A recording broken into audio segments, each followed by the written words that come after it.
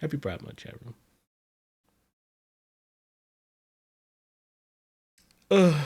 I am whooping and hollering, yeah. Wait, why did it move the audio source so? Fuck. I never understand this thing. There we go.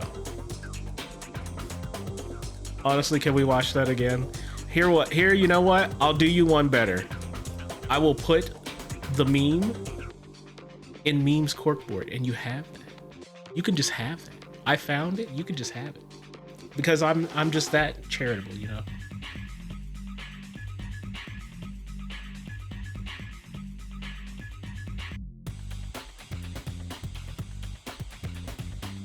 Gosh, Dick, where is Meme's corkboard? That's in the Discord. A thing that nobody can just hit the button for anymore because I've locked that key. I've taken that key away because I've gotten goofy people come into my fucking streams and just hit the Discord button. Whore? Yeah, that's what we call a bunch of the people who will just come into here and just be like, yeah, I'm just gonna hit your Discord button. I'm just gonna walk in. You whores know what's going on. You know what I'm saying? There's like a delay for like the VFX. I need to check on that too. That's another thing I'm gonna have to fucking fix.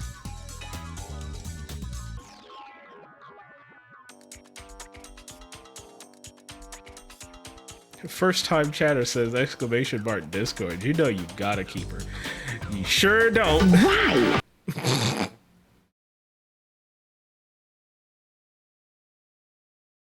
Okay. With that being said, I believe we're ready to go. You may be noticing a distinct lack. Yeah, of Raffatelli. Guess what? That was a mod I had on Windows. I'm not 100% like, you know, strength yet to talk about like, yeah, I want to mod a game on Linux.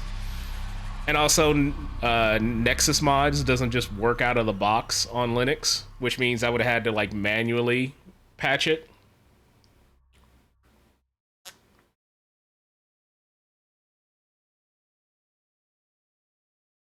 How did the Linux move go? I had to reformat 2 hard drives. Positive.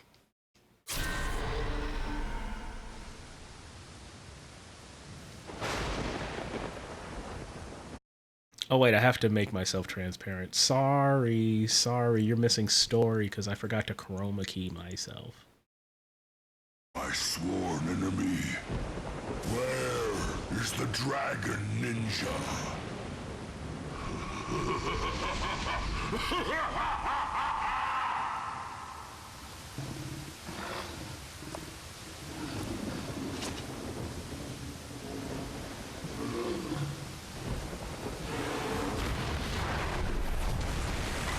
Honestly, like it without the transparency. Nope. You're getting the transparency. That is a pet peeve of mine. Watching other streamers. This is going nowhere. Ryu never would have left a fiend behind. It's like they're swarming up out of the depths.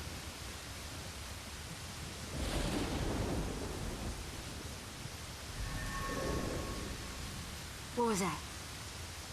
Something's out there. She must be cold.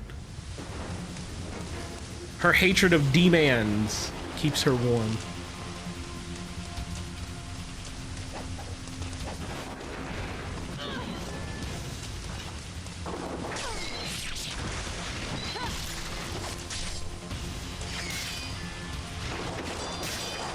Okay, we're gonna have to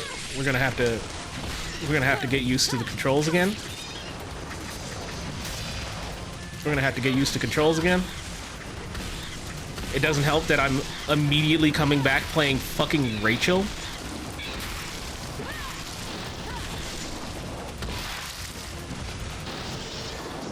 Look at the size of that shelf, man. She wants for nothing.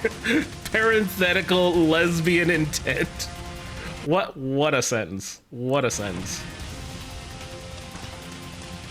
Get them used to the fact that Rachel plays worse than Hayabusa. Unfortunately.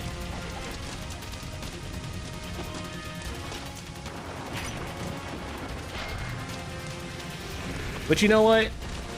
I think that's okay. Jesus Christ. Jesus Christ. First thing around the corner, dog?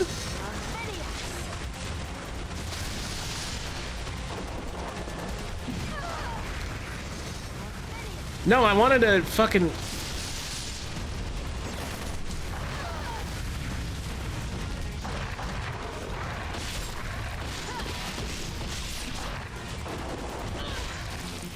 It's just the fact that she's very stiff.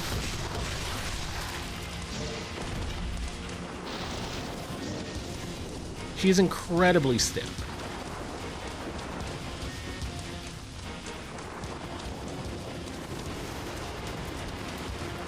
And I think she's even more stiff than Momiji. Or Momiji, or however you want to pronounce her name. I've heard like 6 different pronunciations of how to say her name.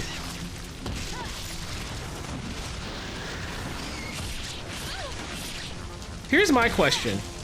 How come Rachel is never in any of the DOA games?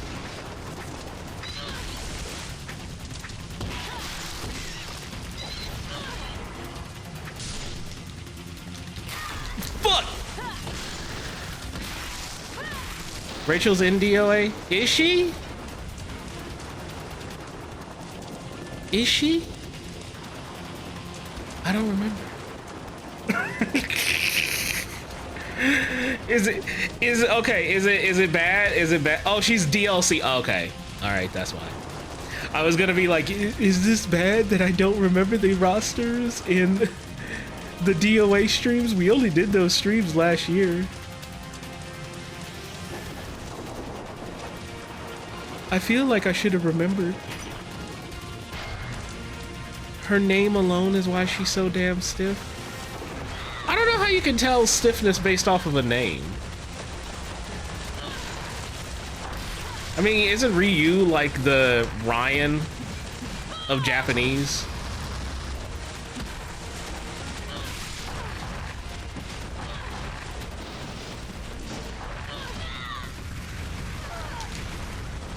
She takes Spartan Nicole's moveset. That would make sense, actually. I'm gonna be real. The main reason why we did those DOA streams were to fucking just play. Hey, I want to play Spartan Nicole in a fight game. Doesn't DOA already have a number of blonde white women? Well, look now.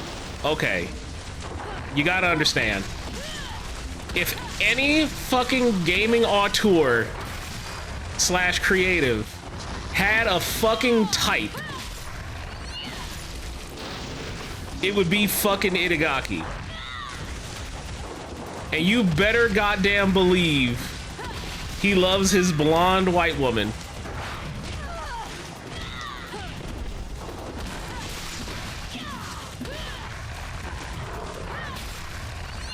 Isn't it just Tina and Helen? I think those are like the mainstay ones, but like Itagaki regularly comes up with like designs for blonde, big booba white woman.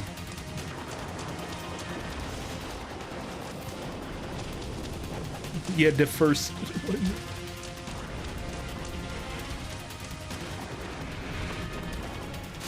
Wait, what does that mean? Actually, I don't know.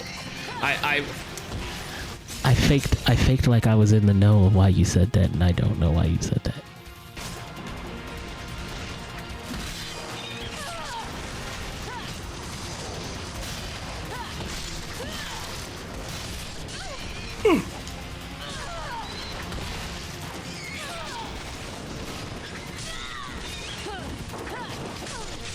I was also lagging.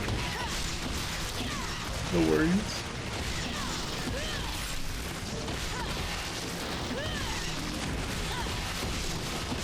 We're just hitting combos. We're just hitting white woman combo. Ooh!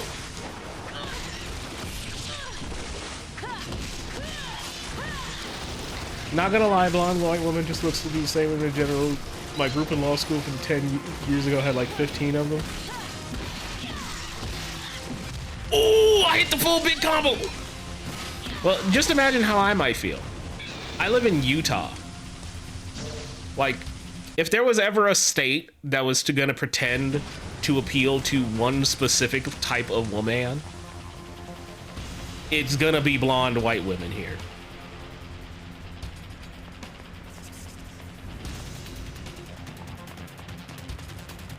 Gotta design better blonde white women. Just interesting. Blonde white woman. You're like, you want to know the most interesting blonde white woman that stuck out in my mind recently? The fucking villain lady from Andor, Star Wars Andor. Also, I may have been watching a little bit of Star Wars Andor with Ember and the rest of the gang. Emmy. Don't tell Emmy, but Emmy is actually very quite plain. But that has its own appeal. Does she have white girl sweeps? Emmy? Yeah. Dick, plain positive. She's very quiet.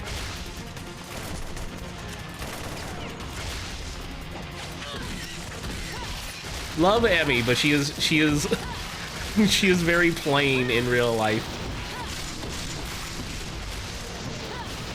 She is very quiet. She is... I know she's streaming right now, which, by the way, shout out Emmy. She is the type that you absolutely will see at, like, the anime convention, the meetup.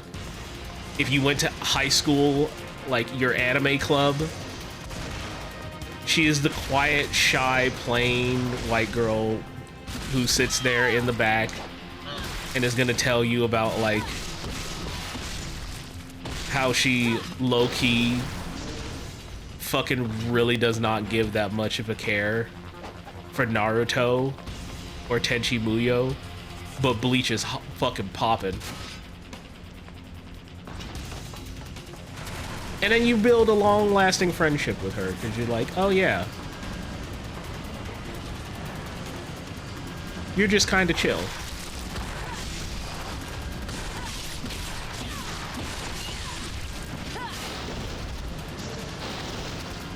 I do hate Sophia and SoulCal. You and Kian. By the way, we might do like another fighting game night relatively soon of like SoulCal and a bunch of other games that you could just do on Fightcade.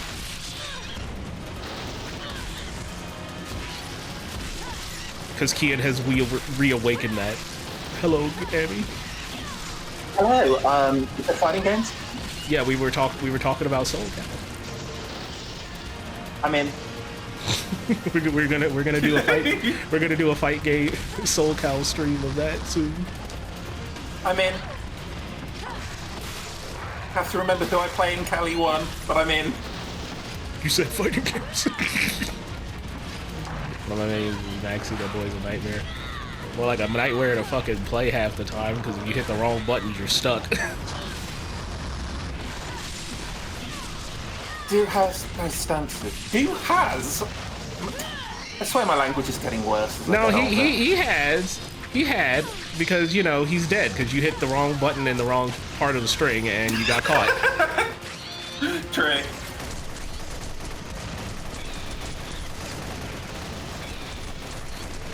Wait, is this just OD? Oh, hold on. Yeah, they just gave her an assault rifle in this one. Never had issues playing Nightmare. No, not Nightmare. I meant not Maxie. Good old Maxi is pad. a nightmare. Yeah, good old Maxi pad.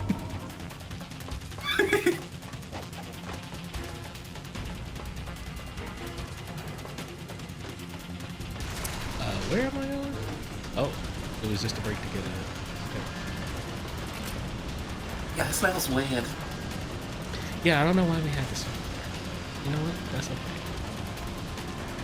This is the perspective If you Itagaki couldn't wants me to tell. play the game. If you couldn't tell, this is one of the levels added for Sigma 2.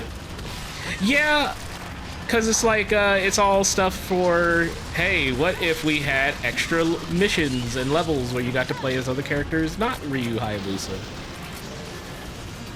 Yeah, and when they were advertising this game, they made a big deal about, look at these 3 lovely ladies you'll be playing as for 1 level each. Oh, 3? Oh, do I play as Ayane 1 level? Yeah, there's an Ayane level later on. Ayane is, I would say, the best of the 3 to play as, so you've got that to look forward to. Good. Actually, I had fun. You know what? I'm gonna say something very challenging and daring. I had fun playing as Momiji. Momiji's okay. She was perfectly cromulent, as I've been hearing people trying to normalize that into their vocabulary. Yeah. I've been watching a shouty Australian YouTuber who's been saying cromulent a lot. She was perfectly fine. I did not have any issues playing her. Racial here is a little bit rough. Cromulent is a Dino word. Dino absolutely has stolen the word cromulent from someone else as well. 100%. 500%. I can firsthand tell you Dino does not in his day-to-day say the word cromulent. What is happening with the camera? It's Ninja Gaiden.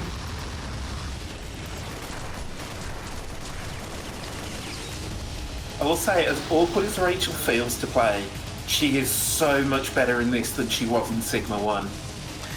Agreed. I remember her playing her in Sigma 1, playing, not even Sigma 1, I'm playing Ninja Gaiden Black. And she was not fucking fun. I had such a rough time playing her. It was... Ugh. I'm wondering how that happened, because I don't think she's playable in Black. I swear I remember... I remember playing... I swear I remember playing her. And it was during that stream. I guess I had a cursed build. I did. I had a cursed build on my Izuna. Maybe you played Sigma back in the day or something, because like her being added for Sigma was one of the big selling points. That and the jiggle with the 6-axis. Oh yeah, no, we watched the video of that. Because Kian was like, Dick, have you shown chat this? And I was like, what? You have fiend blood in your veins. Are you searching for the dragon ninja as well? Maybe I am. Somehow, Rachel, normally you have to I move your suspect mouth to we speak. have different reasons for seeking him out. It doesn't matter. You'll never find him. That's better. Now go back to the underworld where you belong.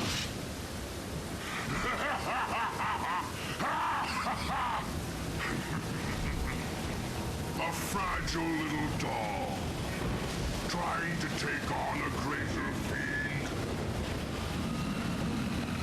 Very well. Show me what you can do. I do love his Power Rangers Saturday morning villain design here. Oh my god.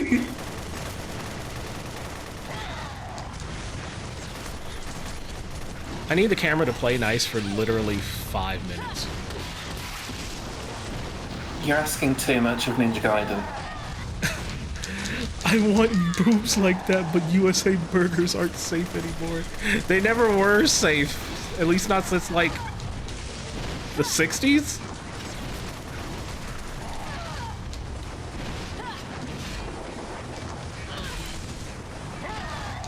Okay. I was so dismayed to find out caffeine can affect estrogen intake. I've been hearing I that. had to lower my Coca-Cola intake quite a bit to try and offset. I've been hearing that quite a lot actually lately. And I don't know the context as to why. Can I heal? I cannot heal.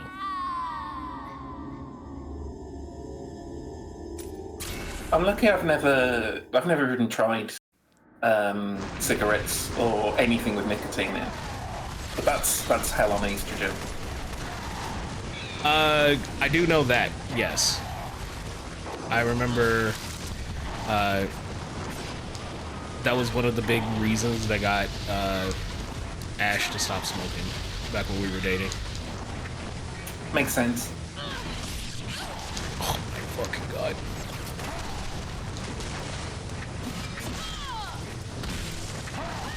Holy shit, he is the most annoying boss design.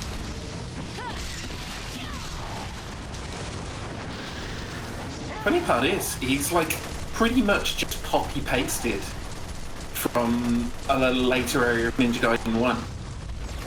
I mean, I believe that. The devs of Sigma 2 were like, we need a new boss for this new chapter. Control C. Oh. A chain 100-hit combo.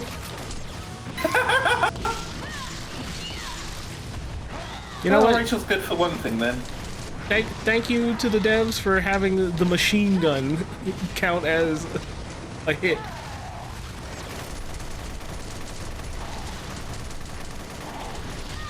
Because this boss fight is incredibly annoying.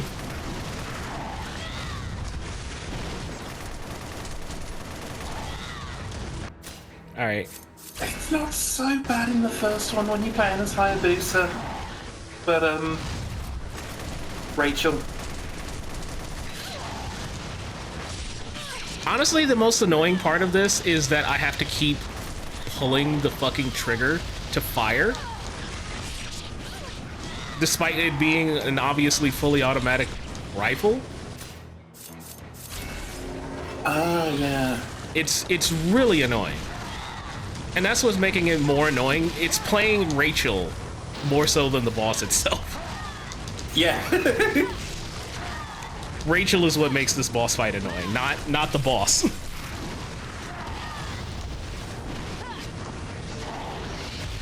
Fuck.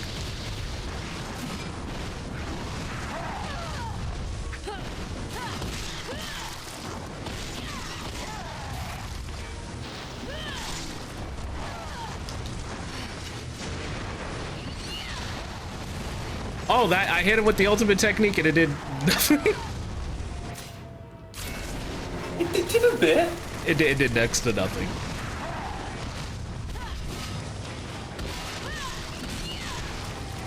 Okay, compared to just fucking hitting him, yeah, it did nothing. Oh, okay. All right.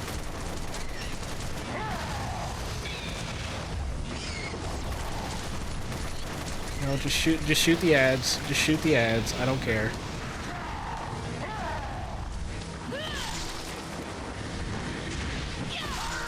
Let's go! Hey! I have nerves in there!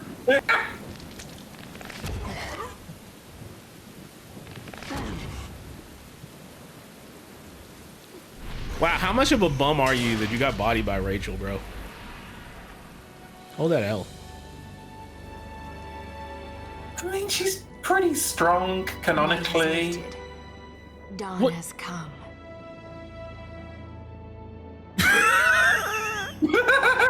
Okay. Roll credits. Yes! Yeah, just roll credits, I guess. Wish I could get bodied by Rachel.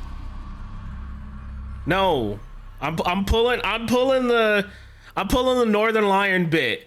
No, you don't need to get like fucking murdered by a woman. You need like healthcare and like mental support to take care of yourself. And I think Rachel could fix a few problems with me. No.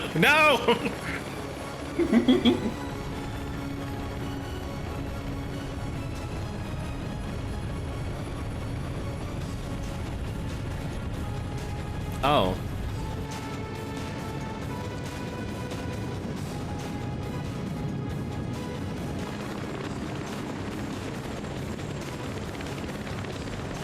Yeah, why don't y'all go after, Bringing us in. Ryu's main girl here?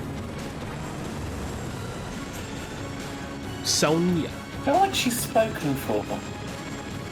Nah, you gotta just study all the moves. It's Sonya.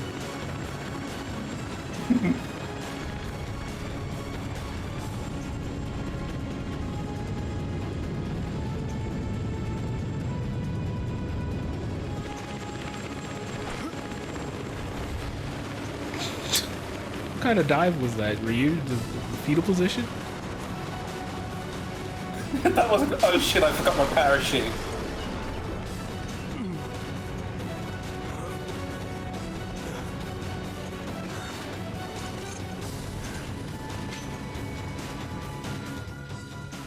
You gotta take better care of the dragon sword, Ryu. We are not using the Eclipse Scythe. Where's my baby, the Lunar? Look how deep that sword was. Yeah, I don't know.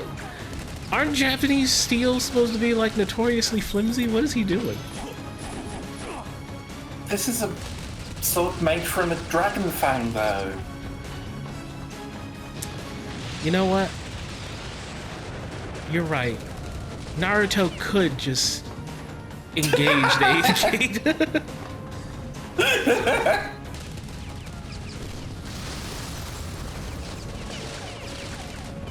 He just has to believe it himself.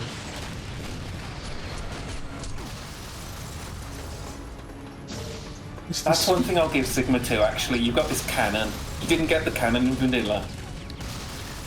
Yeah, I would have been stuck with the stupid fucking bow. In vanilla, you can charge up the bow and do a super bow shot, and that's how you're meant to deal with this shit.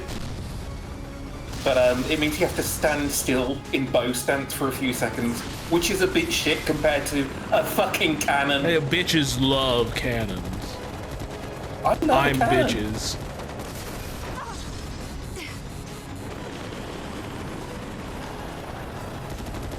Wait, what do you mean you can't charge the bow in this? Oh yeah, they took out bow charge for Sigma too. Wait, for real? Can I genuinely not? Oh my god, you're right, I can't. As long as you like, it never charges. You're right, that's... why?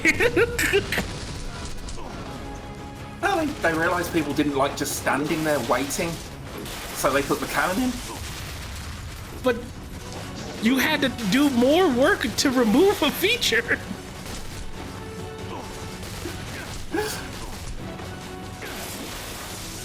I mean, with it not there, people won't be tempted to use it, so...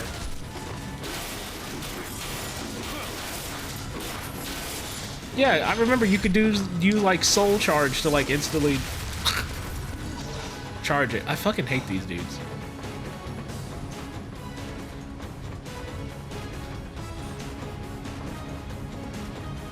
Switch does not respond.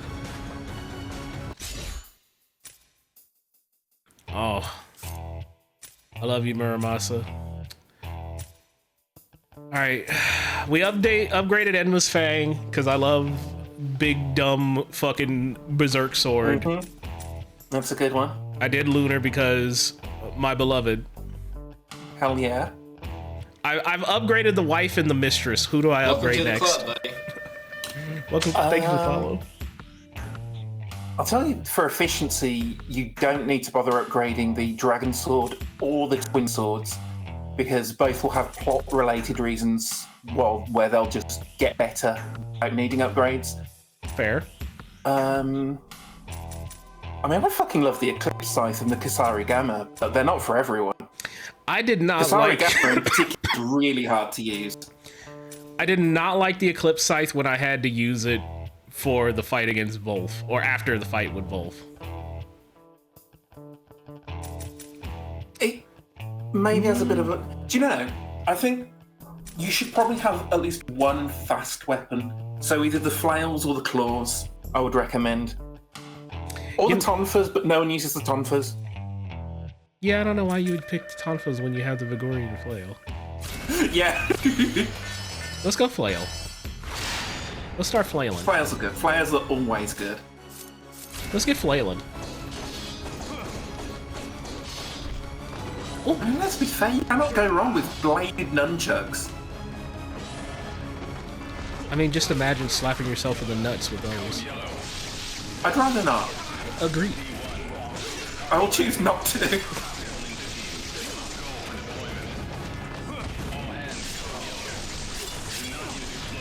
Oh. Yeah, that's the flails. Oh, let's go. Let's go. Let's go.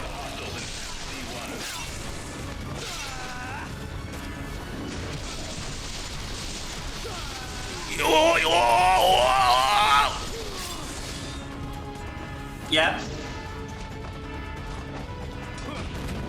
I mean, I'm not gonna lie to you. Shit like this is why I wanted to play Maxi in Soul Calibur. When you start popping off, it is the swaggiest, sauciest shit ever. I fear the fucker that has learned his stance roots. Yeah, no, you're some kind of monster. You shouldn't be at the you shouldn't be at the quick casuals, bro. Get out of here. Put that shit away. Put that shit away. Like, I'm probably still winning because I play Raphael and Raffatelli, and Raffatelli's easy mode, just poke, poke, poke. It's true. That's why I can't fucking remember if I play in Soul Calibur 1 because I play Raphael and everything. Yeah, he's not in Soul Cal 1, so you're gonna be stuck. You're gonna have to work. I don't actually know how to play Soul Calibur. I know how to poke with Raphael. That's it. Thank you for the lurk. Oh fuck! You have the Slife Equipment attack and the wall jump where you straight up DMC Scythe throws and comes back. I believe it. This is still a little too still a little too delicious. Mm-hmm. I am a child eating his plate of spaghetti, and look at me, I'm covered in the sauce.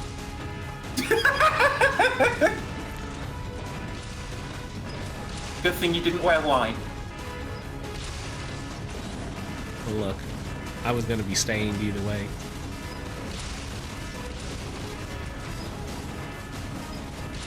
Oh, is that a box down there? Because I don't want to fight the stupid fucking robot that instantly blows the hell up when I kill it. He wants to fight you! I know he wants to fight me, he's annoying.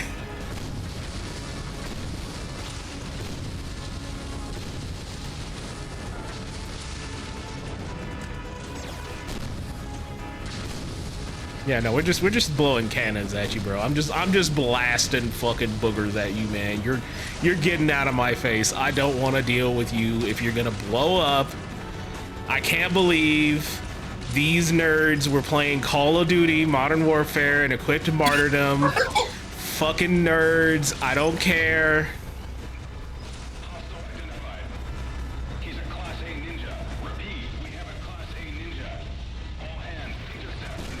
That's head ninja in charge for you.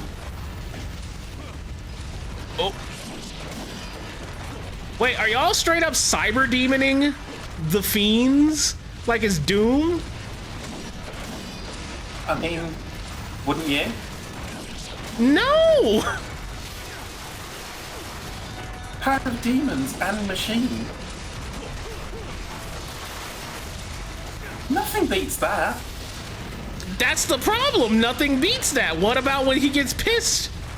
What about when Tony here comes in and finds out that no, it isn't Pizza Thursday. Pizza's moved to Fridays now. Well, then you say, sorry, sir, I'll get you a pizza. And see, that's setting a bad precedence. It is. But if he's on my side, I'm keeping him that way. Sorry, I had to switch to lunar. The range this man was poking me at was pissing me off. No, yeah, I get it. Went from peak, I just throw hands enemies that was Vol's army to the baby boy mech crap. I loved Vol's army. Look, if I've got to join the demons and I get to turn into one of the boys, I'm joining Wolf's army of big dumb werewolf boys. Because all he cares about is like, hey man, you follow orders and you like to punch shit. Welcome to the club, buddy.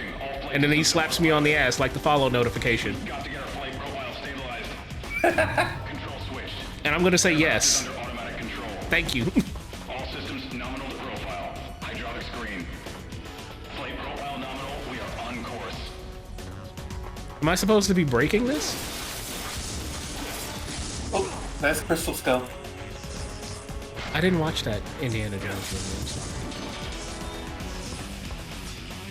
It's not his best. I watched the Plinkett review of it, so I have an idea.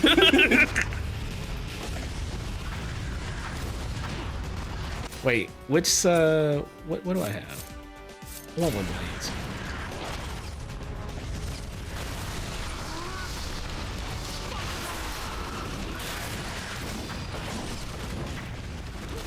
Talking about the werewolf boys though, that's another thing that was changed for Sigma 2. Because the Sigma 2 engine couldn't handle as much shit going on at once. The werewolf boys, there's fewer of them, but they have more health. What? No! But that also means that the best feature they had in vanilla isn't in this version. Which was because there were so many of them, they would pick up the bodies of their dead comrades to use as projectile weapons. Which is hilarious. Yeah, and it's just not in this version. I remember seeing clips of that, of like, fuck, I was watching a YouTuber who was literally covering like all of the Ninja Gaiden series, because he's one of those cracked individuals who's like, yeah, I play all of the Ninja Gaiden games on the hardest difficulty for video purposes. I can't do that. I can't do it love either. These games. I've never completed one of them on the hardest setting. He was doing secret rooms on like hardest difficulty. I'm like, bro, you might just need to seek help. But I'll watch you do it. Like, do you ever watch someone play a video game? And I'm one to talk, being an obsessive autistic. But do you ever watch someone playing a video game and just think, mate, there's other games. You can buy a second video game. You don't have to keep playing this.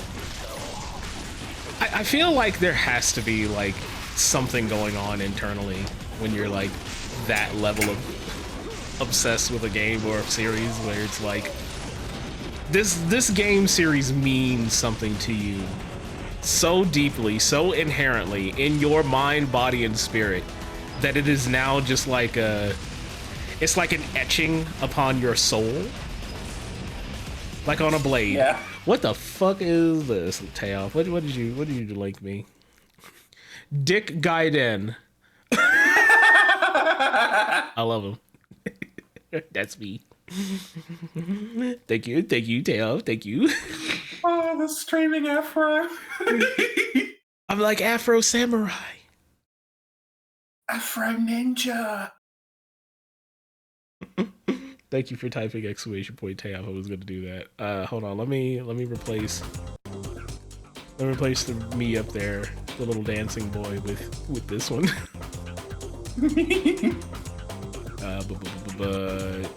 Downloads Dick Gaiden. There he is.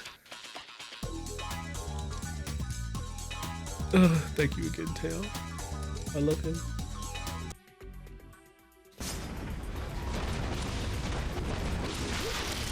But yeah, no. I feel like you have to have like a series etched into your soul, and like this might come across as rude, but I mean this with the best of intentions. People like that, I hope you never get another like addition to your series. I hope they never change a goddamn thing about your series. I hope they never do anything other than just keep releasing the same games that you love already in the exact same way that you're autistic about it. I get it. I get it. I get it. I played the new Onimusha demo today. I get it. Yeah. It's not terrible. It's just not Onimusha. Agreed. Like, I did a whole like bulleted write-up of like all my thoughts on the new Onimusha demo because I was like, this isn't bad, but man, I came in hoping for more Onimusha, and you guys saw me fucking play like Onimusha 1, 2, and 3 relatively recent. I wanted more of that. I was going in either expecting more Onimusha or a Souls-like, and I know you're not hot on Dark Souls, and that's fair. I would have been fine if it was more like a Sekiro. Yeah, but what they actually seem to be doing is a pretty standard AAA third-person action game. Yep. And it's like a pretty good example of one of... I'd rather play that than Horizon Zero Dawn or something. I agree. And I also add to that the idea of, could you have just called it anything other than Onimusha? Some people are wondering if, like, maybe it was like halfway through development as a new IP and they went, hang on lads, I've got an idea. Because that's how Japanese people talk. Yeah, with their British accent. Yeah. Like, I still, that was so distracting to me. I was actually mad at myself more than anybody when I was playing that earlier today and didn't set the voices to Japanese, and I couldn't fucking switch it back mid-game. And I was sitting here like, I don't know how long this demo is. Is it going to be worth me switching, stopping the demo and restarting? See, I actually kind of like the British dub. Like, I don't think there's any reason that they shouldn't be British. There's no, like, set accent that Japanese people should be speaking in English. It's just it is a bit jarring compared to, again, every other Onimusha and most other games. Like, it just feels weird whilst playing. What are you gonna call it, Kiyotsugami? Yeah. Anything. Pragmata just came out, and that was good. People like Pragmata.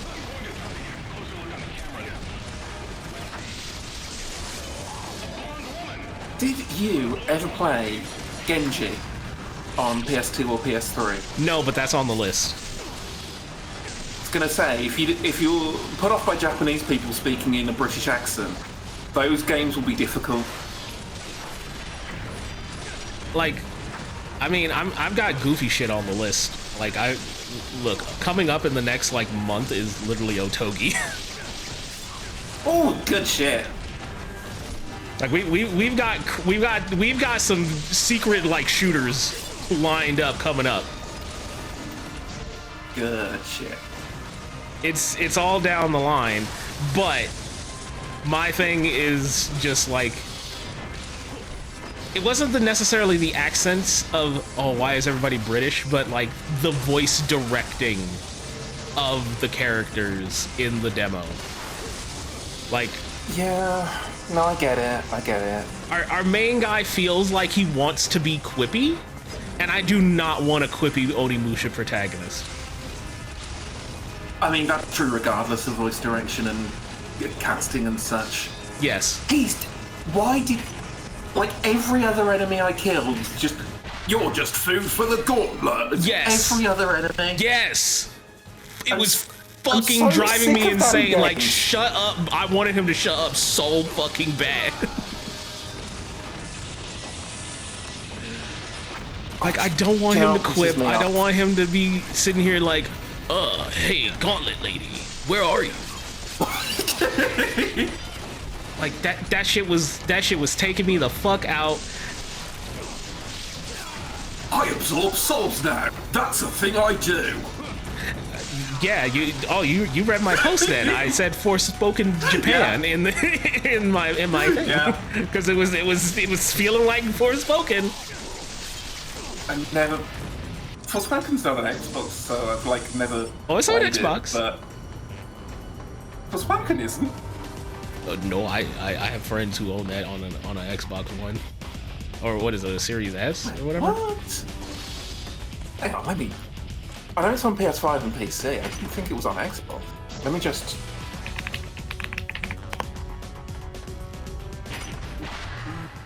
Nope, it's not on Xbox.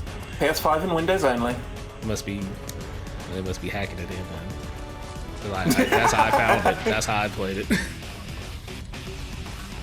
And like I say this as somebody who used to defend Forspoken back in the day, I don't want writing like that. Yeah.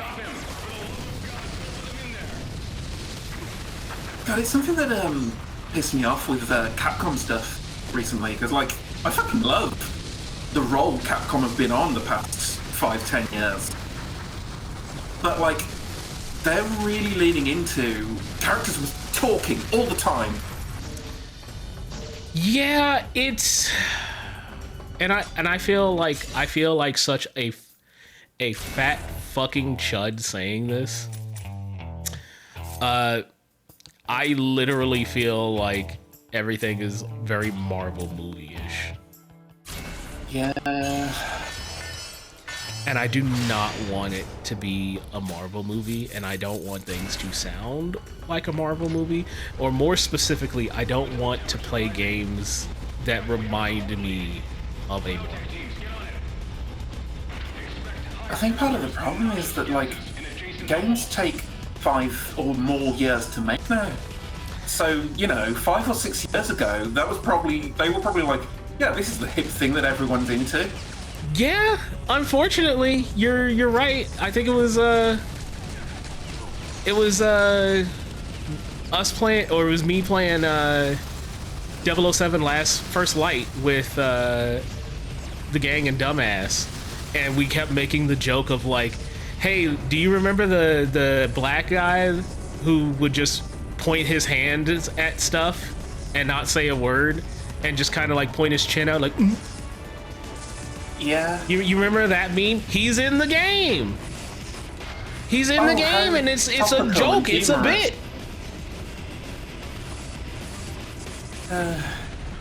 GTA 6 is gonna fucking suck. It's absolutely gonna suck. That game's been in development for like half my lifespan, it feels like. I was more so laughing earlier because I was talking to somebody else like, hey, no, I was talking to my like college boyfriends. Hey, do you remember when we were in college and I got fucking GTA 5 for the Xbox 360? And he got so fucking mad at me of just like, shut the fuck up right now. You were not playing GTA 5 on your 360, and I pulled out my old box copy of GTA 5 for the 360. Yeah. And for context, he's one of those types who like plays GTA online all the time. And he was just getting mad at me of like, that game was not on the fucking 360. You shut up right now. Like, being fair, what GTA Online has evolved into, no, that wasn't on the 360. GTA 5 and a version of Online were, though. Yeah, sure. Just fucking hell, that GTA Online has received some long-term support, let's say. I mean, more power to them for having fun with that, but like, the main game you bought for that, yeah, is so old that it came out for the Xbox 360 and the PS3. We're at the tail end of the PS5 gen, and it's still not out. The next one's still not out. Yeah. Okay, I kind of see why you fuck with the Kusarigama. Part of it is just like, even if the Kusarigama was like fucking terrible, I'd still be using it because I think it's the sickest weapon. Just Conceptually, visually. yeah. Yeah. I love chain weapons. I love sickles. Ooh, you've given me both in one. Okay. I thought you were going oof because of Big Booba. I mean that too. I will not deny I am pretty gay for the ladies. We don't want to bring her down quite yet. Trust me. And What? they have a mind of their own. Yeah, I was gonna say, is she literally breasting boobily? Calm yourself. She's breasting the boobliest. I will handle this. Emmy, how many PS5 exclusive games do you think they are? Think there are a number? I mean, there's more now that Sony have stopped hoarding them, but it must have hit double digits by now at least. I know there was a period where it was still single digits. I always make the argument of every time this conversation comes up, I say how many are worth playing, and I say it's still single digits. I mean, I've got to confess, I've never been like, oh yeah, because I've never been super into a lot of PlayStation exclusives outside of Demon's Souls and Bloodborne, which, let's be fair, FromSoft more than Sony. They don't fuck all the piss to me. So, if you were to ask me how many PS3, 4, and 5 exclusives there are worthwhile, it'd be single digits. Okay, so I'll say there's a lot of PS3 exclusives that I've liked, and those are literally the games that I keep on emulator. PS4? Yeah, I'm with you 100% of the way. Yeah. Like, I didn't get a PS4 on launch, but I got one pretty early on when they announced Bloodborne, and I was like, well, I'm a whore for FromSoft, so I pretty much have to. And it was like, ooh, this is maybe the weakest one they've done. I still like it, but oh well. oh, are you not a diehard for Bloodborne? Unusually, I'm not a huge Bloodborne fan. I think it is that director's weakest game, but I know I am in the minority on that one. I know most Souls fans go mad for it. That's fair. I think that's understandable. I still have yet to play Demon's Souls, but I'm going to be honest. Bloodborne was probably the most approachable Souls-like I've ever played. I get you. Oh, Tess has a whole page of the PlayStation 5. Oh, let's open this up.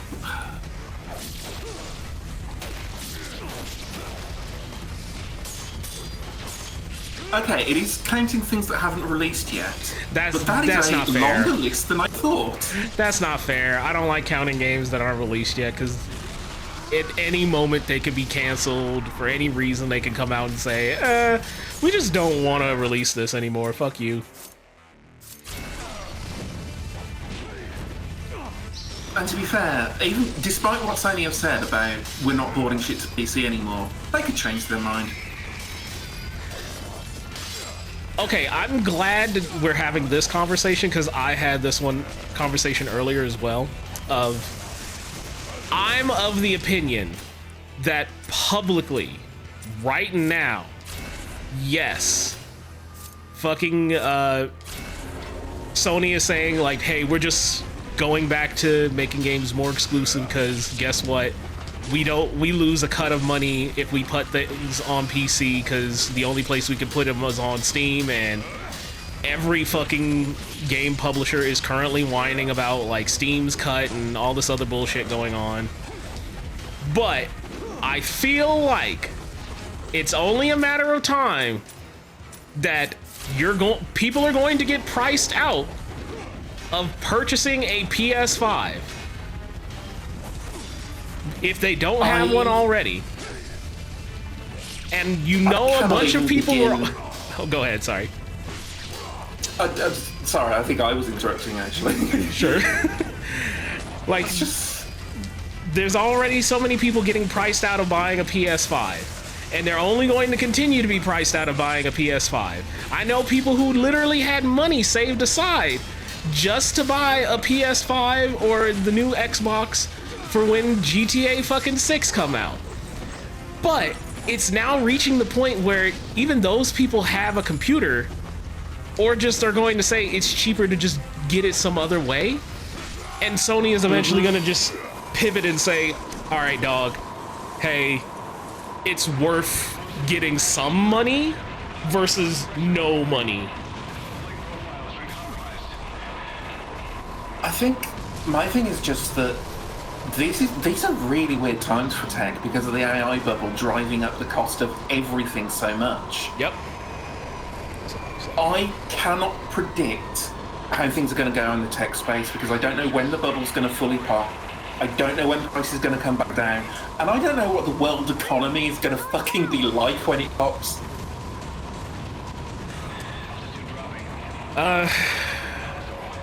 So as somebody who has been watching things very closely and talking to other people with other contacts, especially in other spaces, because, you know, I'm still looking for a job. The reason why the bubble has refused to pop, like most things, there is a ridiculous amount of government backing into the space. Yeah. Like, what was it? The last big report that came out for AI was literally that, like, hey, every single AI business has literally lost money except for NVIDIA. They are the only profitable company. And then on top of that, it's literally, hey, they've still sunk more money into this than they've made overall, Yeah, if you count it's like previous years.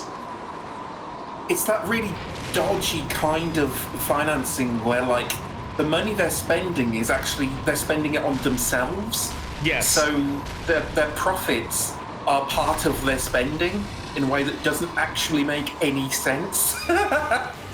Not in the traditional sense, nope. Oh, just a sec. This boss, I gotta warn you. Who the fuck is this? This is the armadillo. Oh, I love usually him! Oh my god! Usually I don't spoil mechanics or anything, but I'm gonna spoil a mechanic for this guy, and you will thank me. When he dies, just guard, just whatever you're doing, stop, hold guard, and don't let go until the next cutscene starts. Oh, I have an idea what you're getting at.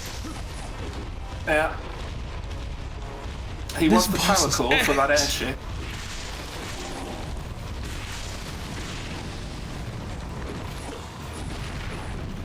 Oh, but I love his design. Oh, he's just like a big, like, don't touch me boy. I love him.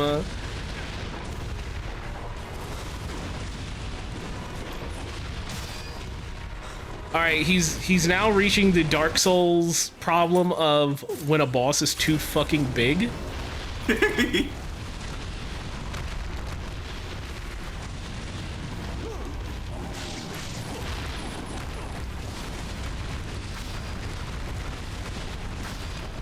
Okay.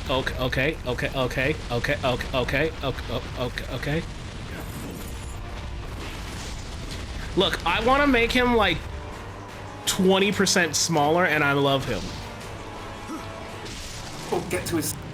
Oh, okay. Oh, it just auto-teleported me to his head? Yeah. Now hold guard. Oh, right now? What the fuck was that?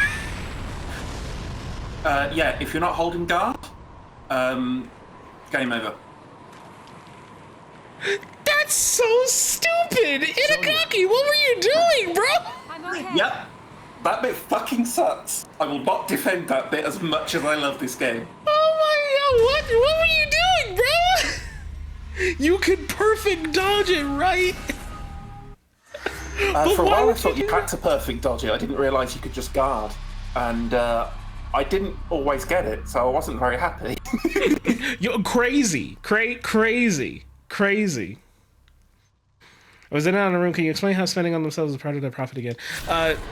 reinvestments can be classified as profit because you're spending money on the business. And spending money on a business to essentially grow the business can be considered as profit on your EBITDA, which is a long acronym that I'm losing brain cells trying to remember what it fully stands for, but just think of it as equity. When High Infernal Priest Dagradai resurrects and restores the Archfiend to power. I love the fact though that Copilot has switched to token based, and Literally everyone had to switch to token based because they were realizing like, hey, we took a look at the financials and we're actually losing millions. Yeah. And I don't know about anything other than Copilot, but Copilot is still being subsidized by Microsoft. Whatever you're paying for, you're getting like double the amount worth, pretty much. And even with this, businesses are like, if we keep using Copilot, our expenditure's going up like thousands of %. So everyone's just fucking cancelling Copilot. And this is with it still being subsidized. It's actually very funny because all of the people that they were getting rid of and saying, oh, well, we could just cut jobs because we could just use AI. And now they're realizing that they're losing a lot of money due to all of these AI agents aren't actually profitable, or we can't keep paying for them anymore. It's actually very funny because now all of my friends who were sitting here talking last year for like the last year and a half even about like, hey man, it's really hard finding a job. They're now like, hey, I'm getting called all the time. Because they're realizing that it's actually cheaper to just hire me back. Yeah. I even actually reached out to my old company and fucking found out that like, oh look, they're actually hiring for my old role. Funny that. Funny that. God, I think one of my favourite things I've seen in the light of the token-based billing is someone putting out a PSA on Reddit of like, stop saying thank you to Copilot and Claude. That now costs you money. But the whole thing of using these agenic AIs is to treat them like people. Well, apparently now you have to treat them like slaves. Hey, you're drinking from the bottom of the well right now.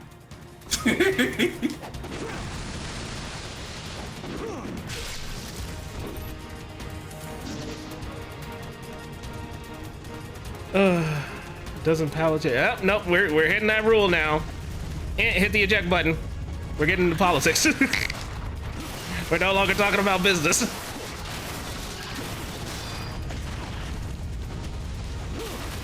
It's a fine line these days, but yeah. Unfortunately, isn't it?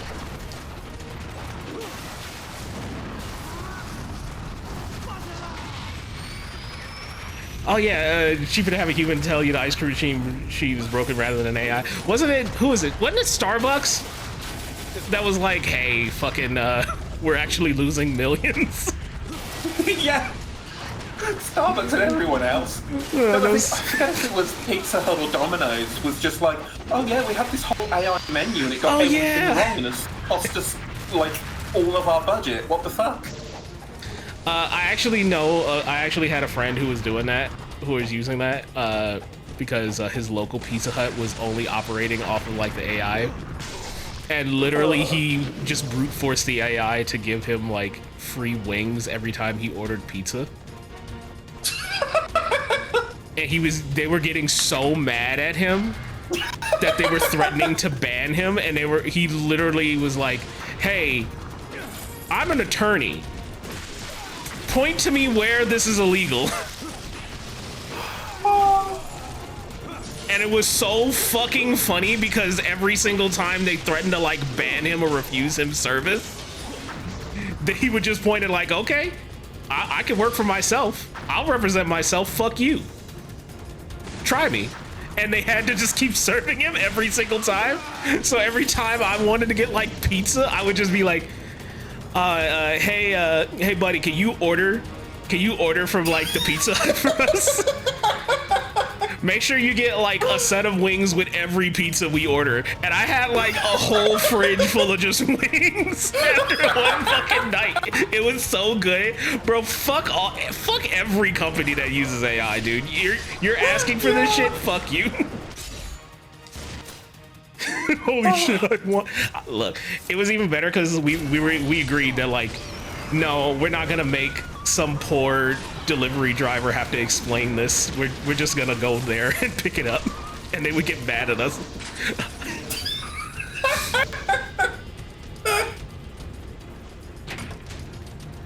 Like, it's so fucking funny, dude. Like, fuck them. Just what was wrong before?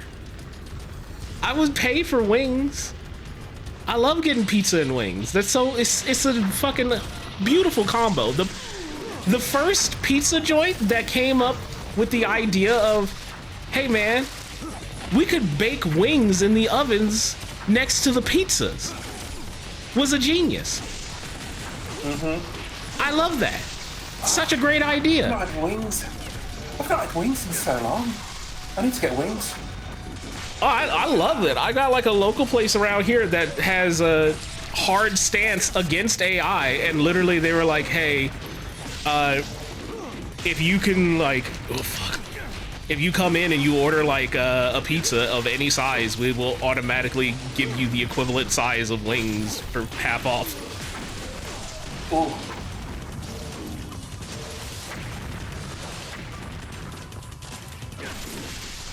It's a staple for a great weekend. Absolutely. Love. If you're gonna order pizza and the wings they got, okay. Here's the question.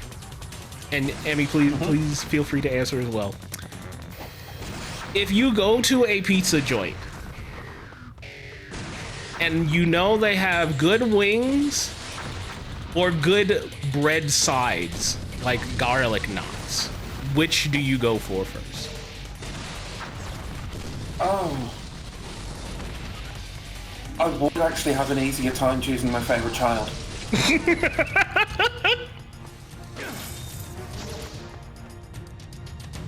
Because, like, wings is wings. Wings are always good. Exactly. But anything garlicky and bready, I'm a half-mast. Wings because I'm already getting pizza, which is bread braised. See, that's fair. You could have more bread. You could have more bread. And the difference is, so again, this, I'm calling out and by calling out, I mean supporting and shaking the hand of the local pizza place that's literally down the street from me. They have a decent, okay pizza. It's okay. It's okay. Abby is a mom. Sorry, that distracted the fuck out of me. They have decent, okay pizza. The pizza was fine, but the wings from there, crazy good because they actually like hand bread them and then bake them, so they're really good. And the garlic knots, handmade, so they're really good. Oh, Jesus Christ. So that's why I'm sitting here like, I don't ever know which one to get. I never know which one to get. I never know which to order. And I always have to order it with a pizza because you get 50% off either the knots or the wings. And if I'm ever ordering like pizza or like ordering from there, it's usually for like a group. It's not just me. I was gonna say, like, I love pizza, but with how these wings and knots are sounding, I might just order the wings and the knots, but the 50% off with the pizza, that changes things. Exactly. So you're seeing my conundrum of like, hey, I really want to keep it. Go with the knots no one died to make them. Well, see, I get your point. Counterpoint, the chicken stays dead either way.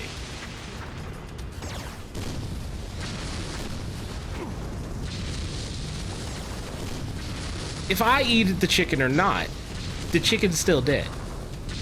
Mm-hmm.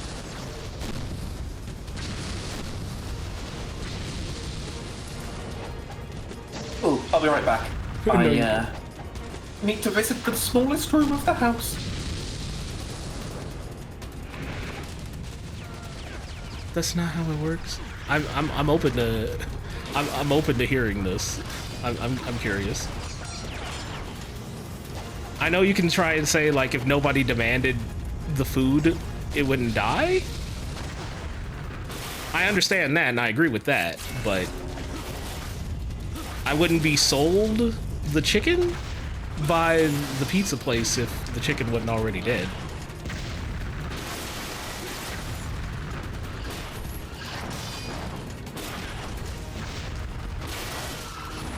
I don't have to say it. Yeah, no, I get you. Trust me, I get you. I get you. And I do feel for the inhumane way. Fuck.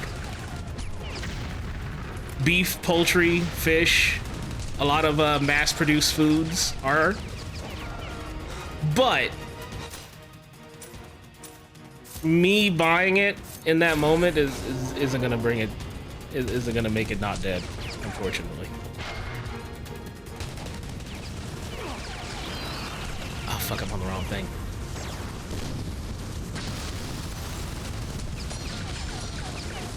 Can I have minty chocolate chip Ben and Jerry's?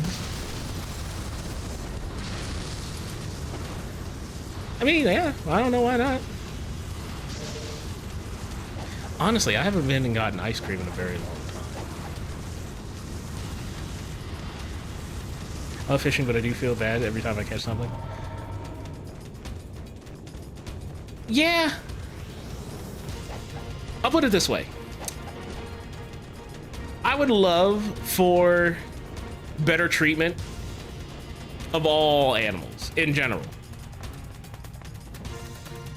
And I would love, even more so, for us to go full Star Trek. I actually know here in Utah, there's a couple of places that are doubling down on lab-grown meat. That I'm 100% behind.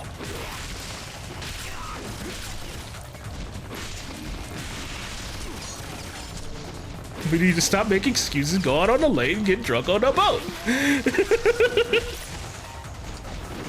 Well, see, hear me out. I'm very afraid of going out on the boat because this bear can't swim. I can't swim. My man, I mean bear. Look, you can be say either. It's fine. Both fine. But no, I fully support the idea of like lab grown meat. I've tried like the impossible shit. It's fine. I would eat it if I didn't have any other alternative. But I do feel like we need to go full. We need to go full fucking Star Trek and do lab grown meat because that is just meat. It is exactly the fucking same. There's no reason not to go lab grown at this point. Hello, I'm back. Welcome and back. yes, lab grown meat is a good idea. Like the only thing I see stopping or slowing down lab grown meat is like the De Beers of meat companies coming in being like, but it's not authentic, you know. Oh, you're saying that you know, if we're given a better solution, there's an institution that might prevent that from happening? Crazy. I've never heard of such a thing. Insane. Looking outside at the nearby cars and petrol station. The other thing you missed, Amy, was we're now trying to get me to drink on a boat, and I'm saying I don't want to go drinking on the boat because I cannot swim. Well, you know, whatever swimming ability you may or may not have, after a few drinks, I'll die. I'll die. Yeah. I'll die. Look, I've also tried getting swimming lessons back in the past. My mother was very adamant about like, Dickolas, you need to learn how to swim. And she made me do, like, learn at the community pool. And I still remember vividly the first fucking day of, hey, it's time to go get in the pool, Dickolas. The first thing we're going to learn to do is the dead man's float. And I remember this vividly. They were like, okay, Dickolas, you just relax your body and you just lay in the water. And I sunk like a fucking rock. I am too dense. I'm sorry. My fat, it don't jiggle, it just fold. I sank, y'all. It fucking traumatized me, and I'm like, I don't want to go swimming no more. If it's a pool that I cannot stand comfortably in at 6 feet tall, I don't need to be in that pool, dog. So you moved to Utah. No, I have a pool here. I have a pool here in the fucking apartment complex I live in. And you actually... I love the idea that you're just permanently on this quest to get as far away from water as possible. That would be funny, actually. And you can't... I don't know how dried up the Salt Lake is. I haven't been in years, but I'm pretty sure the Salt Lake is dried up to the point where it's not easy to just... I think it's actually cordoned off now that you can't just openly go swimming in it. Nothing urgent, but the Discord stream has... Wait, why did the Discord stream stop? She smiled and looked at me. Oh, it's playing the fucking meme video again. That a woman like that. No. That song will copyright claim me. You can't do that. I'll die. They'll shoot me. They'll fucking kill me, bro. They'll fucking kill me. But no, I don't know why the Discord stream stopped. Thank you for letting me know. There we go. Thank you. Ah! Oh, yeah, you never saw these in Ninja Gaiden 1. No, not in 1. But I did do the stupid fish fight last week. Oh, shit, yeah, of course. Of course, I went to bed before that stream finished. Yeah. Look, I don't blame you for not wanting to remember that fuck-ass boss. That boss was ass, I'll say it. The weirdest part is that big fish boss, completely different in vanilla. I remember watching the same guy I told you about do it, and he was like, hey, so I hate this boss with all fiber of my being, because all he could do was just shoot it with the fucking bow. And I was like, yeah, I'm starting to get the feeling that like 80% of the bosses in this game are just kind of either mid or ass. So yeah, that giant fish in Sigma 2 and this version, you just stand on the platform shooting it. In vanilla, you have to like chase it around the arena, hitting it with your sword, water run after it, and it's awkward. That I don't sounds... know which version I prefer, because they're both not great. I'm okay with just shooting it. It's not a fun time, but I don't have to chase after it, because it moves too fucking fast. I prefer the idea of a melee fight with it, but the fact that you have to water run while doing that means it doesn't really work. No, I agree. 100%, I agree. I've just got I don't know if this is a hot take, because like how many people even have Ninja Gaiden opinions anymore, let alone hot takes about it. I think Ninja Gaiden would be better if they just completely got rid of the ranged weapons.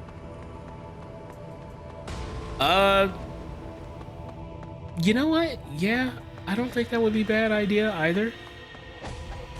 Or at least like designing fights around the ranged weapons. I always feel like Ninja Gaiden becomes less fun the moment I have to manually aim the bow. I mean, I'm even thinking about like Black. What the? fuck? Okay. You're just walking Yeah, around it's here, another buddy? one of these.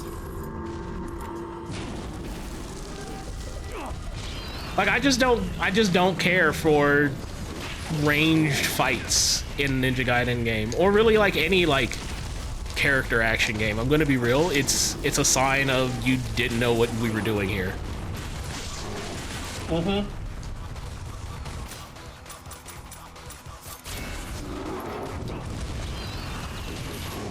If they had like range combos, disengage attacks out of melee, I'd be way more tolerant of it. I think that could be fine too, but then again, you're still not trying to design a fight around the ranged weapons. You get what I'm trying to say? I know I'm saying it poorly.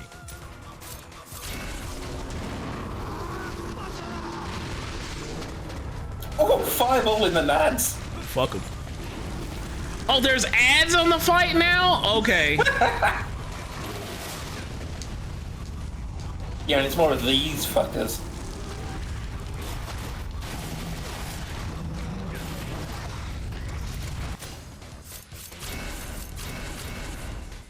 I do get what you're good. Thank Like, you. I don't mind the shurikens because you can weave those into combos. Yes, they're actually built around your natural moveset. But the shurikens are just part of melee rather than being ranged. Oh, it just stuck me in his face. Okay. This boss's name backward is FOMO dog. I do fear about missing out on the dogs. You know what? For all That's my why you dogs. have to be following Frogcast. Absolutely, Dogcast.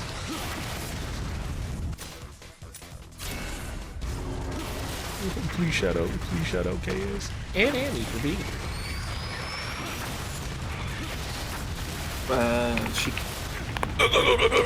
There we go. Oh, really? You already did it. Cool. Bad Beagle Bee. Like- You know what, I B? was struggling then, like, is it exclamation mark Ember? Frogcast? No, just I've Beth. added aliases for all of the above. Because I know I'm going to be dumb and not remember one of these times. Ember. Not, you know what? I don't know if Ember wants to be a bear. Was very tempted to say she'd mind. Wait, Emmy. Your path is one of sound and fury, ultimately signifying nothing. None have survived the purgatory of my flames, not even those of the dragon lineage. All that remains is a memory of fire. Is that why you're fighting me in a snowy landscape? Because you're a fucking... You're a hot-headed pussy? He ain't denying it. He ain't denying it. And viewers like you. You know what? I should have made a command for that. But you know what? I can't think of everything. I'm kind of dumb. Oh yeah, I was going to say the Ghostfish.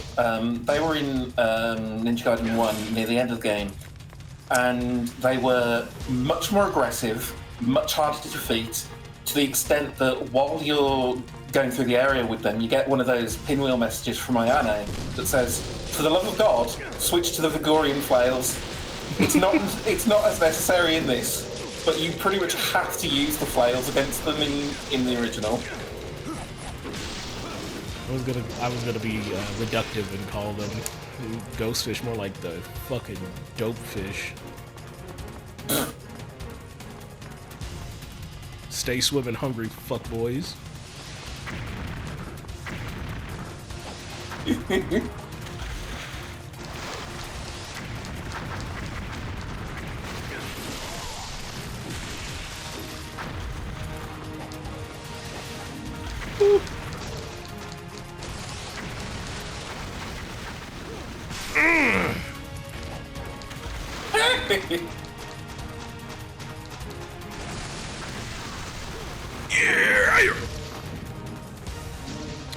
I'm a little swaggy with it when I want to, chat room. I'm a little swaggy with it. That should be the Discord command if you ever bring that back. That's actually a really good idea.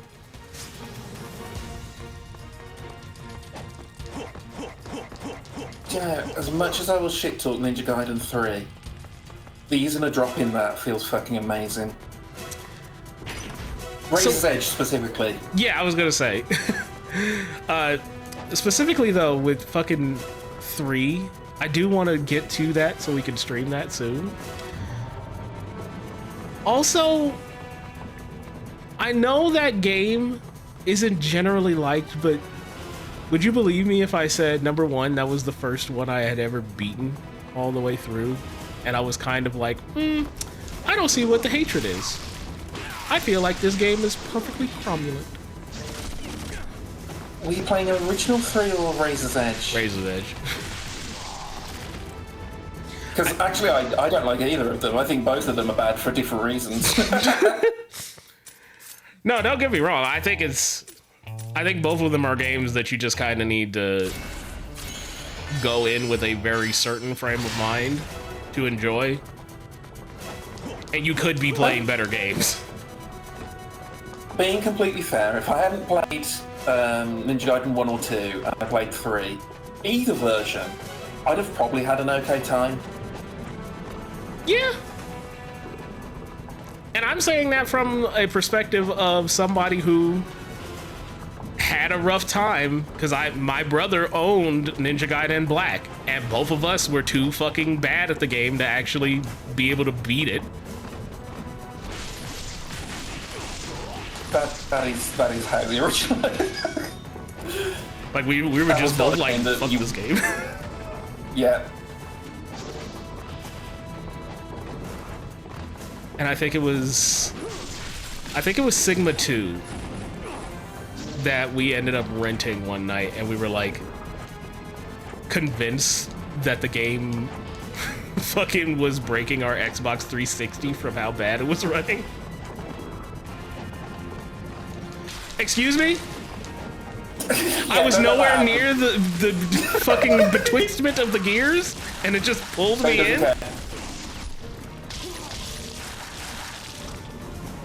Yeah, Ninja Gaiden 2 on 360. Would you believe me if I told you that was released incredibly unfinished? No.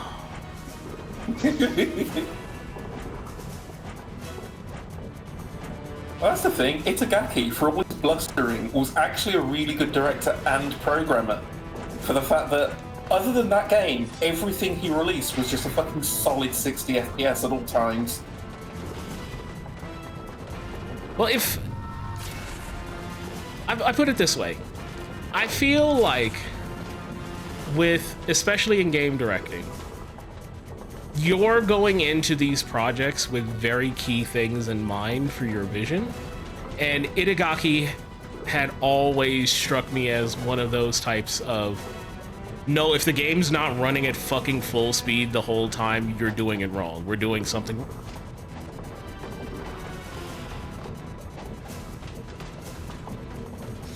Wow, what an interesting new area that I don't see how we got to because I was looking away. And so was everyone in chat. So was everyone in chat. Weren't we?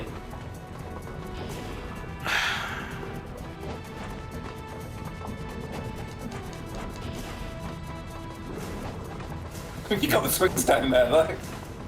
I'm just, oh my fucking god!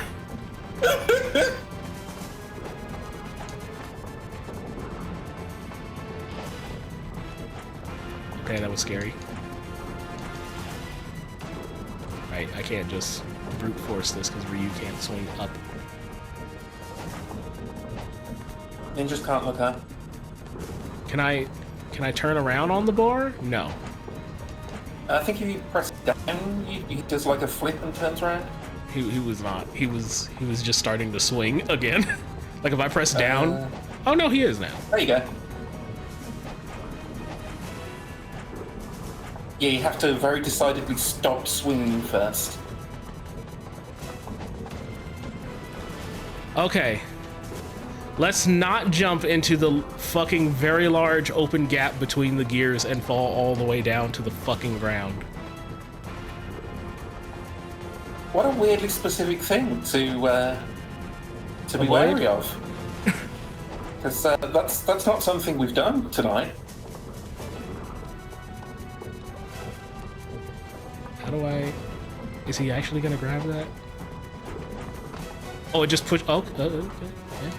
Yeah, sure, yeah.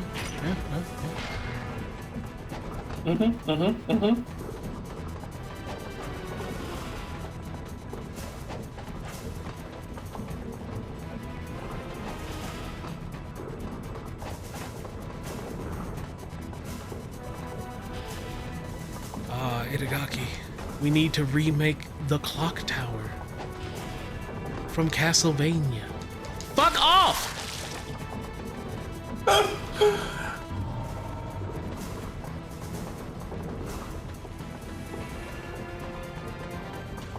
We need to remake that one stage from Soul Calibur 3.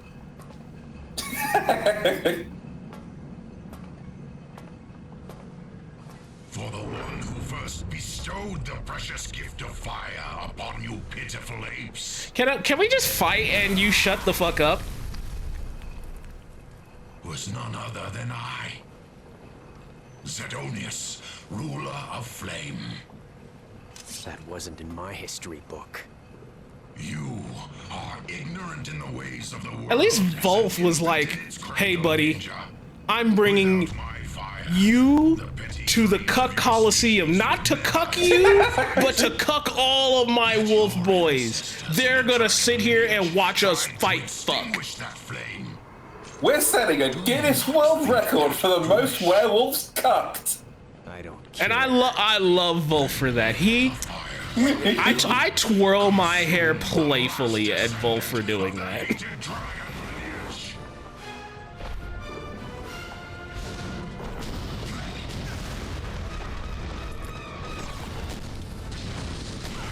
I don't like that he moves slightly faster than the cannon.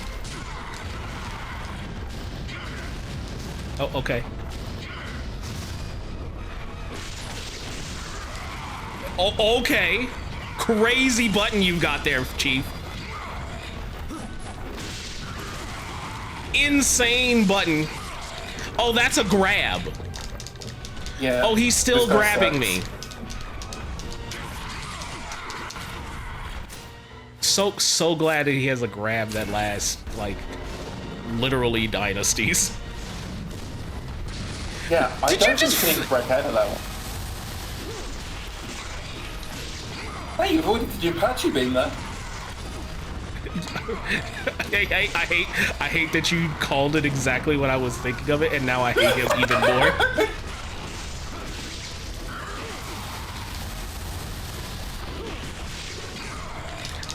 Oh my god. Itagaki, I think something's wrong with this stupid ass grab you gave him because it doesn't work when he has me in the corner. Righteous flames will cleanse the earth of your kind. I'm burning. Ryu, you didn't talk to Volf when you fight fucked. What, did you like this man? This bald-headed nerd? What was that green? Was that the green screening of the flame? That was maybe not the best VFX. That looked really bad. So, I'm aware that this game is essentially like, it's essentially just the original Ninja Gaiden 2 Sigma just running under the hood of like Unreal Engine. Yeah. And they're just like kind of redoing the effects in the newest engine to, you know, give it a facelift. The black all the balls, textures, VFX, it's all been redone. More than just the demon statue. But maybe not. Maybe some of it hasn't been given the same care. It was literally just like, we got it working. Get it out there. He knew Volf was into the silent type. Now, you know what? It's not that Volf is into the silent type. Volf feels like the kind who likes to who likes listeners.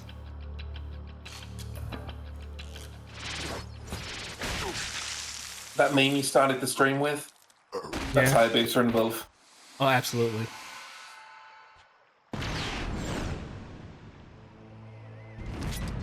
Why did you delete him?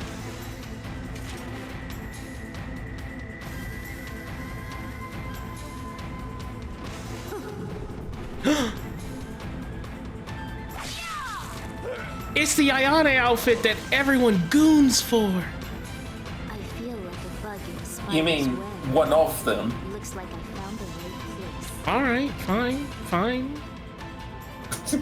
No need to cut my head off like a ninja. I'm just saying. Just like that. Just like that. I'm just saying, you know, she's got a lot of outfits people like. I mean, she's a mainline DOA character. She has to have 8 fucking outfits that everybody goons over every game. Aye.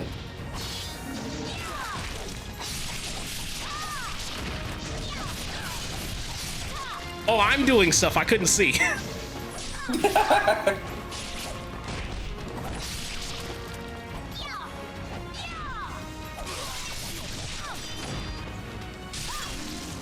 Yeah. Yeah, Ayane's pretty good.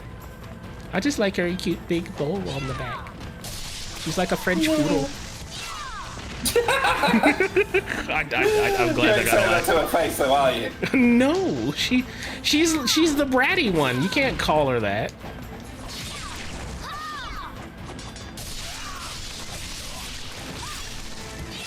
All she wants to do is impress Master Hayabusa and beat up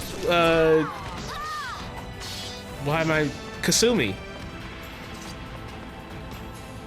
I mean, sometimes they're alike sometimes as well. Like I think they're working together in 4. And I haven't paid attention to anything after 4. I also have not paid attention to anything after 4.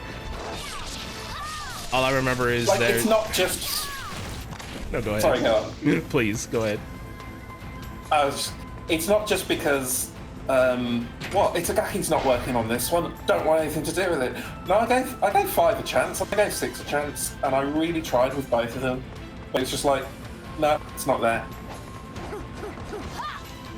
I just could not pay attention to the story it was trying to tell me in between the fights because it felt like okay, what I'm gonna say this in the nicest way possible, but I think you're gonna understand exactly where I'm coming from.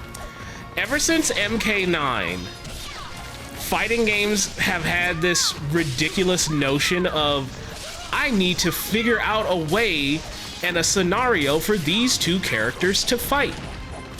And I'm going to pull the craziest reasons out of my ass for them to do it. And I know somebody's gonna pull out like, oh, well, there's small little scenes in like DOA 2 and 3 where like, oh, these girls are literally fighting over a melon.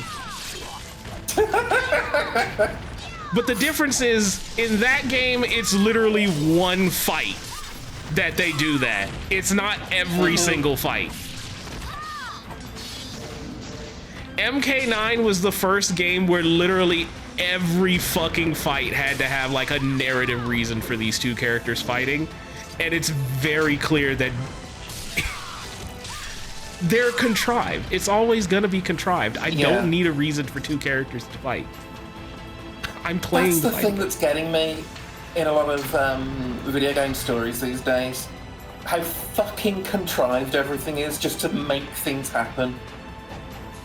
It's a fucking literary technique that I have been told and taught how to do ever since my technical writer days, which is just write backwards. Yeah. And it's really bad whenever you're like writing non-fiction,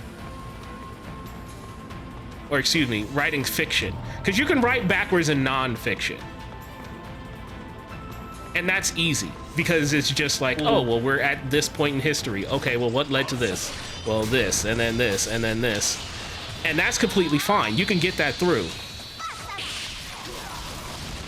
But when you're doing it in fiction, where you have complete control over the story, it's really hard to do it in a way that seems convincing.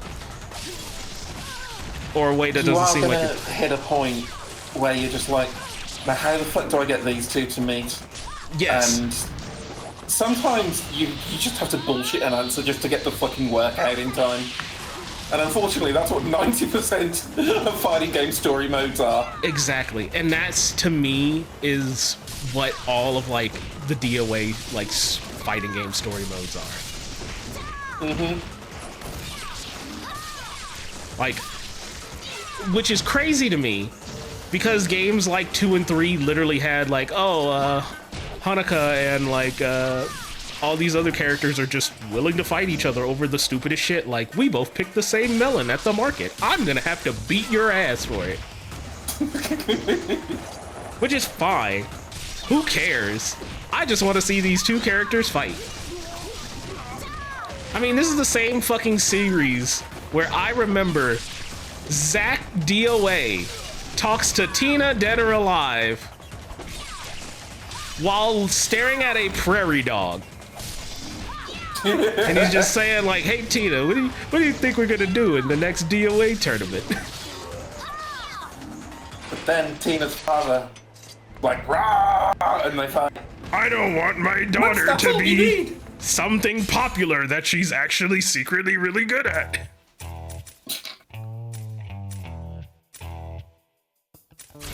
Yeah, you can get away with a lot if it's funny. And that's the thing. Yes. These story modes in Dead or Alive 1, 2, 3, 4, like, aside from the bits where they would go serious, it was 99% just, here's some pretty ladies doing shit. It doesn't need to be good. In fact, I don't want it to be good. Yeah. I want it to be stupid. I will pay more attention to your game if I could just watch the pretty ladies breast boobily, and then once in a while they start hitting each other with, like, DDTs. Can I take some shots at a popular franchise that I never hear people talk shit about? Well, gladly. This really pissed me off in the latest Yakuza game, or Like a Dragon as they're now called. Because those games always alternate between serious storytelling and comedy side stories. But the latest one I played, the one in Hawaii, they went super contrived and wacky in the main plot to the point where I was like 5 hours in and I was like, I don't want to play this shit anymore. And like I 100%ed the previous game. I think that is kind of the, I guess, kind of the path being lost, at least for what I'm, as a casual observer of Like a Dragon. To me, from an outsider's perspective, it feels like it used to care more about being more serious in the main line. Yeah. And every day was an hour rant for 10 hour. Yeah. It's not just me. I'm so glad to hear that. Like, I feel like they're just they're losing the plot line of trying to keep a serious story, and then having what felt like the dichotomy of, oh well, all the side missions are whack. Like, even that was stretching things a bit for me in some of the previous ones, but I could separate it out in my mind of, yeah, the main story is serious, the side stories are wacky. Even if it's that kind of wacky you get on shitty Japanese daytime TV, where it's not actually that interesting or funny. It's like, I can let that slide, but it's because your dad thinks it's funny. That's the joke. Yeah. Infinite Wealth and Kiwami are like polar opposite shit shows on it. And again, I'm so far removed from all of this. You guys are gonna have to be the ones to tell me about it, because Infinite Wealth is the one I was talking about, the one in Hawaii. Oh, okay. And Kiwami 3 is The Kiwami games are remakes. Correct. So Kiwami 3 is a remake of Yakuza 3. And, they fucked some shit up. So to catch you up and anyone else who might be interested, I only got as far as playing on my own. I played 0, Kiwami 1, and I think I got to Kiwami 2. And then I think it's around, what? I think it's in Kiwami 2 or 3. They change you over to the fucking Dragon engine and the combat feels completely fucking different and I couldn't keep going. Yeah. Yeah, Kiwami 2 was in the new engine. And as you say, combat is just completely different. And I couldn't make it. Worse. Spider Ninja Clan Switch. And to be clear, I didn't like the combat in 0 or Kiwami 1.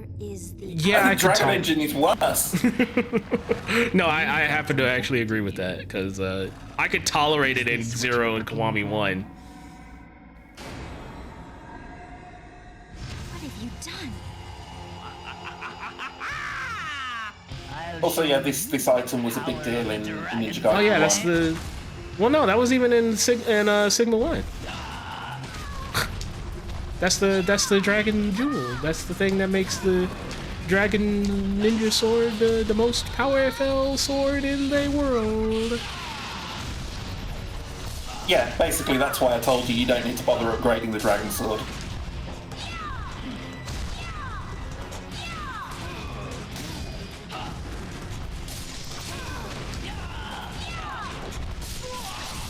Ooh, get in there. Why am I just going up? I love Yakuza, but there's a point where I stop caring for the side quests due to time constraint. Same. I also enjoyed the moments of wackiness of 6. Oh, you have the longest grab in the world.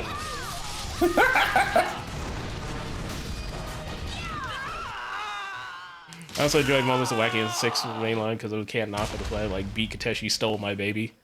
No, that's funny. I like that. I'm gonna be real. My favorite still, all the way through, is going to be the 2 Black Panther games on the PSP. Amy, if you're willing to ever give Yakuza another try, I highly recommend you play the English translations of Black Panther 1 and 2. Because it's the combat is actually fun because it's in the same engine as the Def Jam games. I remember hearing that, yeah. And you have like custom move sets you can change out and upgrade and make better. Oh, hey, Kasumi. You're just here? It's the mysterious Ginger Ninja. You just didn't want to help?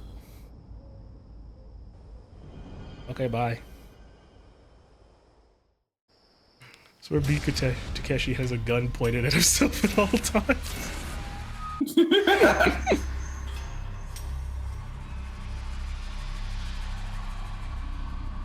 Such a wild design decision to have a certain upgrade path be completely invalidated partway, though.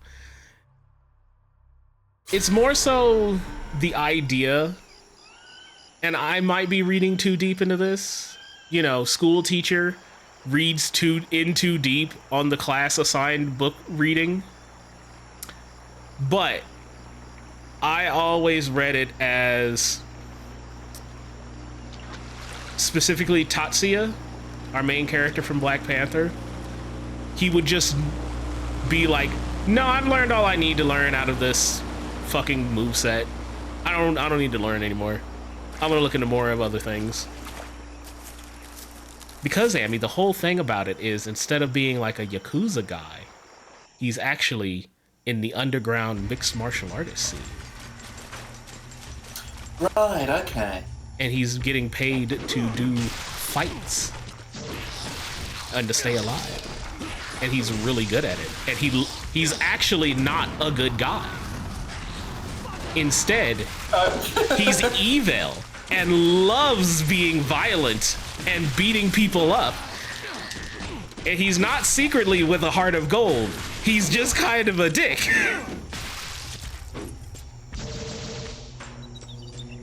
Oh, Memory was saying with the dragon sword. Oh, what can the you sword. upgrade it if it auto upgrades? The honest answer is it doesn't matter. Like by the end of the game, you've maxed out every weapon, no matter what you do. You don't have to make any choices.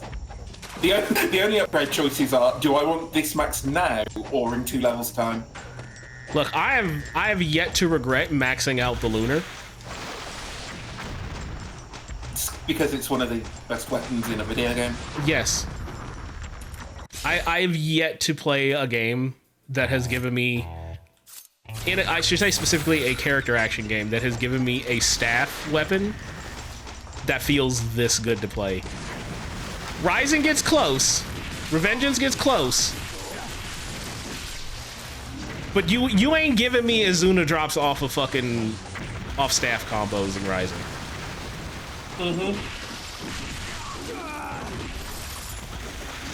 Oh, Rising's another one I've got hot takes about. You don't actually like that one that much either? Same. So, like, Rising is one design decision away from being a good game. And I won't say what it is, because it's cursed. Yes. This is cursed knowledge. This is knowledge that once you know it, you go mad and can never enjoy Metal Gear Rising again. So I won't say what the problem is. But the moment one day I'm gonna get too angry at everyone saying, "Oh no, Rising's like the best character," and I'm gonna just spoil it for everyone, and no one's gonna be happy. You're just gonna be the meme post of like everyone hated Jesus for being told the truth. Yes. I'm just gonna let people enjoy the game. Yeah, no, like, hear me out. I have fun with Rising, but I have a longer list of character action games I would rather play ahead of it. Neo's too split staff and more. Marie, I'm sorry, I'm not saying it. No, she's allowed to keep her secrets. The moment I say it, no, like it's a fucking word of power. I can't say Power it. word harm. Yeah. It's literally like some fucking Lovecraft cursed knowledge shit. I have an idea of what you might be getting at, but I'm gonna be real. Fucking Rising has never filled. Did he just shoot through the fucking wall?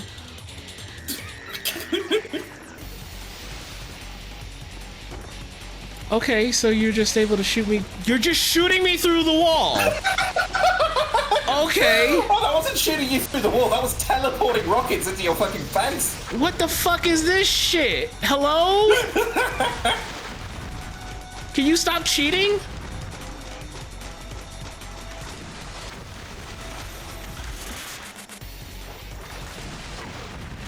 Oh my fucking god, dude. Oh my fucking god, dude. You gotta cut this shit out.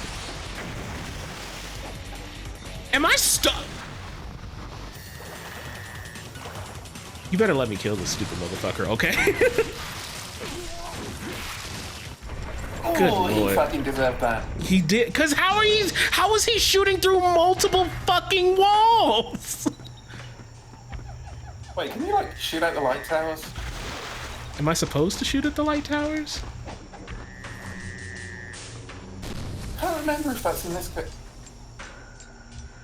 Yeah, there you go.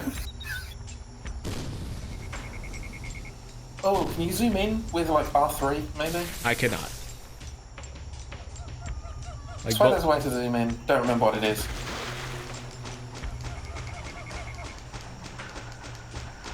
All I'll say with Metal Gear Rising is it's something gameplay related. I don't give a flying fuck about the story in that game. I don't think you're supposed to. I'm all about gameplay. Yeah, same.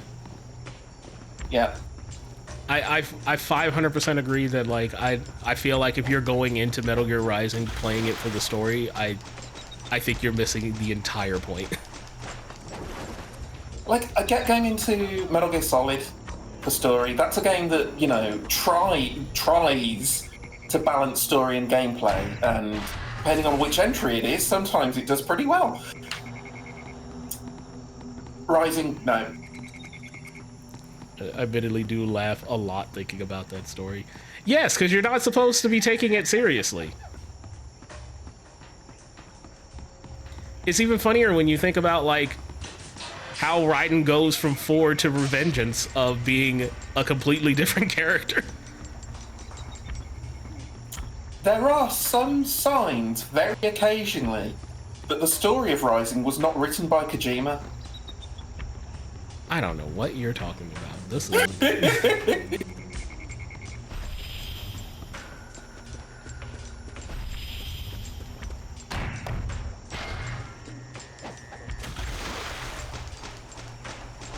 What is this?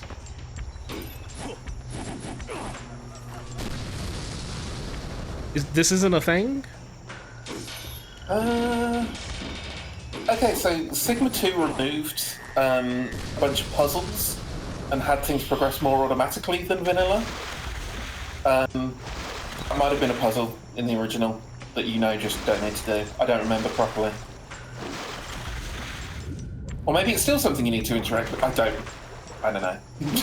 I'm just confused because it looks like it's outstanding. I'm stuck a little bit, actually. Hello?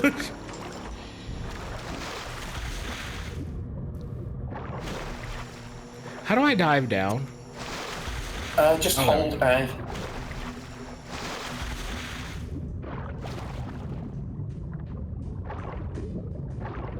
I'm so used to swimming controls being inverted when you're underwater. Oh, I turn on inversion. I haven't changed anything here. Oh my god! You dick! Excuse me, I can't just jump up there? Alright, whatever. No.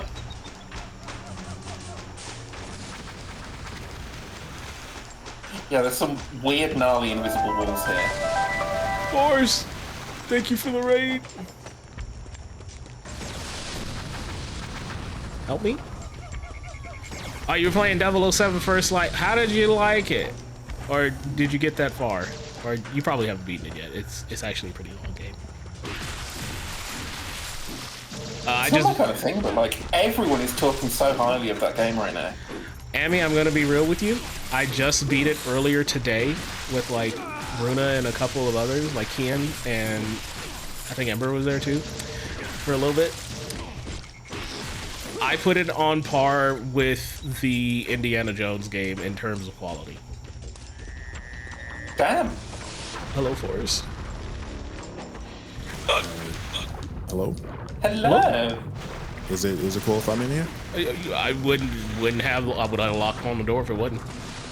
Gotcha. I don't feel like typing it out, so I just kind of want to say that the game keeps going, and I don't mean that in a negative way. It's a really long game. They have a lot of content. Yeah. It feels like I don't know if I want to go back to Hitman after playing this game. Damn. Like, I think I like this more than Hitman. I Maybe agree. because the combat. Yeah. Fuck. Can you? But that's all I had. Sorry to pop in and leave. No I just wanted to go apologies. get some water real quick. I get you not wanting to type it out. I appreciate you for the raid and coming in and sharing your thoughts. No problem.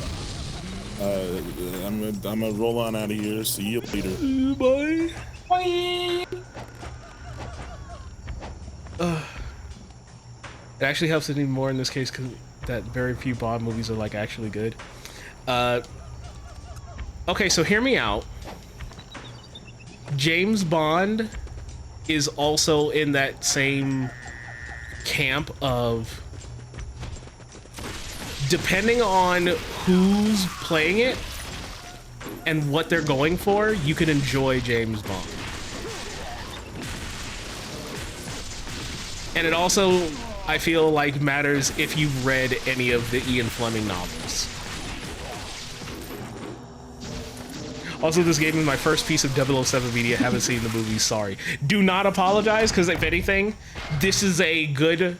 I think this game is a great introduction for a new generation to 007. Because look, you aren't getting any of the misogyny. Yeah, this is woke James Bond, as people are saying. He is kind of the wokest James Bond. He only has sex with 2 women. Spoilers. He doesn't slap any women this time. It's really good. There's not a post-credits interview with the actor where he sits here and talks about like, I believe you should always slap a woman with the back of the head. Never the problem. Progressive in his own way. I mean, you can now cast 1 magic spell. What is it? That's 3 verb.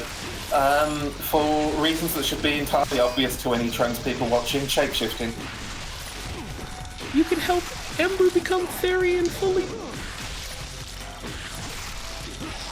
I mean, I meant only on myself, but if I could do it for other people as well, fucking yeah. Why would you just limit it to just yourself? It's a good point. It's a good point.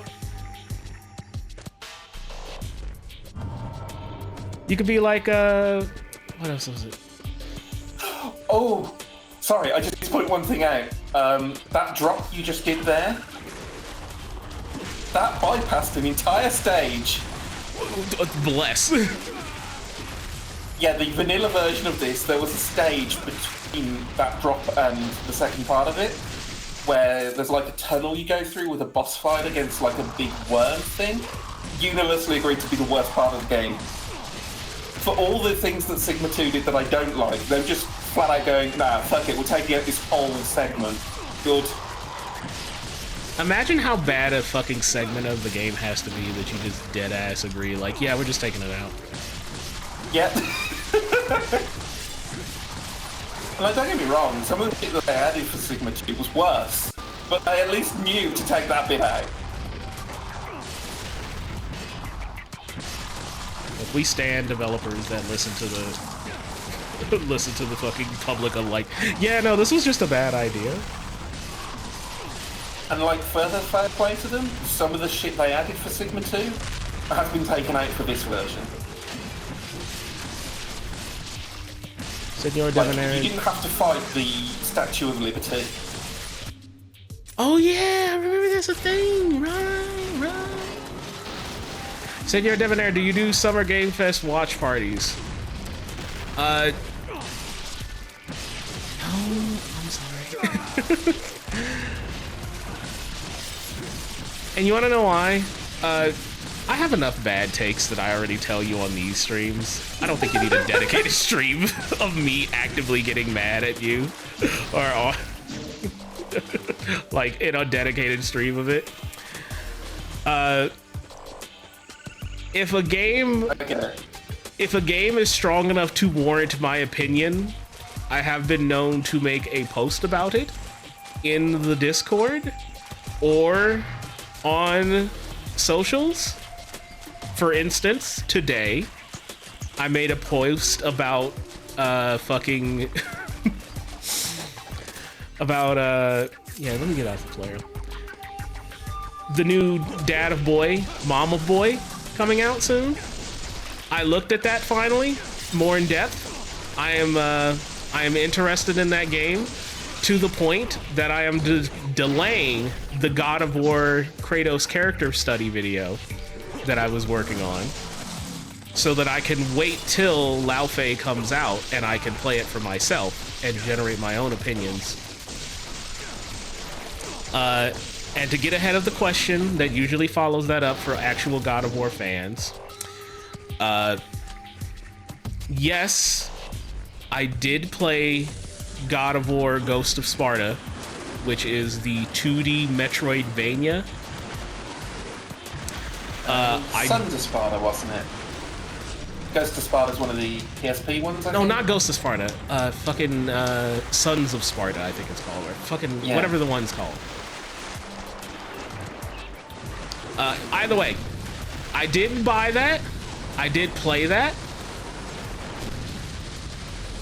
I do not recommend Metroidvania enjoyers to play that game.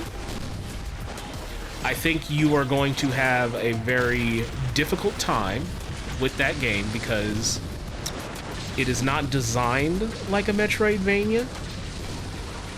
Instead, it very specifically feels like a it feels like a try-hard version of Axiom Verge.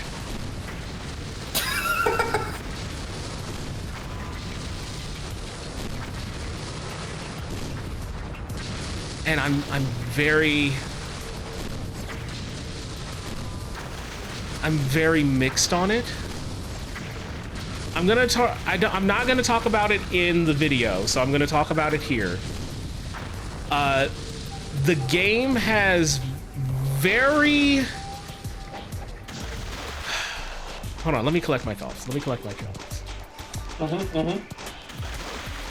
So you know how it is, Amy, when we play games like Onimusha or games like this, like the original Onimusha, or games like this, or DMC, where having very readable attacks and the ability to react correctly is the entire basis of combat? Imagine doing that in a 2D side-scrolling Metroidvania. In theory, that could be sick. In theory. However, imagine now doing that where the readability is not good at all.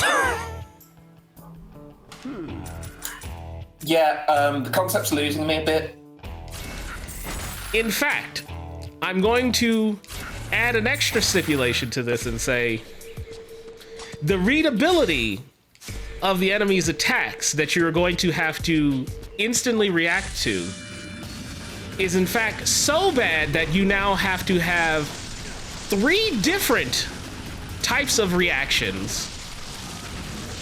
They are color coordinated, and when I looked at my footage, you have an average of less than 10 frames to react. I've lost all interest in this game.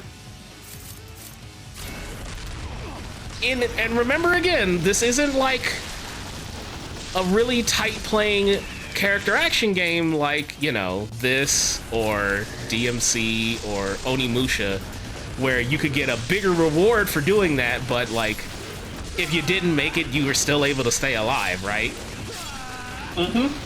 Instead, if you fail it, you're just fucking dead, and you're having to do the Metroidvania problematic run back of, I literally am just walking my slow ass back to the fight, or hopefully to get my ass kicked. And it's not even a boss, it's just a guy. Or a room of guys. Like, I don't have a PS5, I went Xbox this gen. Fair. That's not convincing me I made a mistake. Like, there's several other things that have happened that have convinced me I made a mistake, but that specific one, no.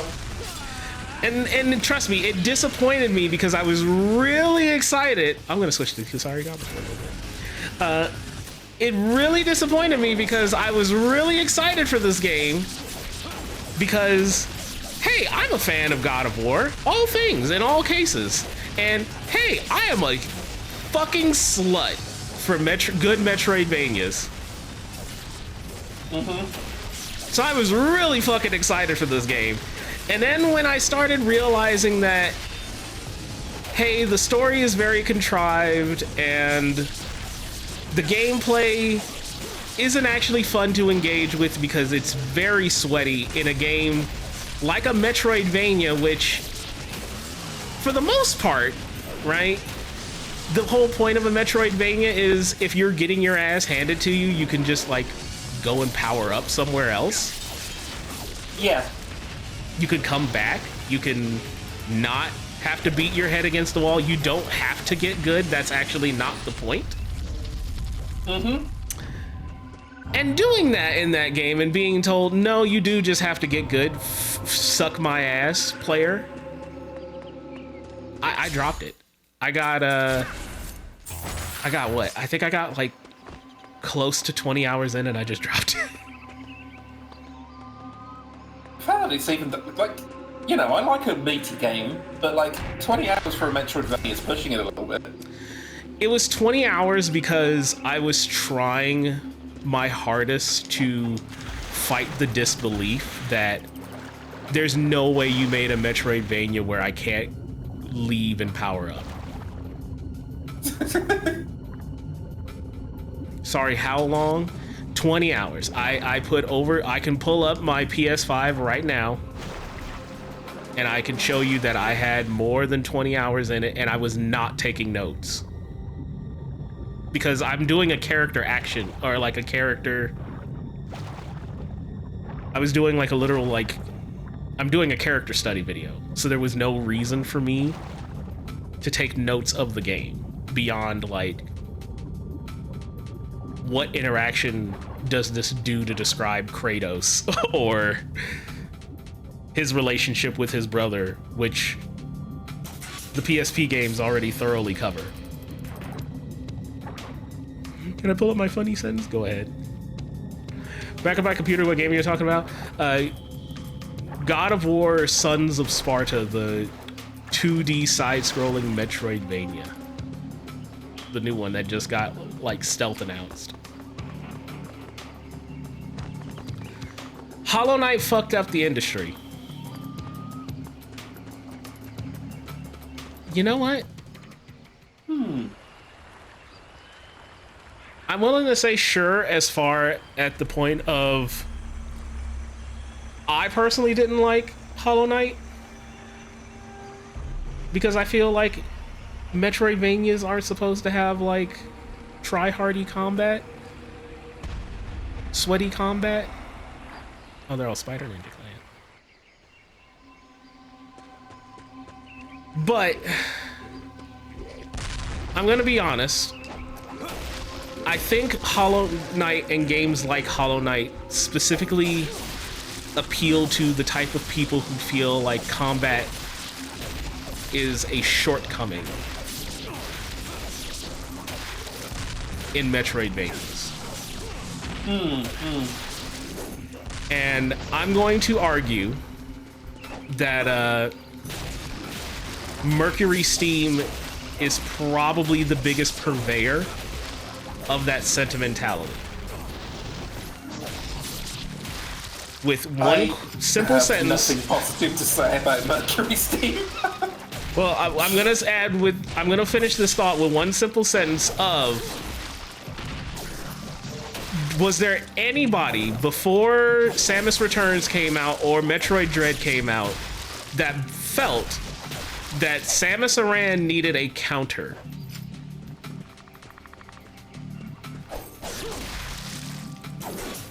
That the combat in a Metroid game wasn't fulfilling? That's a thinker, isn't it? Or needed to be expanded on or like pulled out in a different way. What was the bad Metroid game for the Wii? Are we counting that one? Oh god, Other M. And I feel like that's also kind of the same. Much as like no, go just ahead. frame dodges or something. Yeah, because that, to me, that also feels like another type of thing of like, hey, I feel like we need to add more to the combat in a Metroid game, to which I'd argue, no, you fucking don't.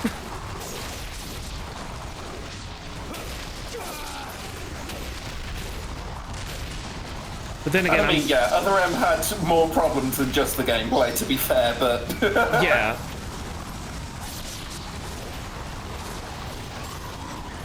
So, that's just kind of my personal opinion. You're more than welcome to call me like a fucking dummy, poo-poo head, idiot Dumbo on my gaming takes, but like, to me, Metroidvanias are supposed to have relatively simple combat, and if you beat your head against the wall, you can go power up.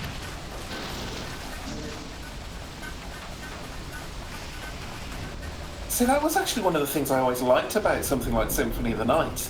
The fact that if you were struggling with the boss, you could level up.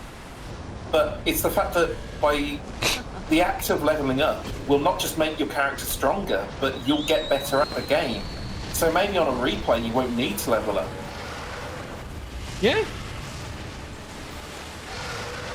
And also building the game around the idea of wanting to replay it in a non-New Game Plus setting. Yeah. Because, like, I feel like that's another big thing that, like, has changed a lot of design, too. Yeah, you jumped in his opinions. Hi, Nike. I feel like that's another big thing, too, of... Hey, I actually just, like, don't really want to play a bunch of, like, games in New Game Plus. If it's not fun the first time through, I don't know if I necessarily want to do a New Game Plus run. The New Game Plus is just a tricky subject in and of itself, because there's always the thing of how much do you want New Game Plus to offer that's new or different? Because, like, you know, me being big into the Souls games, this is a big question with shit like Dark Souls 2. Because Dark Souls 2 is the only Dark Souls game that actually bothers to do new shit in New Game Plus. And it's like, okay, but it's in Dark Souls 2. And it's like, you're giving me more of the bad one. It's like, well done, you waded through a swamp. You can wade through another swamp. I like New Game Plus that takes their playthrough into a power fantasy. I agree. Yeah, that could be interesting. But I do feel like there's a certain level of it that still needs to be somewhat of a challenge. Like, for example, there's the Dark Dragon Dan. For example, I have been playing Resident Evil 8 Village again, and I've been doing it on New Game Plus. And I have the fucking Dragoon, which is like the big, heavy assault rifle, and it has infinite ammo. And I was having a lot of fun just like walking around swinging my dicks through Castle Demetresque. Big Dommy Mommy is out here talking mad shit to me, and I'm just like, you ain't gonna say shit to this 30-round mag, bitch. And deadass, she hasn't been able to say shit. And I have not picked the game back up in a little while, because I realized that, okay, hey, I think I took it a little too far. It's now a little too easy. And I've had to purposely find the right difficulty to make it interesting for me again, if I'm gonna do a New Game Plus playthrough. So I had to stop using that gun purposely, and I just used like another pistol. Like, oh yeah, it's a more powerful pistol, but like I can still have fun with it. I think finding that perfect middle ground is what makes it good. But guess what? I had to enjoy the game enough in the first time to get there, right? Yeah. And I say this as like a... Okay, I'm gonna ask a question as well. I've heard mixed things in different circles. What is the public sentiment on Resident Evil 8? I don't know what like the consensus is, but I really like 8. I think it's a really good one. It's a bit goofy.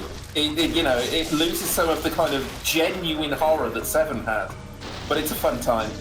Hear me out. I like it because it's goofy, because it reminds me of 1.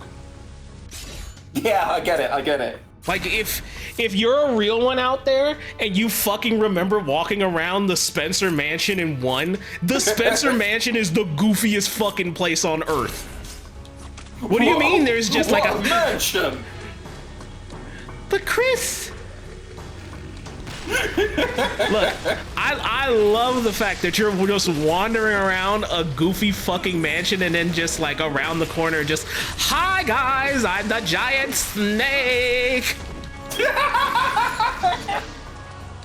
Okay, we need a new dub for the game.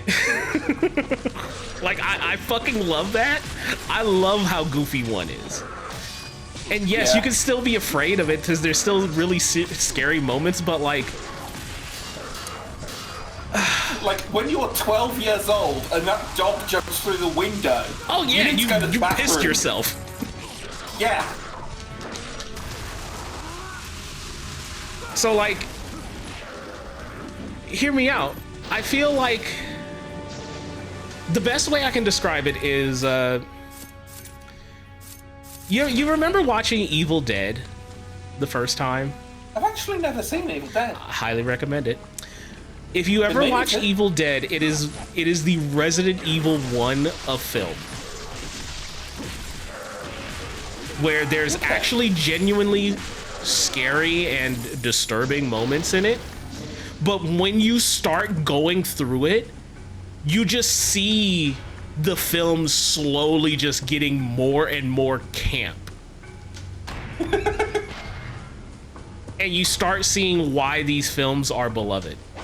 I personally feel when I play a game like Resident Evil, I am here for camp.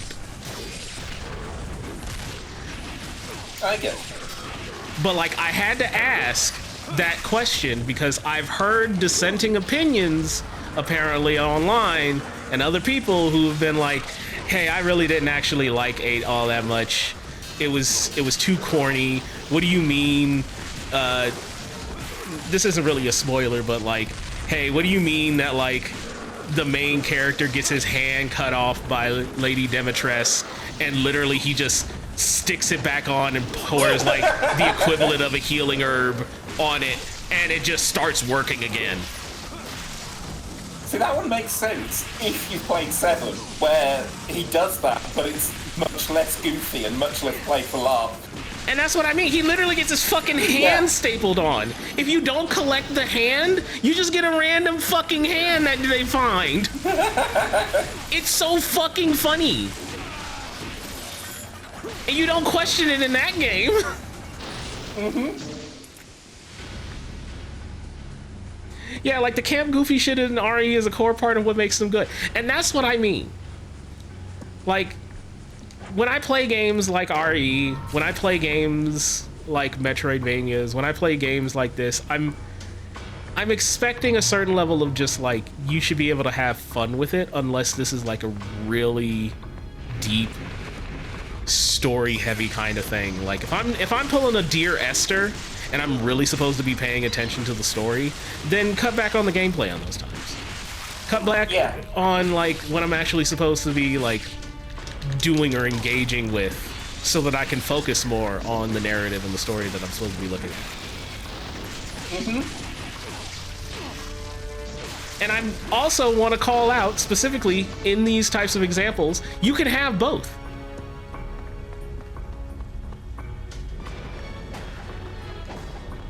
I feel like MGS is a perfect example of a series that tries to go for both. So much so that Kojima just deadass tells you, all right, son, put down the fucking controller. I'm pulling out the stock footage. Yeah. Turning it on right now. Sit down and study. Crack open your books.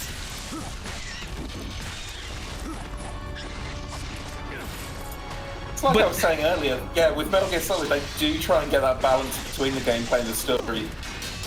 And sometimes they manage it. Trust me, I agree also with the favorite take of I've been having lately of Hideo Kojima is just Japanese Sam Lake, in that they are both hacks, affectionate, parenthetical affectionate.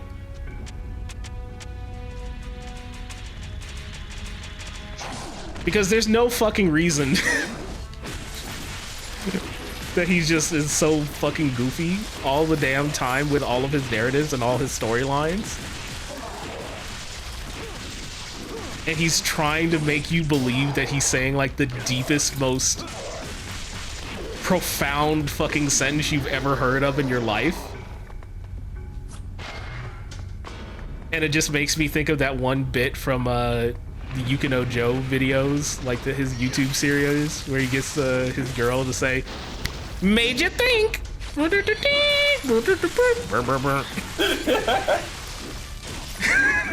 Stop. So, like, how far did you get with Death Stranding? So I played a little bit more off stream. I'm still just doing random fucking deliveries across the way.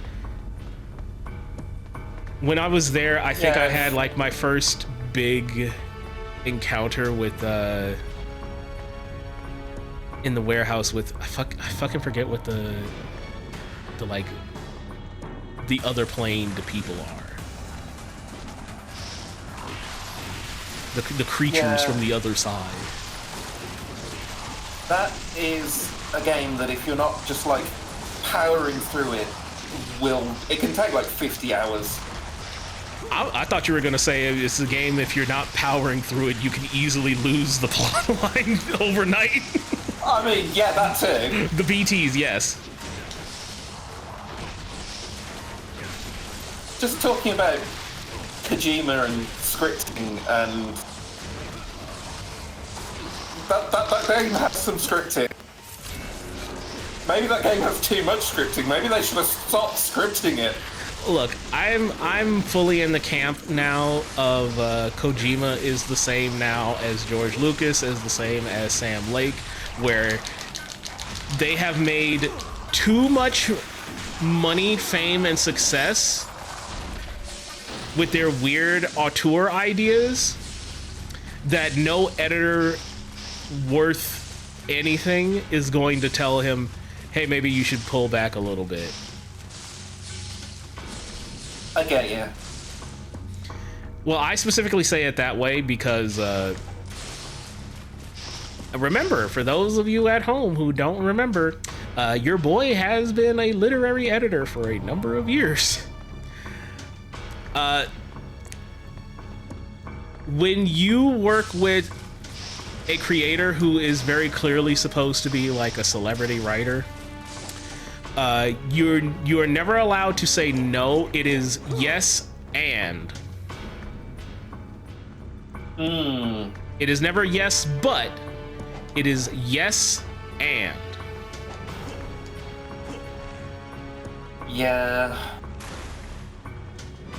I get it. Like, I love Metal Gear Solid 1. I love Metal Gear Solid 2. He started losing the plot a little after that, I think. So, from the people and like interviews that I've read and heard from, it's actually closer to directly after 1. He started losing the plot and people weren't able to tell him to rein it in anymore. I can see that. There is some stuff I know about with 2. Like, he was like weirdly controlling about the English translation. Yeah, you're thinking of the Hardcore English. Gaming article too, right? Yes, I am. The one that I had to take down. Yep. Because the lady got like harassed too much. She was right though. She was right. I 100% agree with her. I actually reached out to her for the fucking editor's video, and she okay. So this stays as between us as we can keep it, streaming on a fucking public platform. Okay. I reached out to her. She is a very nice person. She very calmly and politely asked me to not include any quotes from her in the video. Completely understandable. Because it was that bad, and she was very afraid of getting more harassment. Completely understandable. So I say this, if it somehow ever gets out to her, because you know how the internet is, I have nothing but love and respect for you, ma'am. I am so sorry that the internet treated you that way. I think you were doing the right thing. I did also get to chat with Jeremy Blaustein for that video, and he's very chill. Oh, sweet.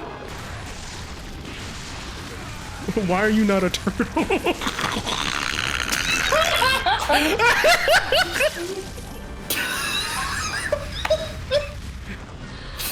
There's something about the dichotomy there that it absolutely destroyed my brain. Where's Leonardo?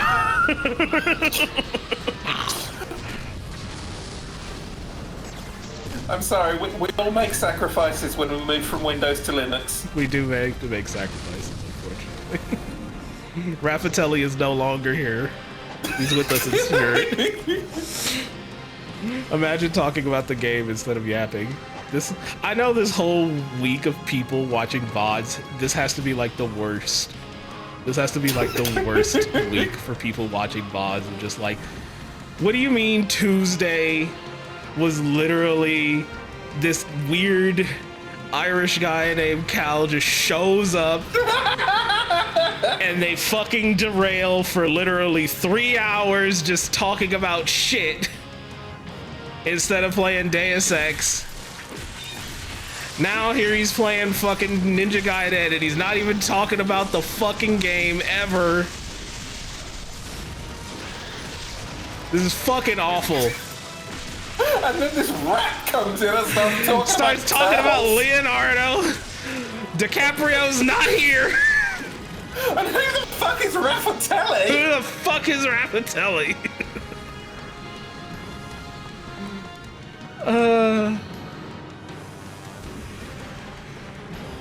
Hear me out, Runa. If we have to do a part 3 of this game, I will look into manually patching the game with Raffatelli back. I was just using Nexus mods before because, like, number 1, I'm a coward, and number 2, I'm lazy.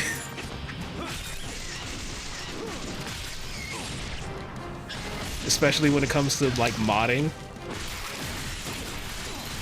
But I do miss Raffatelli.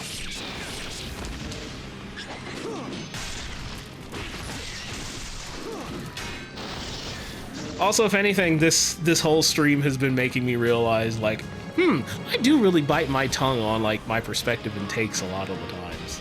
Huh. I get it, yeah. I've tried to stop doing that, because, like, 1, it's funnier, and 2, who am I helping? By just letting, you know, people who don't get to hear other takes. It's like, if I meet someone who's just like, oh, I love Nintendo, everything they make is perfect. Like, what benefit is there to me going, that's true, that's great? Look, I've learned to just accept and take the Frogcast opinion take on those now. And even then, that still turns into shit with certain people. I'm doing my best. I'm on my best behavior, Ember, when you eventually watch this VOD. I'm on my best behavior. I'm not talking about what happened to you recently today.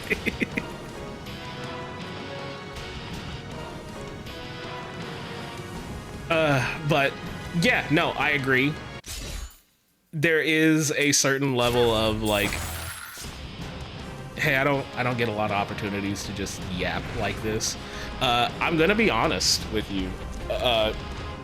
Part of me does consider or debate on doing things kind of like how Emmy does on her streams, where she spends a good chunk of the first hour or so just chatting. And I feel like now, with like games like Summer Games Fest and like the State of Play and other gaming stuff coming out, this is like the best time to do those types of talks and just hangouts. Yeah. Like, games are coming out again. The meme section is now 25% of the stream. Actually, you saying earlier that you don't do like SGF watch-alongs or anything, and reasons for that, and I'm just thinking, I cannot be on any streams like that. Because those are streams where you're meant to be like, oh, what's this? And I'd just be like either not reacting to anything or going, to everything. Yeah. I didn't get into specifics on why I don't do those types of streams or watch parties of things like that. It's primarily because, hey, I genuinely don't get excited for that many games anymore. Or like, I'm a grumpy old bitch. You don't want me there for something that's meant to be exciting. Yeah, and I'm kind of the same way too on like when it comes to being on like a big group for those kinds of streams. I feel like it's very easy to get swept up with the opinions of everyone else on those calls. And it's so fucking awkward if you're the dissenting opinion. Yeah.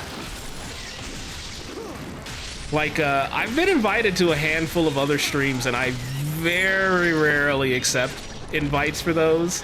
Like, I think the last time anything even close to that happened was literally after me and Emmy finished doing Gravity Rush, and they did, like, the secret Nintendo drop for fucking Star Fox, and we were all just making fun of how fucking, like, cheap it looked. Yeah. A conflicted on the Rayman Legends remake. That is the... Why are they... Like, one of the points of Rayman Legends was like, look, we can still do 2D games. If this is one of the most beautiful 2D games you'll ever see. Okay, so I've heard a rumor about this.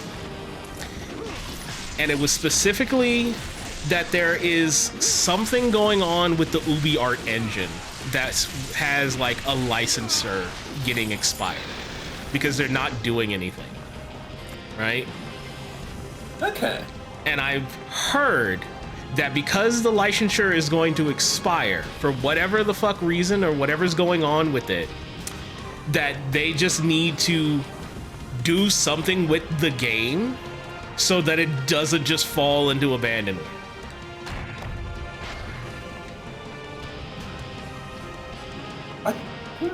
I get...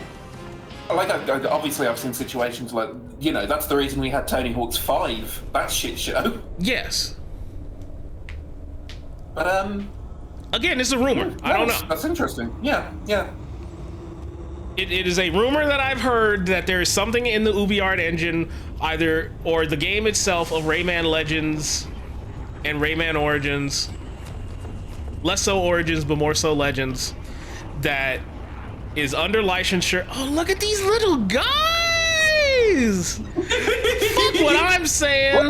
Oh, okay. Look at that fucking wizard in the back.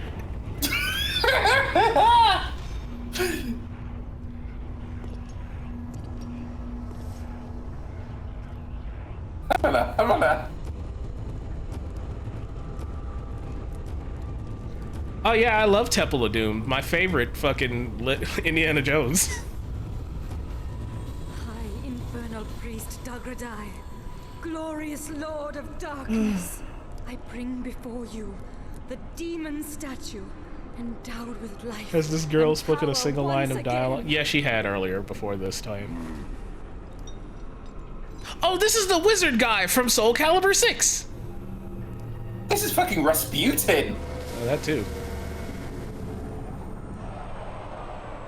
This is Zhang Jiao from Dynasty Warriors. It should be. Sire? Can you not sense it? It is the eve. Rasputin World Hero. Archfiend. All the souls gathered in this place stand ready to be joined as one. Yet a heretic of the filthy dragon lineage swaggers about, polluting our ritual with his foul. You have been swaggering a bit, to be fair. You cannot smell it. I mean, It's fucking Ryu Hayabusa. He's full of swagger. Fear not, Elizabeth. We have accomplished that which we came here to do. Now, my ruler of blood, purge this loathsome intruder from our midst. As you command. You're gonna send her to fight me? I don't think that's a good idea. Wait, is this the stairwell? Yeah, this is the stairwell. Chat room, we're looking at a gaming legend right here.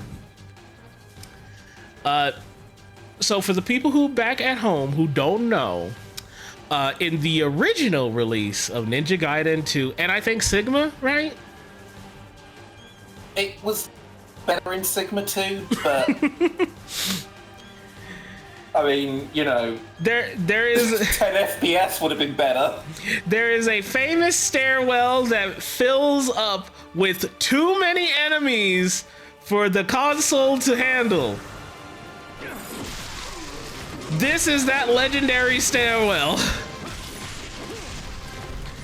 Now, hypothetically, the version did get patched, yeah, so that they lessened the number of enemies, which is fucking awful. Itagaki's vision was Ryu Hayabusa fights a fuck ton of ninjas in a stairwell single-handedly, and it slows the game down. Just lowering the ninja capacity, blasphemy. See, this is one of the reasons I got a Series X. You play the staircase in the original version on Series X. It's a solid frame rate. It's incredible. I think it's funnier that the game slows down. Even when I was watching a guy who was playing this on the hardest difficulty, he was like, okay, I think this is the hardest fight in the entire fucking game because it's so slow and I can't react. Hi, dude.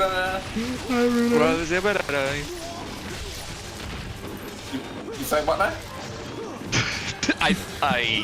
I stumbled over my own tongue. I thought you double died. You know neither of us speak Icelandic, right? Jag vet inte vad det talar engelska med. Sure, milk and shooter, 2 sugars, please.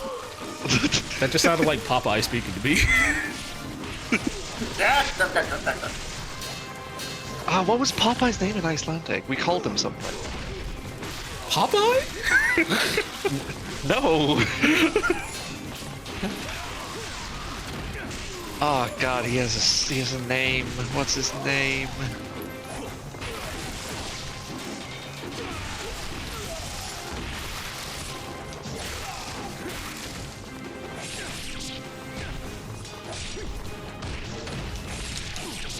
Wimble? Wimpy? No. No, Wimpy is a Popeye character. He had a name. He had a weird name. Wurmple? Wurmple? That's a fucking Pokemon. I've stumbled upon a fucking video of. Okay, so here's an old Icelandic Popeye show. Or an old Popeye show in Icelandic, and this is gonna help you learn Icelandic. I mean, that's very natural. I mean, I think every language I've ever looked at or even tried to study has said, like, hey, watching children's shows is a really good way. A really good way of picking up a new language, because the language is always very simple. Oh yeah, that's also interesting. When it's like over, it's like, okay, we're gonna go over some of the more difficult words we heard. That's actually kind of cool. Yeah, that's honestly, that's pretty cool. Too bad I already know Icelandic. I don't think that's a too bad. What with you living there, I feel like that's a pretty good. Yeah. Who wants to speak this? I mean, if I lived there, I think I would.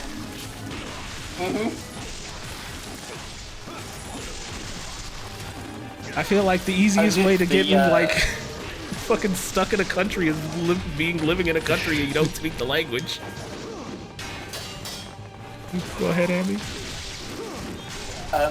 The Luna has a second charge-up move. If you spin the stick 360 degrees before you start holding Y, you get a different one, which I really like. You mean that? Yeah. First try, baby! Yeah, that wasn't even fully charged. That thing goes incredible.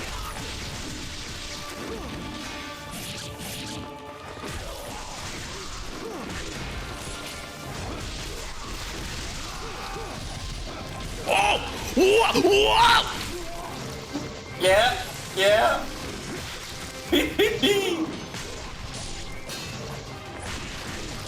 Honestly, I haven't had enough time to even charge long enough to get an orb, so it's been a bitch.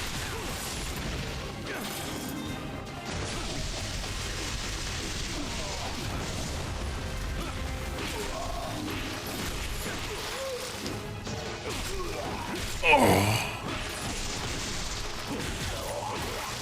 Here you go, chat room. This is the 25% of the game, of the stream, where we actually pay attention to the game.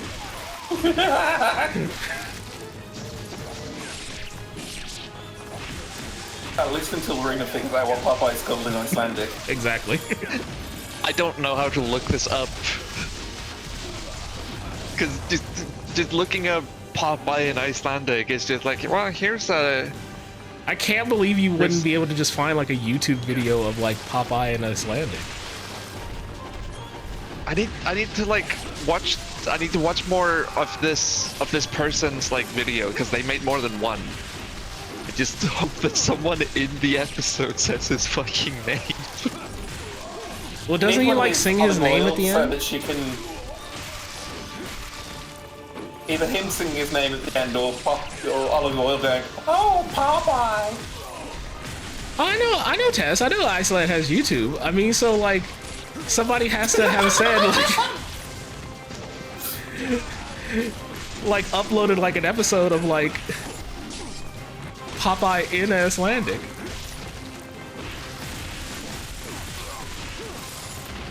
Like I've seen like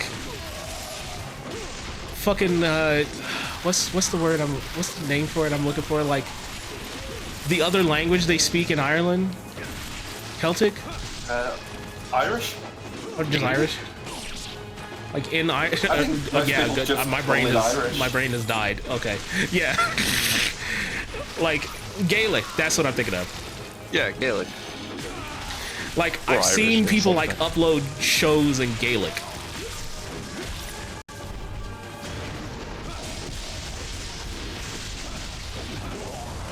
When I was in university, because I went to university in Wales, we found Welsh Beyblade. Sorry, continue. No, that was more important. We found Beyblade in Welsh, and apparently it's now lost media because there's no backups of it. No, that's hilarious, actually. Actually reminds me of a time where me and a group of friends thought we were going to do a Beyblade Abridged series. Dang.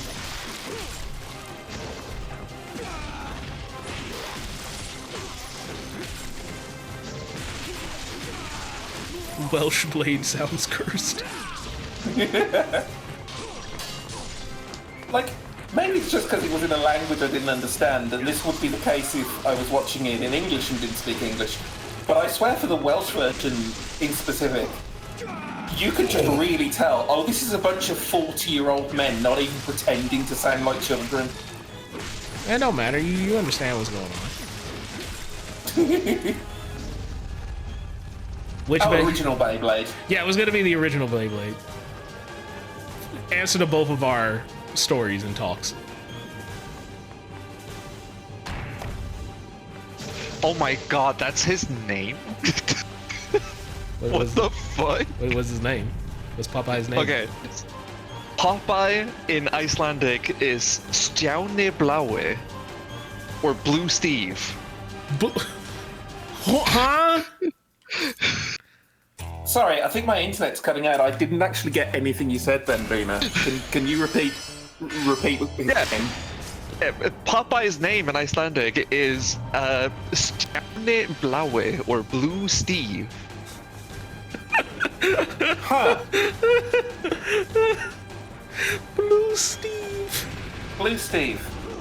Yeah, so his name is Steve in Icelandic. Well, Stjáni, but like that, the English equivalent would be Steve. He's just Blue Steve. I don't know why he's blue. Because he's in his shirt name is usually Steve. blue?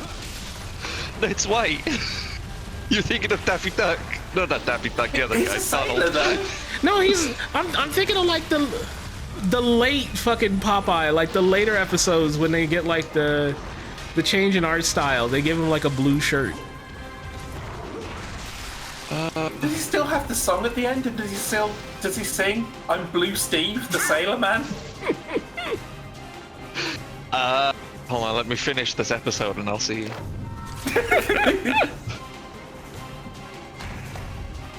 It's so fucking funny. His name is just Blue Steve.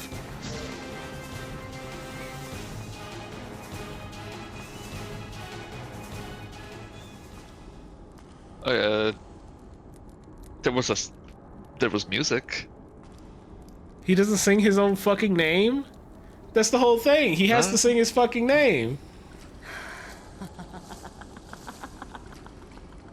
Ma'am? You will find Oh, no one hello. here. They await the arrival of the almighty Archfiend in the land of his rebirth. And where might that be? That is of no concern to you, Dragon Maiden.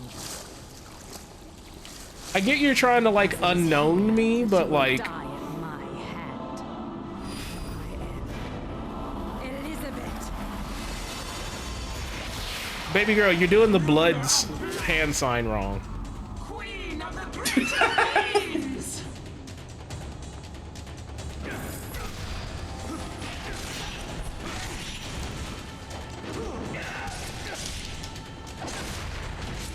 She's throwing up gang signs. Yeah, she's gonna be like that episode of fucking Flapjack, where the guy just keeps saying, "Whis." Oh, yeah, no. I just looked at what you mean with like, what do you mean he sings his name at the end? Yes, no, apparently in Icelandic, all he does is he just quips. He doesn't sing. They couldn't get the fucking actor to sing the fucking song? I mean, I don't know how you'd make the Stjáni Blái into a fucking song. But that's the whole That thing. would, like, that would also fit the music. That's not the whole thing. His whole thing is spinach. It's literally him eating spinach, and in English, the other end of it is literally I can recite it. I'm strong to the finish, cause I eats me spinach. I'm Popeye the Sailor Man. Toot toot. Toot toot. Yeah, no, I've never heard that before in my life. That's literally his whole thing. That's the two things in every fucking episode of Popeye the Sailor Man in English. He does that every fucking time. I don't know, I think Icelandic Popeye is not very good. I think you're being robbed. I don't know, I remember enjoying it. I believe you could enjoy it. I just think you're missing out on a bit.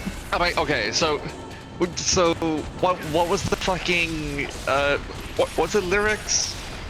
I'm strong to the finish. Strong to the finish. Okay. Cause I eats me spinach. Okay, hold on. Cause you know, fucking. Are you gonna try and translate this, or find like a word equivalent in Icelandic to make Popeye like? Cause I eats me. He speaks like.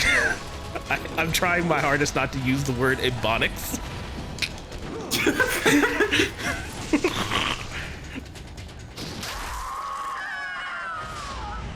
Okay. And then the literal last line is, I'm Popeye the Sailor Man, toot toot. Okay. Oh, she literally got flushed. Oh, hey, Genshin. So, Dragon Ninja, would you like to know where the Archfiend will be reborn? What, do you want to fight fuck too? A place that has bound our clan since time immemorial. More precisely, the peak of Mount Fuji. Mount Fuji. Indeed. Yeah, no, he was just here the whole time. He likes watching. He's the head cuck in charge. Shall die.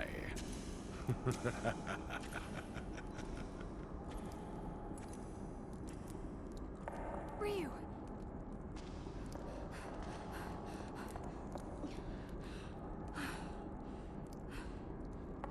Sonia, you cannot follow me. What? Who's gonna help you get to fucking top of Mount Fuji from here then? Wait. My path leads through the land of the dead.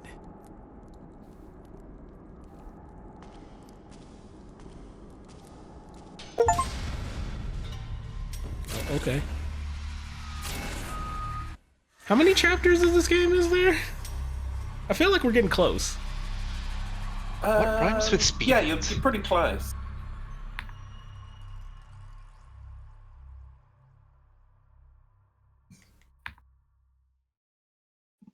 Rima or the Pokemon. Okay, yeah.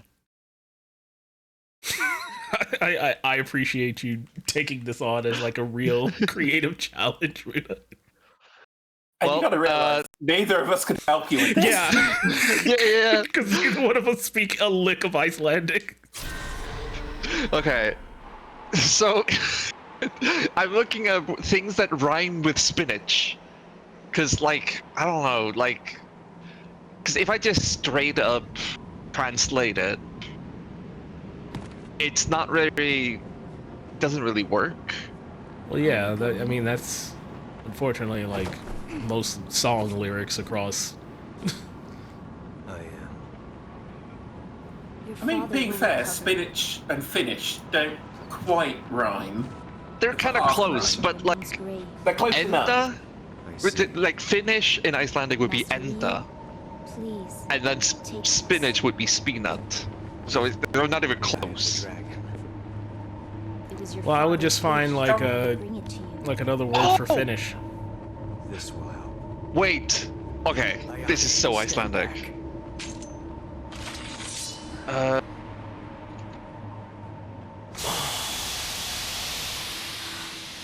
true dragon sword.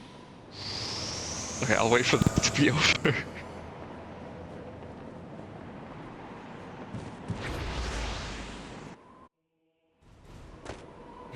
Go ahead. Okay. Oh, Jesus. So, I've ended up with Ég sterkur sem sinnep því ég borða með spínat. Ég Stjáni sá blái. Toot toot. Great. I love it. So, the first thing is... Okay, yeah, so... Ég sterkur sem sinnep is I'm as strong as mustard. Okay. Because spinach is close to like the mustard plant, correct? Yeah. If I was in charge of like doing the translation back when Popeye was like real, the 1940s. Back when Popeye was real. Yeah. And I came to them with, I think I've translated like his song, and I gave them like this. They'd be like, "That's good enough." Yeah. He's like $2. Yeah. Just think about it. $2 then is like $8 million.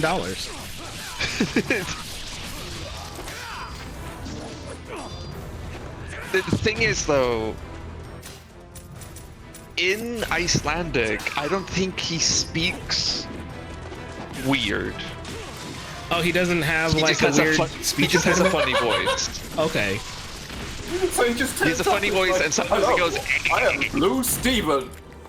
I mean, I don't blame whoever had to do that of just being like, I'm not fucking rewriting all his dialogue. This is stupid. Yeah. Tess asks, Ruda, you can get to cast one magic spell. What is it? Amy already took shapeshifting.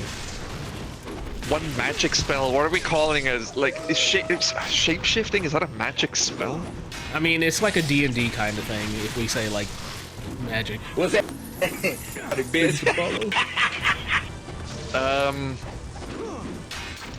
Well, Wish would be the strongest spell, but also you could do that maybe once. It's a pretty big spell, yeah. Yeah. I mean, Fireball would be funny. Fireball! There's a minor inconvenience, like I'm stuck in traffic, I'm like, Fireball. I summon the wizard's pen! Mage Hand would be fun. It's a cantrip, but like, imagine what you could do with a hand, like another hand. Yeah, Tessa's like, hey, it doesn't have to be from a property. It could just be whatever. Okay, yeah. Look, let me think about spells for a sec. I gotta get out of the spinach mindset.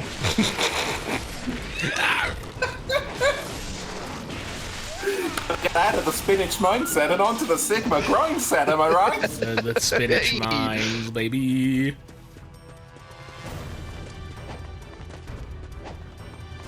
I'm just thinking about Mage Hand. What a great thing to just be able to do.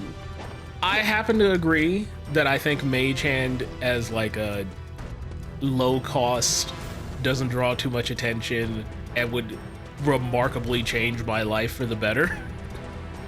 I think it's a very easy pick. What about Ambiginate? Are you gonna be like that one super friend that can make himself big? Yeah. What's happened to me? Oh! Nope. Oh, you're fine. Never seen that before. Yeah, Apache Chief. Nay, Chuck.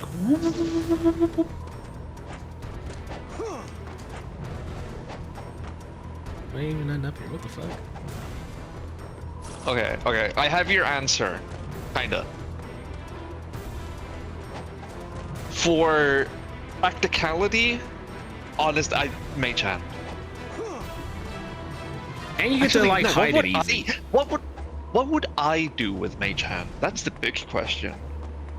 Would I be able to use it? Like, if I was a chef, it would be cool. But I'm not a chef. I think you would just use it for I live like in my regular house. things. Like you could just be on the couch and then you just Mage Hand like a beer out of the fridge. Oh, beverage. That would be Doesn't nice. have to be a beer, can be a monster. Yeah, you could It get could whatever be you a want. monster. It could be a monster. However, it's Mage Hand, not Mage Hands. So it wouldn't be able to like. No, it at a higher level you get to summon more hands. Okay. I could exert myself more to summon 2 hands. Not safe for work. You blast your own prostate. I mean, obviously you can masturbate with Mage Hand. Is it even masturbation at that point? I mean, the hands are still technically you. Yeah. It's like the sorcerer equivalence of sitting on your hand until you can't feel it anymore. Wait, yeah, do you have feeling in Mage Hand? Typically so. in oh jeez. Typically on a lot of D&D, I've heard that you can. So yeah, that's just like using your own hands. You still just jerking yourself. Okay, yeah, okay. For practical reasons, Mage Hand. If I just wanted to be really funny, Fireball. Fireball! 'Cause imagine everything in the world currently is the exact same as it is. Straight so awful. Yeah. But like, you were the only person in the world who could just go Fireball. That'd be funny. I do think it's actually way funnier that these questions get asked of my stream guest and not me. Hey Dick, if you could cast one spell. Can I modify it and say it's like a power / spell? Yeah, sure. Have you ever seen the movie Jumper? No. Okay, so the whole thing about the movie is it's based on like a young adult's film of like, or a young adult novel of like, hey, there's people who get like a certain set of powers and they are pushed into like certain categories. One is like jumper, one is like able to do like other shit. It's like, hey, what if we had a magic system but you got one spell and it's in a well-defined skill set? And the main thing is the main character has the ability to essentially like instant transmission wherever in the world he wants to, like Nightcrawler.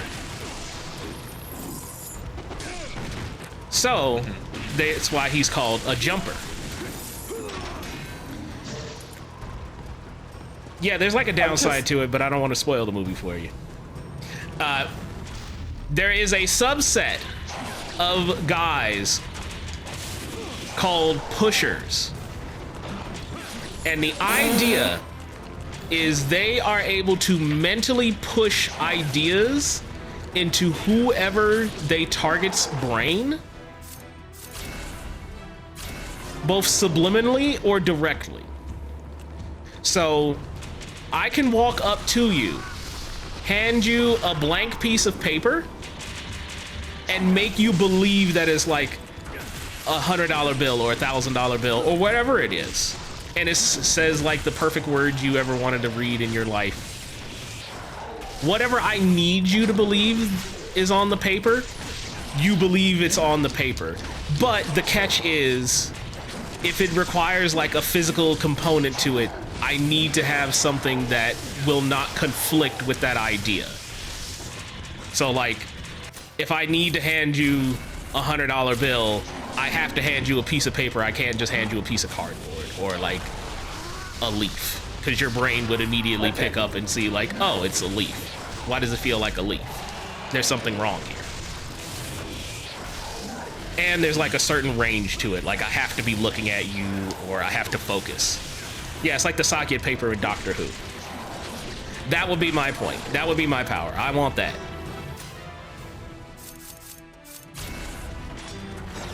To me, I always thought that was the coolest power to have. Fuck. Why are these dudes so strong? These guys suck. I always thought that would be the coolest fucking power to have. I always thought that would be like, if they ever made a sequel to Jumper, I feel like, hey, there's a lot you could do with that. Because the power of just being a jumper is very just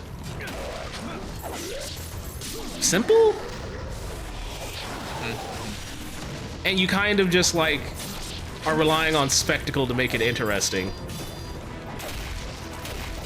See, the thing that's getting me with this is it's like Avatar, The Last Airbender, all over again. Because it's like, oh yeah, that's a perfectly reasonable term for the thing if you're not British. Because bender has a very different meaning in Britain. Oh yeah. Oh yeah, getting out and going on a bender. Yeah, No. yeah. Oh, No. a different bender. Yeah, that's bender. totally the one. Bender is very impolite slang for a homosexual. So when you've got a whole group of children talking about, oh, I'm not as good at Bender as you are, it's not quite the same in Britain. Yeah. And likewise, jumper, why jumper is the British term for what you would call a sweater. I've heard that actually over here. I mean, yeah. It's me, I'm the sweater. Hey, Amy, what is the... I don't think Amy's allowed to say that one. I know what that word is. I love dogging. Yeah?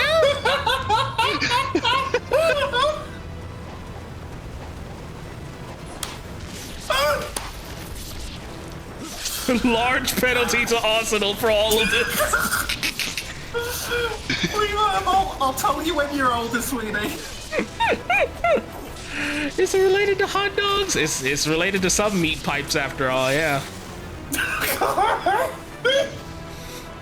No, unacceptable. It could be just a bun. There's some involved buttons too, yeah. I'm lost and I feel that's for the best. It is. I think when Ember first showed me her dog persona, I think I said something like, "Oh wow, you're dogging right now."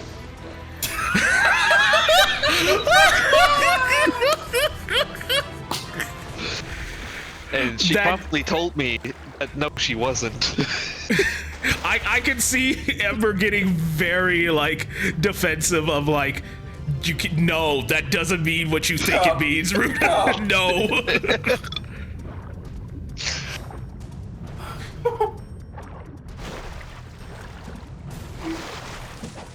Oh God, I don't want to leave, but it's 2:30 in the morning. I'm going to bed. Go to bed. We're talking about horrible words that only show up on certain sites that are illegal to access in the UK. Yeah. Just don't. No one Google dogging in the UK. I don't think they're allowed to. Have a great night, everyone. Bye. Can somebody please shout out Amy? Anybody could do it. Just exclamation point Amy. Oh, it's just okay. Yeah. Thank you. Please support Amy.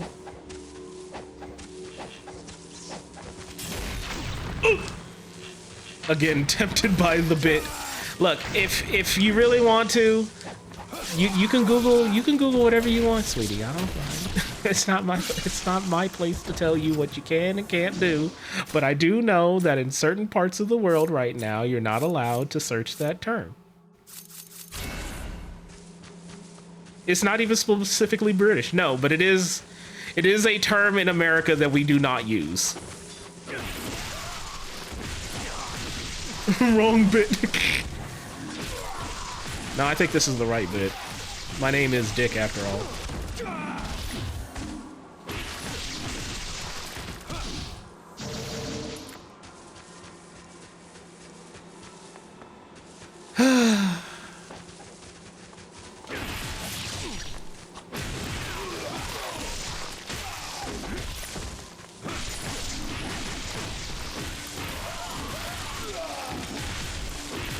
Look, for anybody in the VOD or at home or wherever who I know eventually is going to be like, can't you talk more about the game? Can't you focus more on the game, Nicholas? I don't know what you want me to say. I'm enjoying it. I haven't given up. I haven't stopped playing. I'm not complaining. But like, I don't know what you want me to say. I don't know what you want me to do. I can't tell if it's the stream or the game, but I think I found where the stir frame drops went. Yeah, my brain. I left him. I lost him. Also, yes, Keith David did get a Hollywood star today. I saw the image of him kneeling on it, and his arm was in a sling. Huh. I didn't notice the sling. He has his arm in a sling, and I don't know why.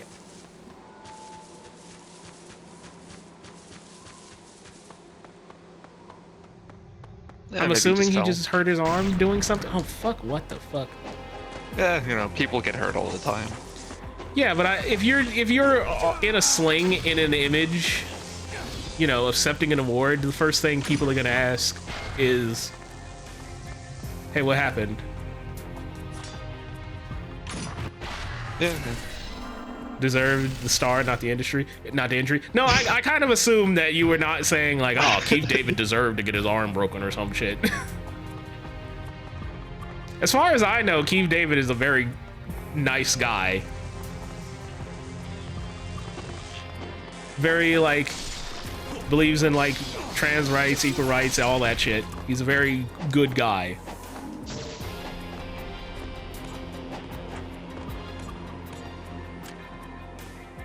Nothing wrong with talking while playing the game IMO.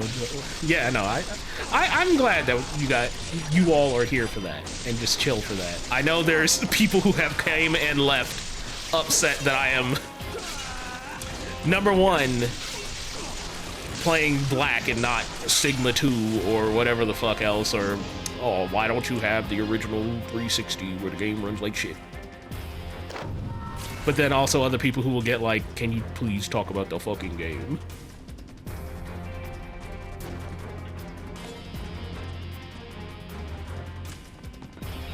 Marina asked where the turtles go.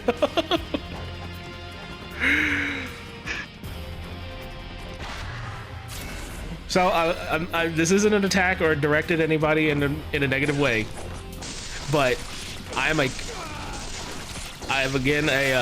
coward.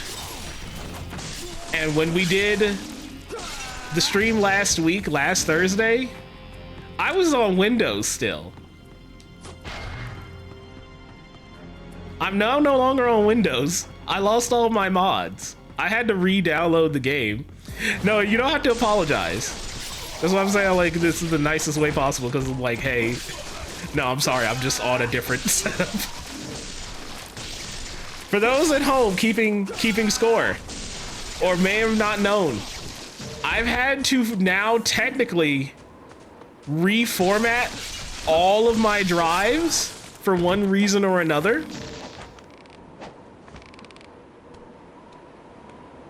And I mean that in a positive manner. My computer runs smoother, better, easier, lighter. It is in the middle of chat room. I know we aren't technically officially in summer yet, but it's hot as balls, right? I have never had this computer play a high power demanding video game without it burning the shit out of my room, just making it a fucking sauna.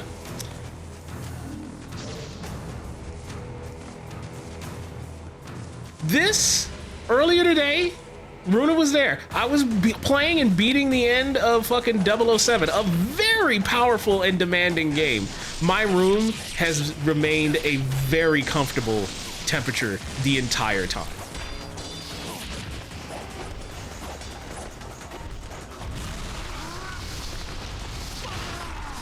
I've never had this happen. I'm blaming Windows and the stupid overhead and all the other stupid fucking management of shit going on behind the scenes that just made my fucking computer hot, which means that it had to pump more heat into my room and try to fucking bake me alive. You know that clip in Rango where he stands in the sun for 2 seconds and the skin dries twice? Me earlier today. Exactly what I fucking mean. Windows just fucking sucks. And ever since switching to Linux, I've only had positives.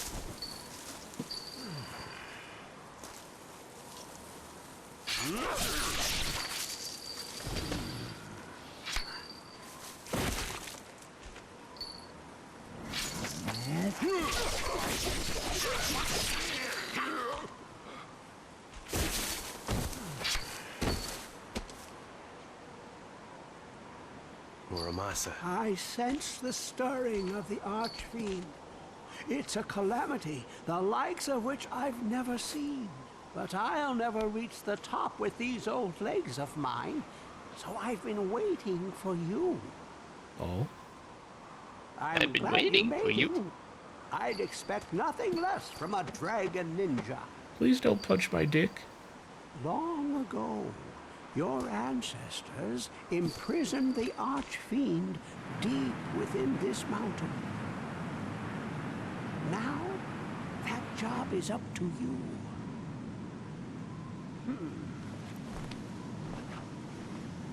Here, take this. You'll need your strength. Oh.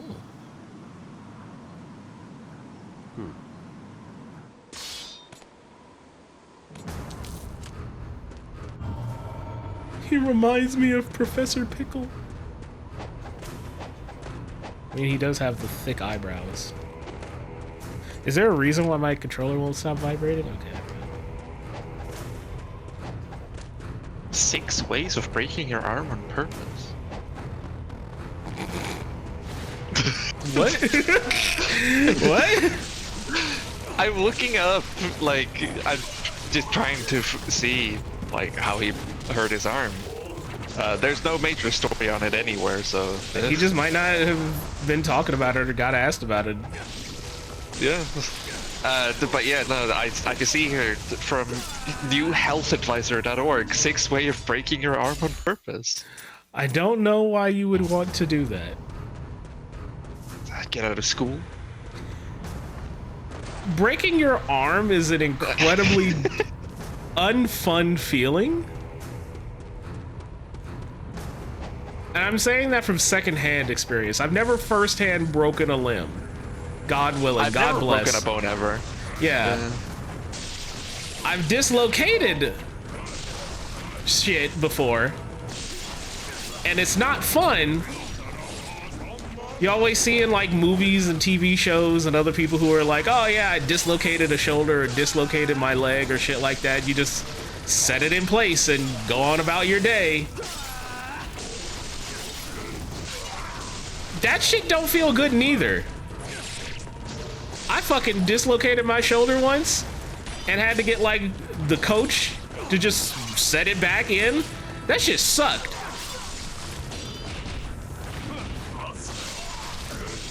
Yeah, dislocated limbs take months to properly use again. Exactly.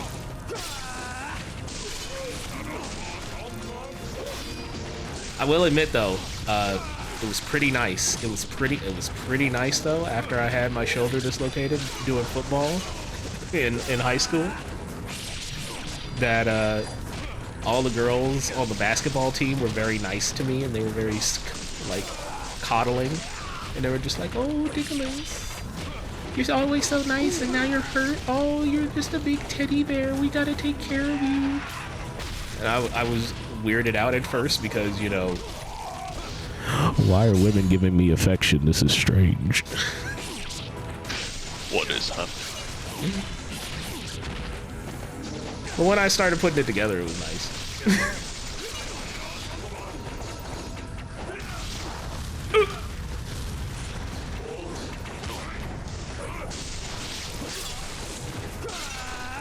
Where is this fucking... Fuck you, man. Understandable male response.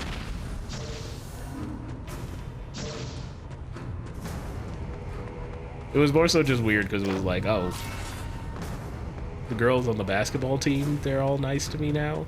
Huh.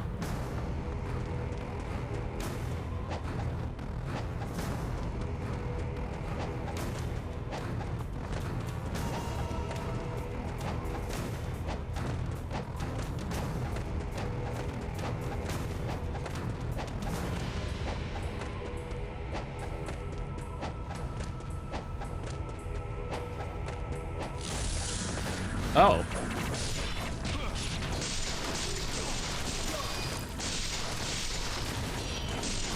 You know what? Give me back my lunar, bro.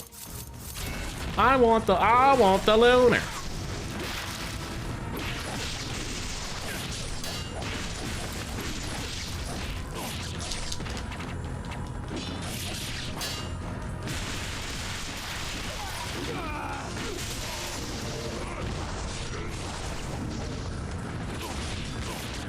Oh, fuck, you grabbed me out of it. God damn. Ugh.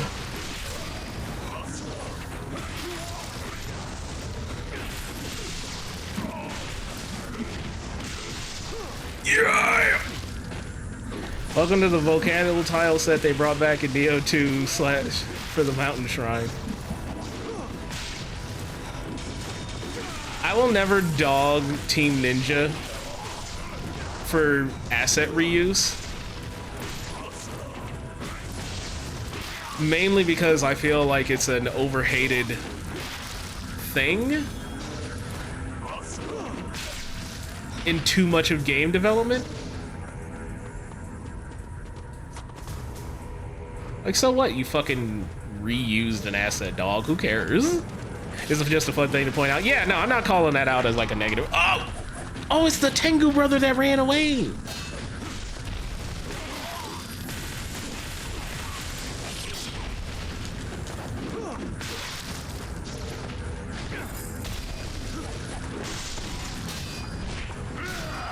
God damn, bro.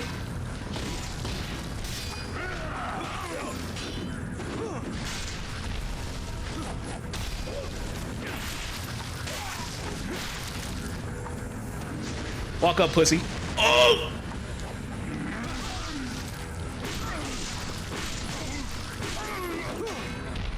Well, you died like a bitch.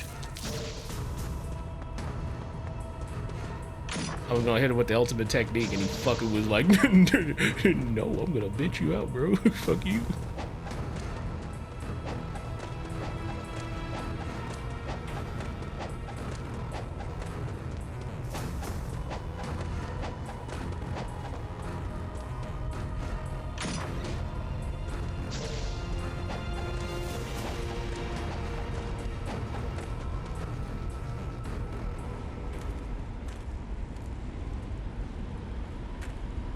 Spider Tengu moves on Saika.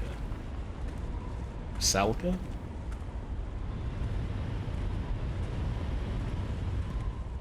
Oh, we're just in lava now. Oh, are you ready to fight fuck finally? You made it. Genshin. It erupts. Do you understand what this means? The Archfiend quickens.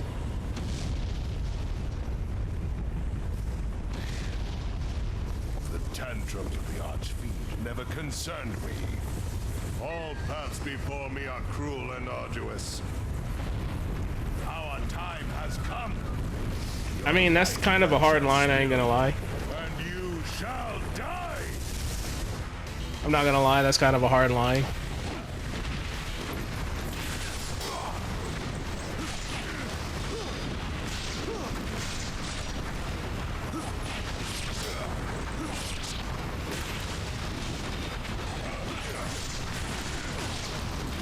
What's this guy's deal? He's the head of the Spider Clan Ninja, which is my rival clan. So he wants to, like, show me how big his dick is.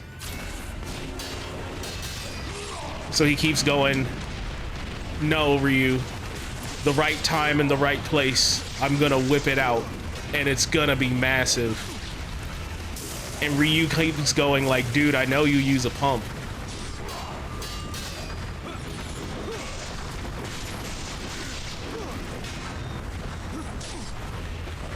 It's okay, bro.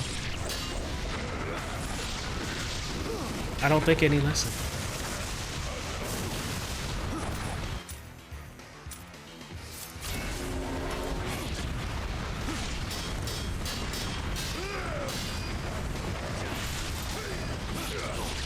Also, the camera is having a very difficult time tracking this fight.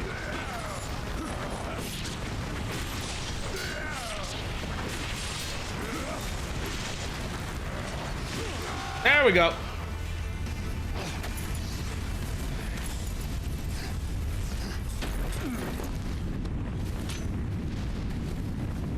Good fight, fuck, bro. Wait.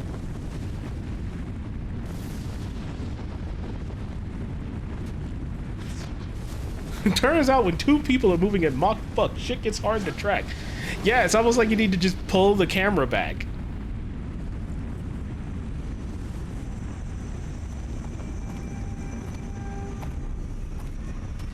It need not end this way, Genshin. I don't think he's gonna reply. He's dead. God.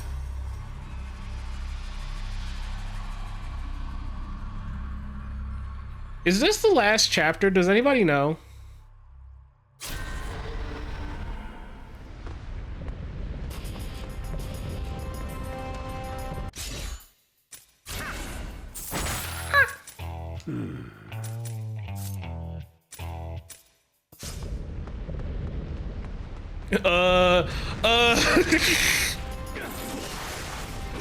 Close to it. Because, like, I keep feeling like, hey, we're coming up on, like, the end, right? This has got to be, like, near the end, right?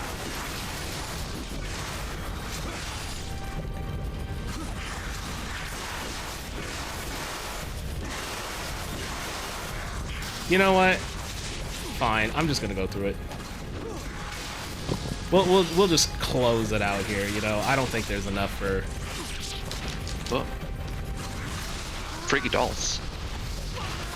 Yeah, we never seen these things before, and they're just here. Unannounced.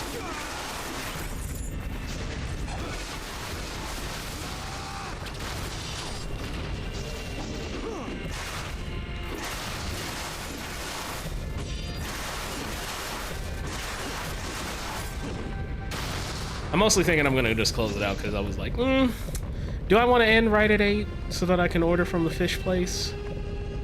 And then I started to think, you know what? No, I don't want to order fish tonight. Oh, no fish. No fish. Go fish. No fish.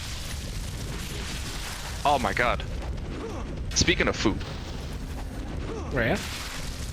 I've recently realized that I like honey mustard. Okay. It's big because I've never liked mustard in any way. You know what? Yeah, that's fair. Yeah, but I like honey mustard. Okay. And I'm excited to try and put it on a hot dog. I bought some buns, I bought some hot dogs. Because usually all I have is ketchup and Crunions. Okay. What if I put some honey mustard on there? Yeah, you know what? I think that's fair. Yeah, and I'm excited.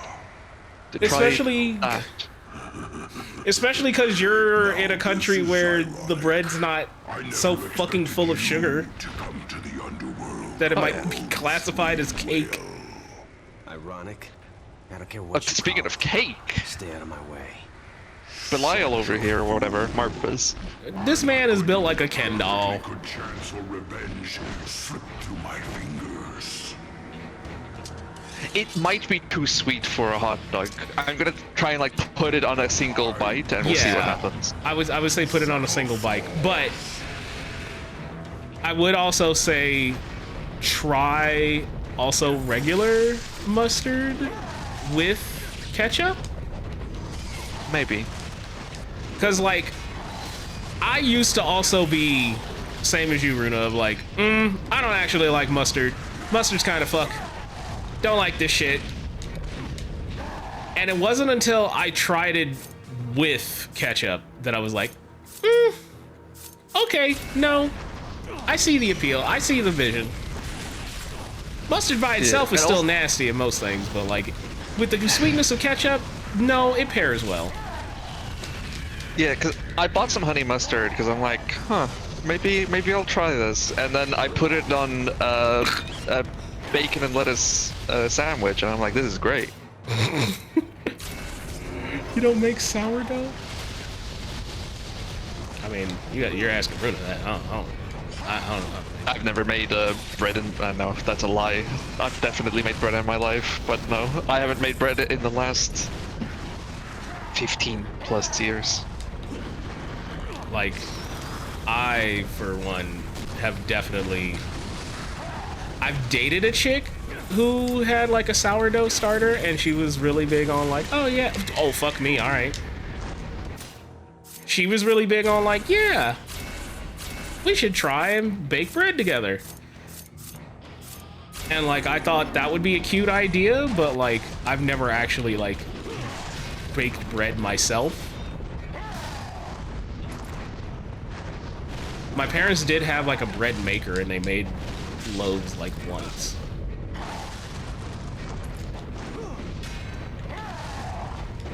Oh yeah, my mom used to have a bread maker. It was a big ass fuck ass machine. It is a big ass fuck ass machine. I think the only time I've technically ever made bread was when I worked at fucking Walmart. Yeah, I've only ever made bread in home ec.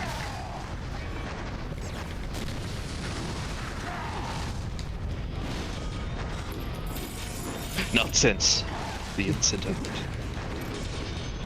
I remember making that bit all the time.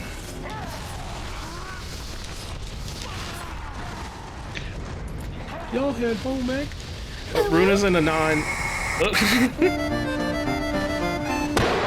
Oh, thank God I turned off. I didn't set back up the. Oh, this can shut off the stream.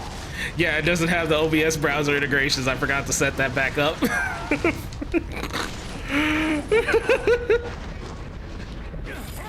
That was the dote that usually kills the stream.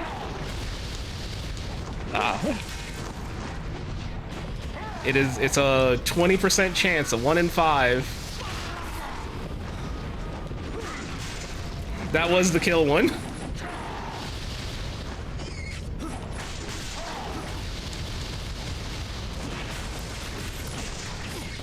You know what's even more fucked up? Since the last time we rolled that one, I actually had it set up that it's supposed to break correctly. So literally as soon as you hear the pop, it actually would shut off. Perfect timing too. Beautiful. Yeah, I think home ec is the correct term I'm using. Yes. It's the class where, you know, we learned how to properly, like, clean and cook, bake, and such. Yes. Yeah. Should have Blutoed it? No. Bluto doesn't even shut off his own streams anymore.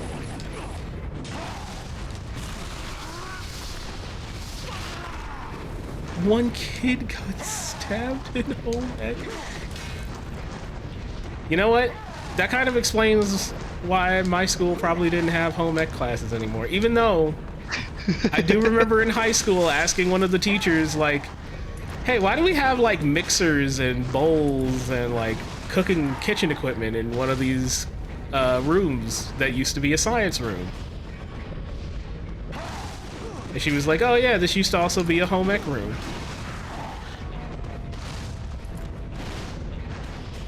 Sure he hasn't in a while. Yeah. Bluto needs the money. Bluto does this as a full-time job. You can't tell him to not make money. Also, imagine you did that to him during like a sponsored stream. He would be very pissed.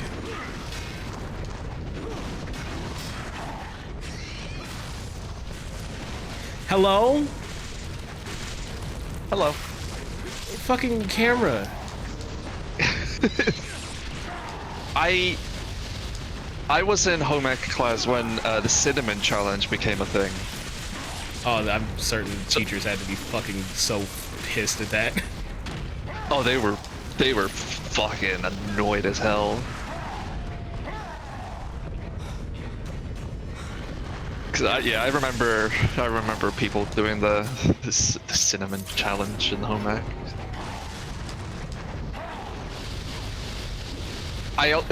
That's also where I learned how to like make fake frostbite. Fake frostbite? Yeah, so... Oh look, he's making it right now too. This kid was like, oh yeah, if you put salt on your skin and then ice cube right over it, it will irritate your skin. It's like frostbite. Yeah. Yeah. Is that his dick? We don't have one no more. My dad had a school in the middle of bumfuck nowhere in Texas, and they had a shooting club and taught cattle roping. Damn. So, that sounds cool for the complete idea of, hey, remember, the actual important part of like why we have public school in the first place is they're supposed to teach you for the most likely job you will get, or most students will end up doing. So like if you live in the middle of nowhere, hey, you might need to know how to use a gun. You might need to know how to like rope cattle.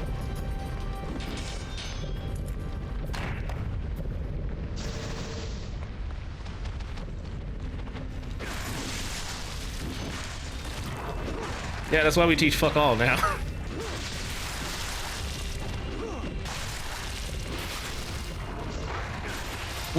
They used to teach, like there used to be like a Bible class.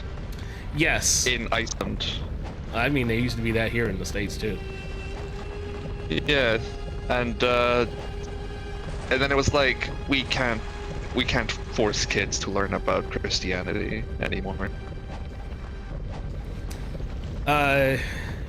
So you know how we got around that? How? We made private schools. Oh. And then made those private schools secular. So what I had to do, a young Dickolas for 5th and 6th grade, went to private school, and my mom fought up and down with my dad about it and made me go to Lutheran school. Woo! And it was so fucking shit, because in the middle of the day, every single day, they would make us study parts of the Lutheran Bible and the teachings of Martin Luther, and I retained literally none of it. On Wednesdays, there was a church right next door to the school, so we would have to spend multiple hours a day going to church and sitting in there and listening to the pastor. And on top of that, they also expected me, and specifically my parents, to take me to church every Sunday on top of the Wednesday school, like church sermons. It was so fucking annoying. It was so fucking bad.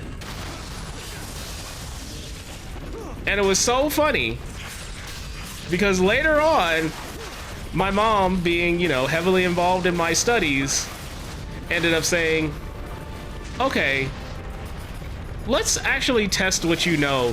Do you know more than the average 5th grader? Do you actually know more than the average 6th grader, Dickolas? And she put me through everything, and it was like, the answer is literally no. You're paying for private school separately out of like your taxes so that I can go to this school, have to lie every week when they make me fill out this stupid little form asking, hey, did you go to church on Sunday? And making me spend another day of the week where I'm not doing anything because I'm just sitting in church listening to a pastor sermonize to me. It was so fucking funny that she just eventually was like, okay, you're gonna graduate 6th grade and then you're never going back. We're pulling you out and you're going back to public school. And I remember 7th and 8th grade, I went back to public school and everybody was like, oh, Dick, what happened to you, man? You were gone for like 2 years. We thought you like moved. And I was like, no. My parents just put me in Lutheran school. I didn't learn anything. You didn't learn about the Lutherans? About Luther, I presume? Martin Luther. He is the guy who nailed a bunch of tenets on a fucking church door once and thought he was better than everybody else. And everybody was like, yeah, you're kind of full of shit, buddy. Dumb.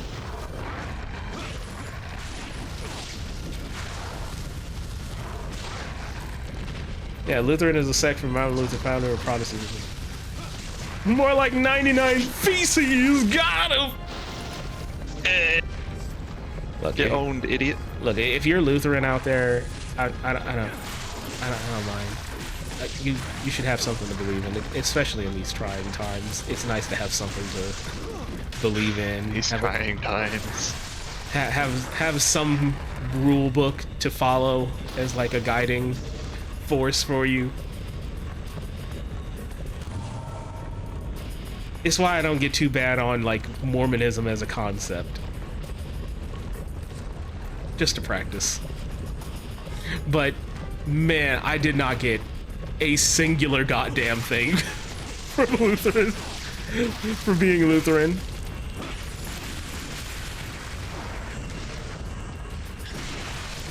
I will say though, it was nicer there when I first started that school, because they had like an actual chef in the school lunches who would actually make food. And it wasn't just like the pre-packaged public inner-city school shit where they just throw everything in a giant fucking oven and just serve that along with like a fruit cup and a box milk. Like we actually had like actual meals, like they would actually make us like hot dogs and actual pizzas and like serve us like smiley fries. I remember the smiley fries. I used to like smiley fries. Oh, smiley fries. They're just like potatoes in the shape of like little smiley faces. Yeah. Except they're battered a little extra, so they're a little softer to the taste. Oh. They're very nice. They're very easy to eat. Perfect for kids. Yeah, I believe you. I believe you. Sometimes I still think about that lunch tray pizza. Hey Dick, can I ask an evil question? I've never stopped you, Tess.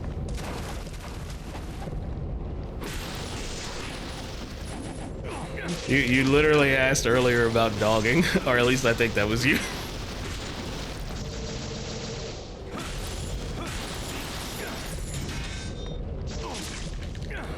What is the worst fumble you've ever seen someone trying to shoot their shot? Oh, I can tell you that right now. I know my boy will never watch it too, because he's married now and he does not give a he does not give a singular fuck about watching my streams. One of my IRL boys that I'm like close with, he's married now, but back in the day, me and him, we weren't super close. We weren't the best of friends yet. Oh, you're just back. Okay, buddy. We weren't the best of friends yet, but he would bug the fuck out of me out about like, hey, I'm still a virgin, dude. I've never had a girlfriend. I've never been with a woman. I think I'm gonna end up just stuck like this forever. And he was going down like a really dark path, you know? So we, and by we I mean like me and two other guys, we were all in college, we were all drinking one night and just having fun. We were like, hey, you know what?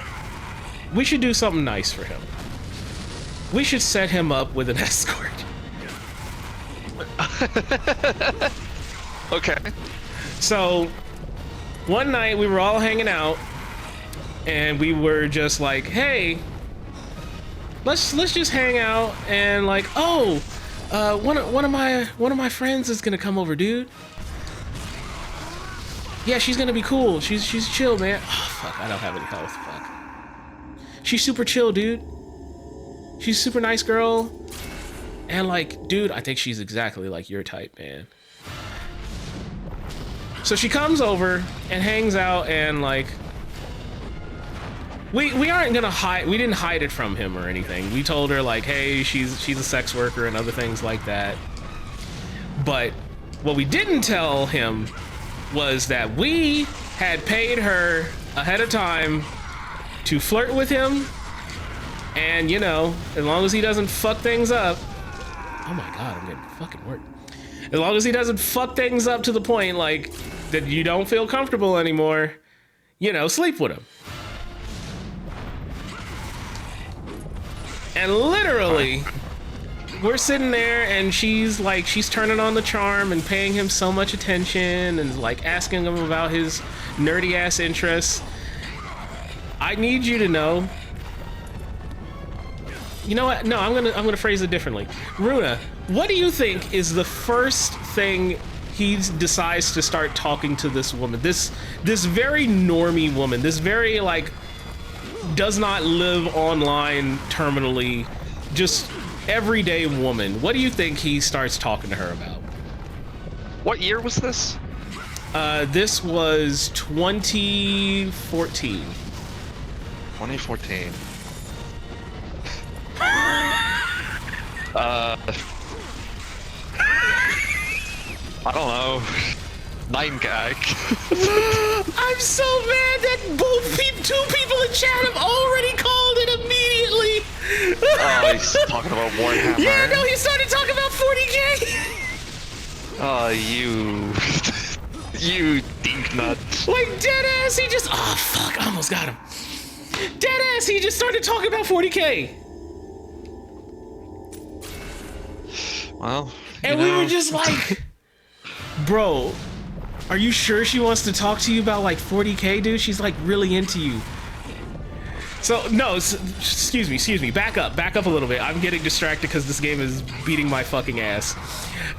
He comes to the kitchen and like leaves her there because he had to. She like very casually like asks him to like, hey, can you guys go and get me a drink real quick? Go set me up another drink. And we're in the kitchen just hanging out so he can like really connect with her. And literally he comes in and just like, hey man, how you think it's going? I think I got a chance with her, man. And we were like, dude, what the fuck? Why did you start talking to her about 40K? Normal women don't give a fuck about 40K, dude. Oh god. And we were just like, bro, you've gotta change the subject. You gotta change the subject, dude. You're not gonna make it work. She's gonna be disinterested in you. There's no way a normal person, woman, male, otherwise, is going to hear you talk about Warhammer 40K and be like, yeah, dude, let's have like an intelligent conversation to this if I'm not aware of it.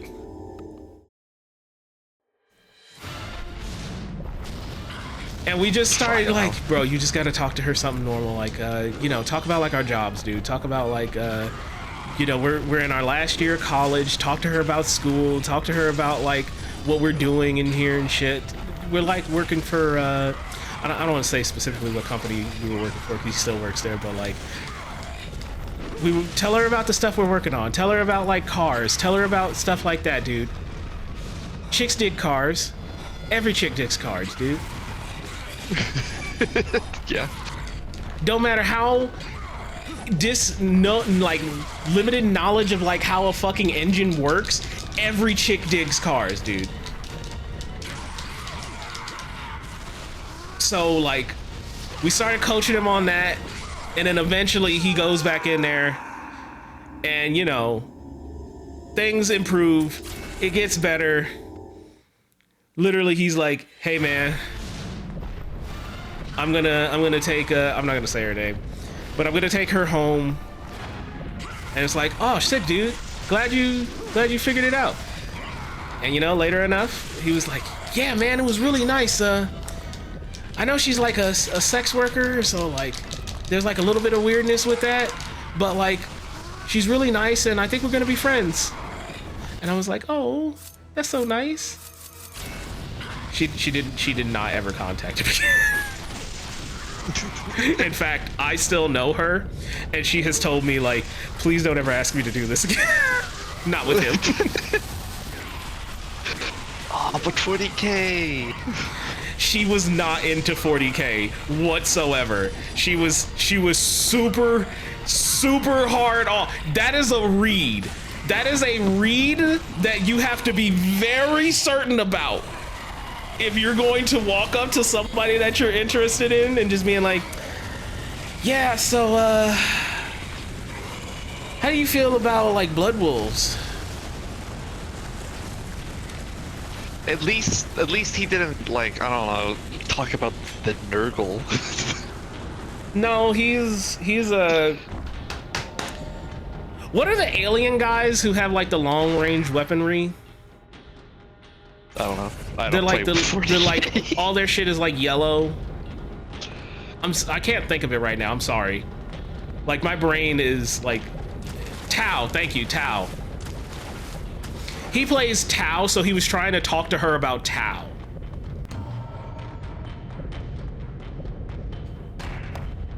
And we were like, dog, you cannot talk to her about this shit, bro. And again, this was 2014, where like your average normal person does not know what the actual fuck a Warhammer 40k is. Tao is even putting off 90% of Warhammer 40k players. And again, keep in mind, I can talk to you guys about like stupid shit even if you don't care about it, because like if I get enough time to sit down and think about how to present something, I know how to make even the nerdiest thing sound kind of interesting, kind of presentable. If you gave me a challenge to go flirt with somebody and talk about like Warhammer, I'm pretty sure I could find some way of making it sound at least a little interesting. I'm not gonna take her home, but I can at least make it sound interesting. Our boy here, God bless him, he's married now. He has a wife who is deeply in love with him. He is too fucking like turbo nerd. He was not gonna make it with that escort. Yeah. Is she into 40k? No. Is he still into 40k? Yes, but he has heavily scaled back his purchases because I'm gonna put it this more expensive. Well, not only are they getting more expensive, but more specifically, he started picking up more socially accepable hobbies. Is the best way I can word this with my current brain. I'm sorry, but like he picked up more. Shit. Sorry?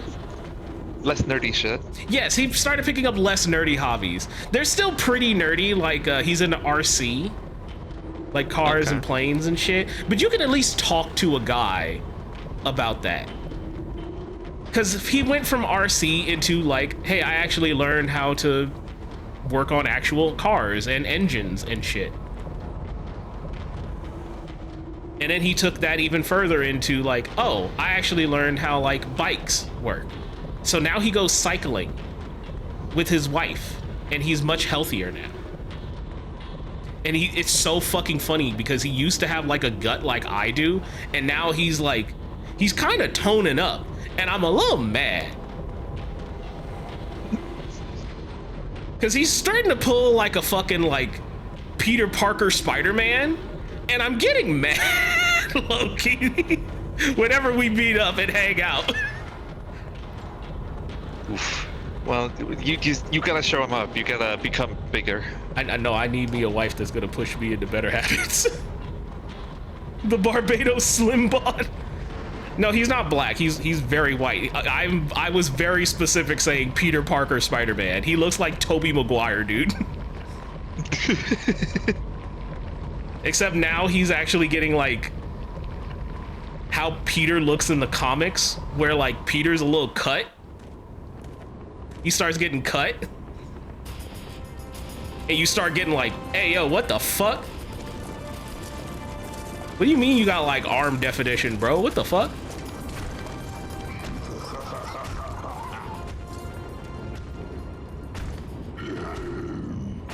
You shall kneel before the true might of the great. Oh, Wolf. He's still alive? We're in hell, technically. So everybody's getting a redo. Okay. Do you have a preference liquor? If you mean like a type of liquor, I used to be the type who was very try-hardy and be like, oh yeah, I love a good whiskey. There's some beers I like. I love a cerveza. Good old Modelo. A Shock Top. And like, I still like all those things. But now I'm literally more of a hey, I've always liked mixed drinks. Give me like some lemonade and some rum.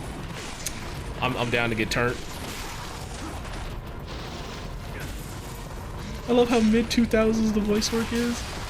This is baby, it's 2009, baby. Yeah.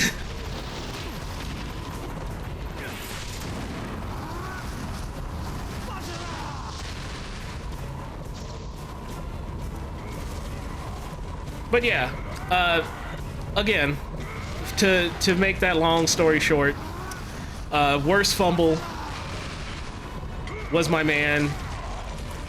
After having a predefined slam dunk with an escort, with a sex worker, started talking about fucking Warhammer, and we had to look at him like, bro, you've got to cut that shit out. Women do not want that. To make things even better, to round that out even better, he does credit what we did for him in giving him more confidence in talking to women. That's good. Because, and I still kind of feel this way a lot. You get one slam dunk in your life, you are now immediately more likely to keep hitting slam dunks. You get one dunk. You get one alley-oop. You get one time the ball rolling. If you can sit there and study it correctly and learn... Why did he triple up? It's true, I'm almost 30 and never done. Look, just learn from more people. Talk to more people. I have friends that are sex workers. Some people look at that as like a, ugh, ew, nasty. They sell their bodies for that type of thing. I've never met people more likely of like being willing to tell you like, hey, this is kind of like how you go about it. This is how you can make better of it. Not exactly my experience, but whatever. It's different for whatever. So hear me out. I'm single right now. So am I. But I know exactly what I want from these experiences.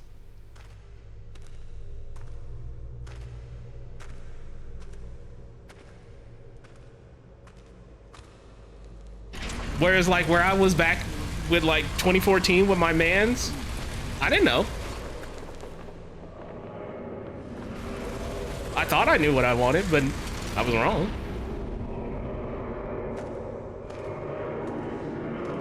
You know, everything that oh, go ahead. Sometimes you gotta be wrong to find out what is right. If you'll allow me, Runa. Sorry, yeah. No, don't say sorry, because I'm more so saying like if you'll allow me, because I want to take your idea and make it a little bit more more provocative, more profound. Okay, yeah. You need to find out what you don't want to find out what you don't do. You need to find out what you don't like to find out what you truly like. Oh, that's better than what I said.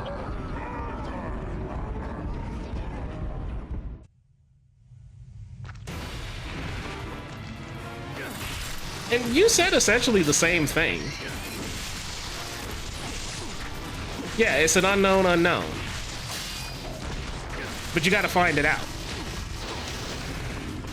Like, I know I'll never date a juggalo again.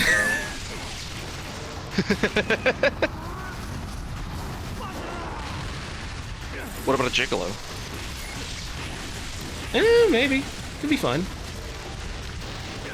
Not one for sharing, though. Also learned that the hard way. Oh, yeah. What? I feel like I've told the juggalo story before. Multiple times. I definitely know that story.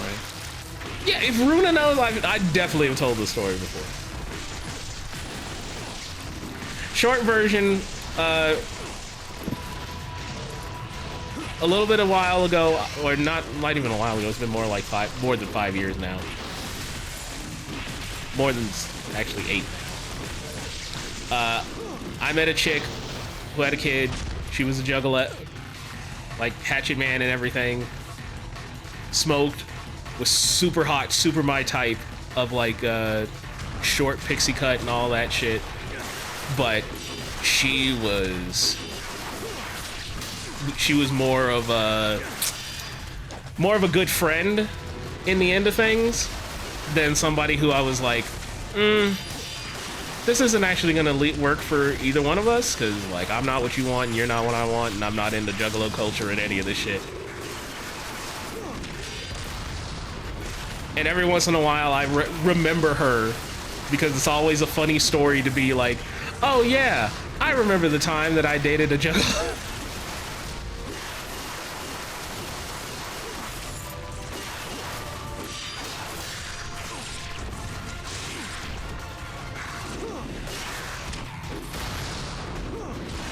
I wonder how long it takes to put that makeup on.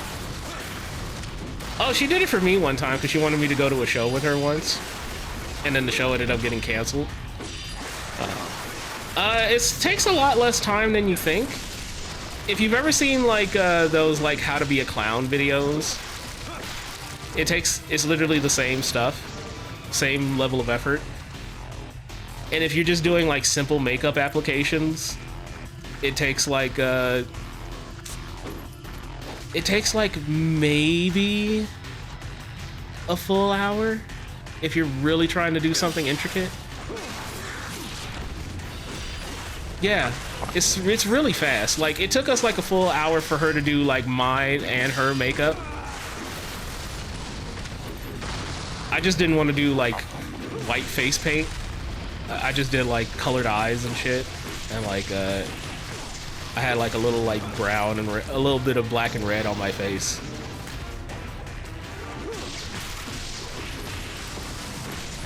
Actually, I remember that day the most because that day when she had me go with her, we both did the face paints and everything, and she started talking to me more about like, okay, Dick, you gotta understand, this kid is always gonna come first in my life, but if you're gonna be around, you're gonna be number 2. And I think we can make things be something interesting. And I was like, I don't know how I feel about raising somebody else's kid. The decor here never really suited my tastes. That's fair. But no matter. But here's the thing, I worded it very poorly. We can create an exquisite new world. I don't remember the exact words. Oh, this is Alexei.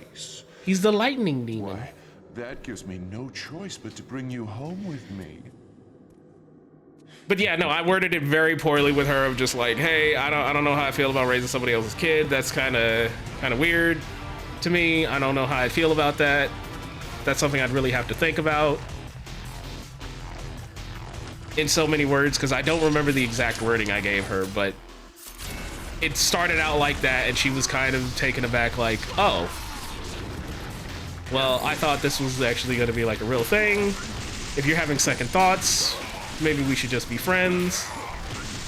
And I remember specifically it turning into, yeah, I just want to take things for a little bit slower for a little while. And I think after I told her that, she was like, oh, well then this is no longer a prospect. We're not gonna work. Well, you know. Like, I don't blame her. I fucking understand. It's completely fair. Yeah, you know, it's always better to like.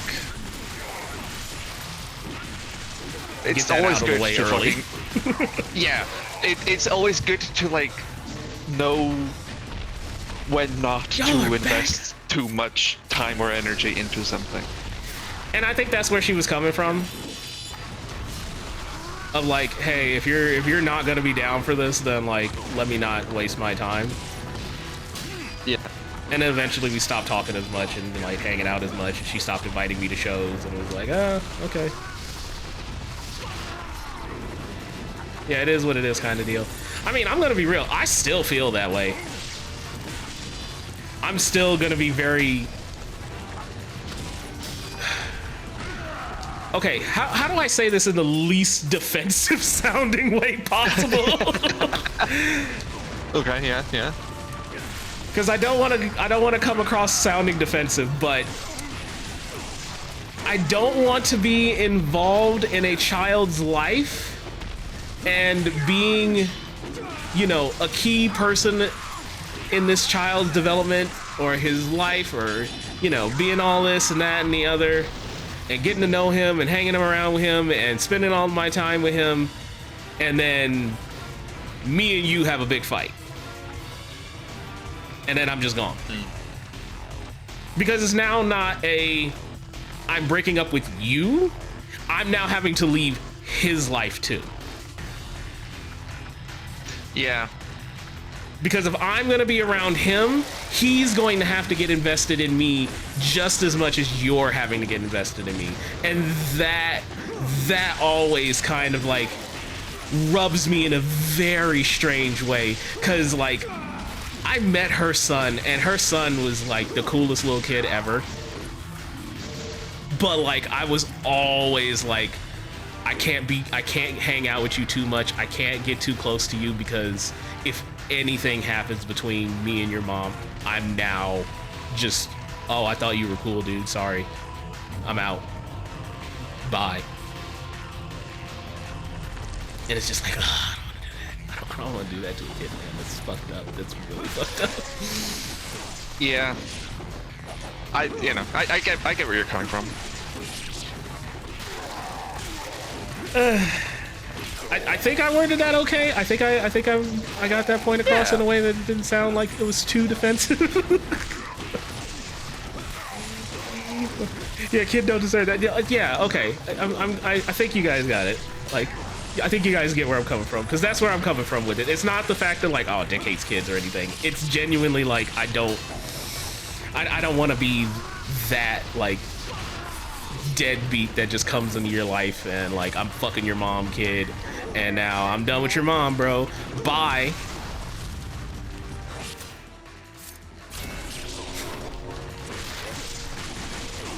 Ugh.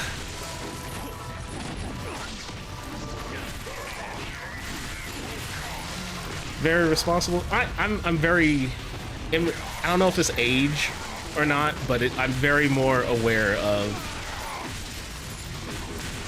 consequences of relationships.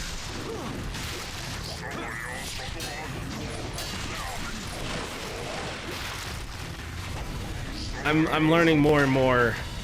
Yeah, empathy is another word for it, but like, I'm learning more and more of, if you're going to get involved with somebody and use certain four-letter words or express certain feelings to people, those words have effects beyond just you and the person you're with.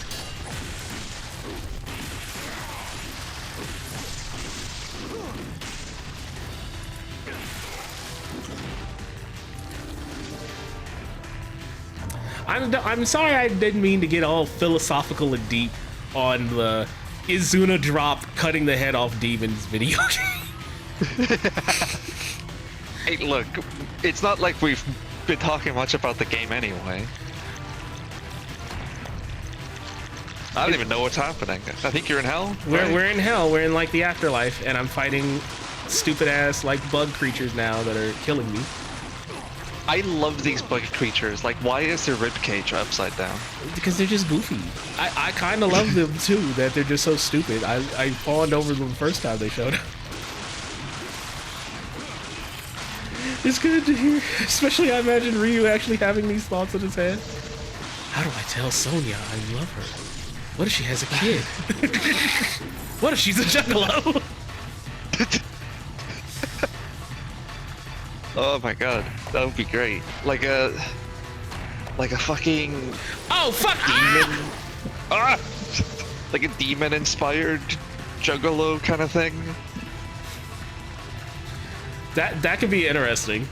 Like, she pranks Ryu one time and just like, I'm a demon, and it's just like, and he grabs his fucking sword and it's just like, Ryu, calm down, it's just face paint. I'm just going to a fucking, just going to a Shaggy 2 Dope concert.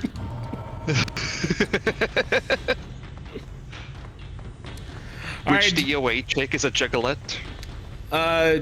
What's the name of the snake one? The one who's like the snake style fighter? It's her. Yeah. Snakes and juggalos, I think they go together.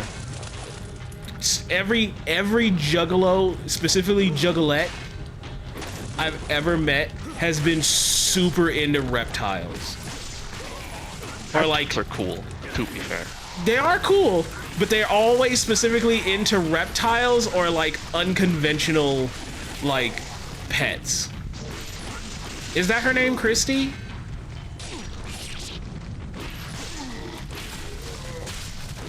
I don't think it was Sandy. I never seen her use a hatchet in a moveset, but what if?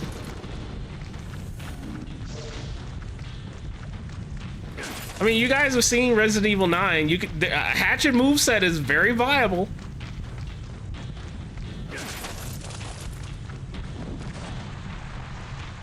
Most of my DOA knowledge comes from DOA 2. Man, I can't wait till they add support for that on Fightcade, because we're just gonna do like a whole bunch of 3D fighters on Fightcade night.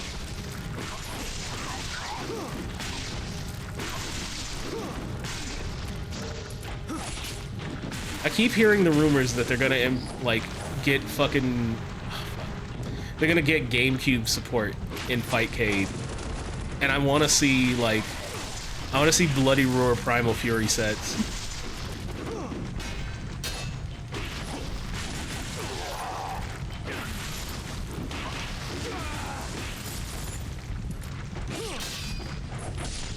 That was on GameCube? Hell yeah, it was, bro! Bloody Roar Combo Breaker was nuts. Okay, I'm actually a little sad. I got invited to be like, hey Dick, do you want to come to Chicago and go to Combo Breaker?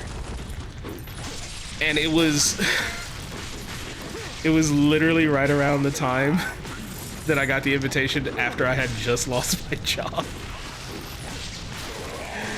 So I'm like, I was literally so fucking like upset about being like, oh man, I would love to go to Chicago, take an extra week off. I already got told by my boss that I have a crazy amount of accrual for vacation time because I only took off, oh no, fuck me. I only took off a total of less than 2 weeks my first year of working the job, because I went to go see Emmy in September, and then I had like less than a week off for my fucking birthday. So I was gonna be like, oh, you know what? Yeah, I'll take some time off, go to Chicago, see my mom, go to Combo Breaker. I think that could be fucking cool. And then I get laid off. Yep.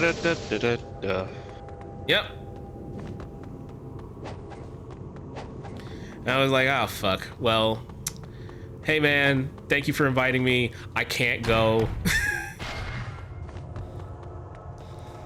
And I just gotta save money. I gotta buckle down. I gotta wait. I do not have money to be talking about getting no hotel room. I do not have money to be talking about taking no flight. Wait, is this still there? If I... Okay, it is. Good.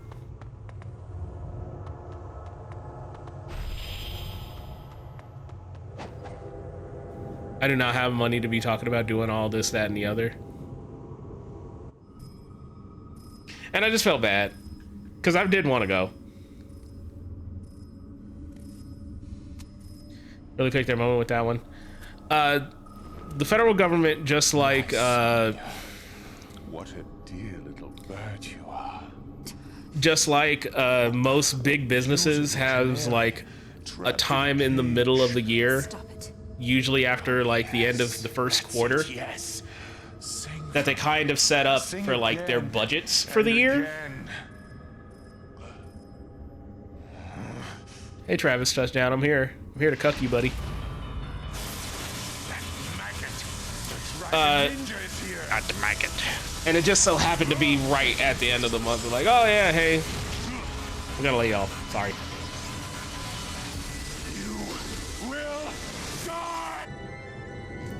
Why didn't you let him finish his line? Die! Alexei, the ruler of lightning. Voiced by Travis Touchdown.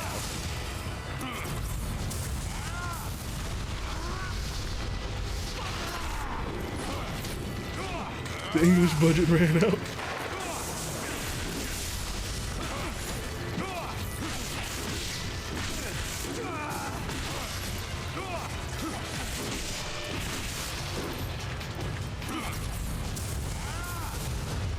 It's kind of weird. I just noticed. I've been fighting all of the boss fights in reverse.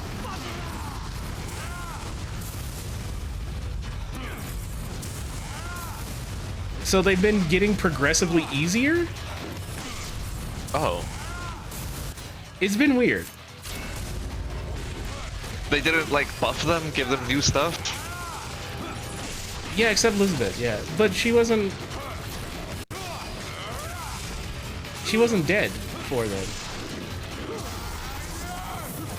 Yeah, Alexei was like the first real boss we fought. We fought him on top of the Empire State, not the Empire, Statue of Liberty.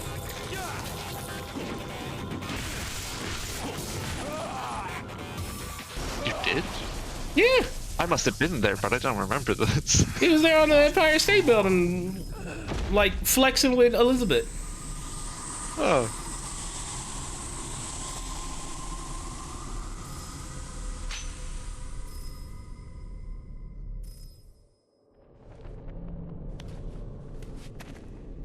Am I allowed to touch you? Oh yeah. Why? Oh, your breasts are boobling again. Ryu, I'm so sorry. Sonya, stay here and don't move. Understood? The fanboys are gonna be all over you.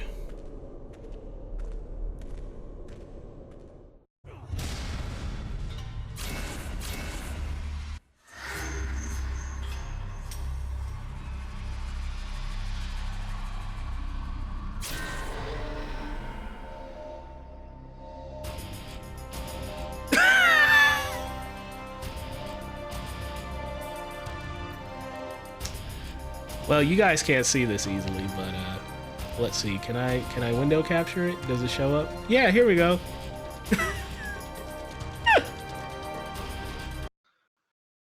The game crashed. Oh.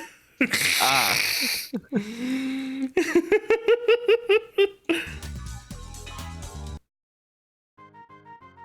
You didn't want to play it, right? Yeah, no. Game difficult, game hard.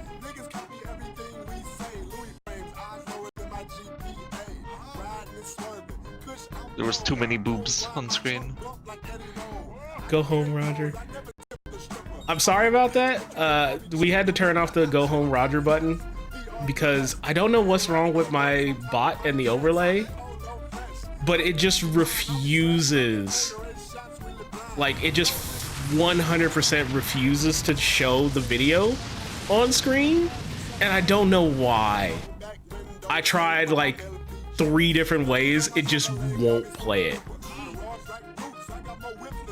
And it's just that one fucking redeem. I don't know why.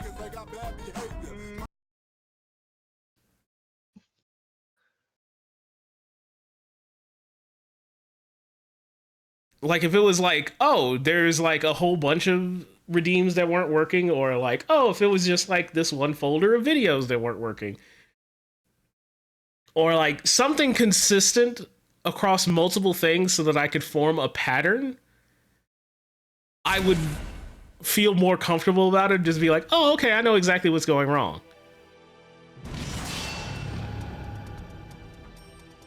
But it is specifically just the go home Roger button that my fucking PC is just like, no, you're not playing that one. Because like you guys saw, you hit don't earlier, it worked just fine.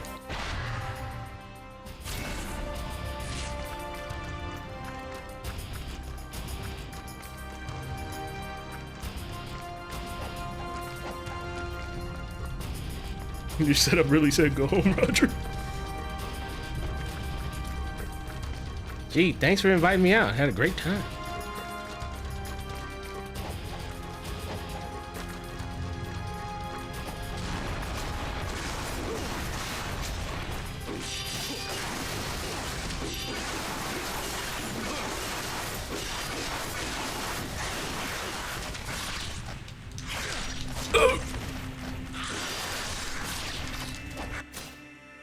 let's see. Let's win ones.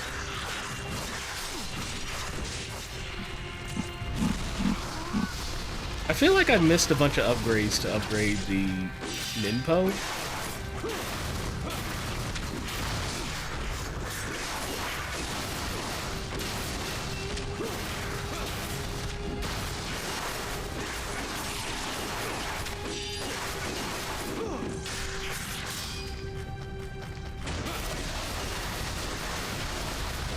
Ooh.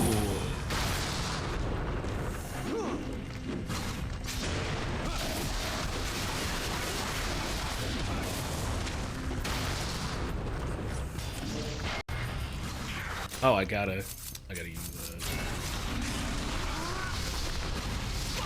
There we go.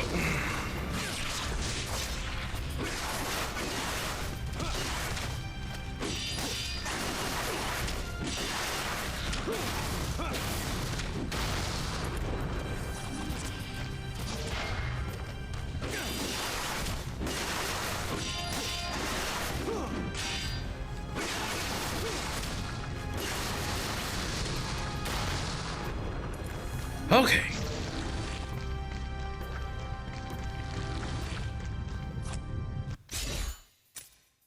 Oh. 5 hours, is that good? No, it's called we're that close to the end that I just wanna done it. And hear me out. I personally hate when I have to come up with a temporary backup stream plan and I can't just dedicate a stream to just a game.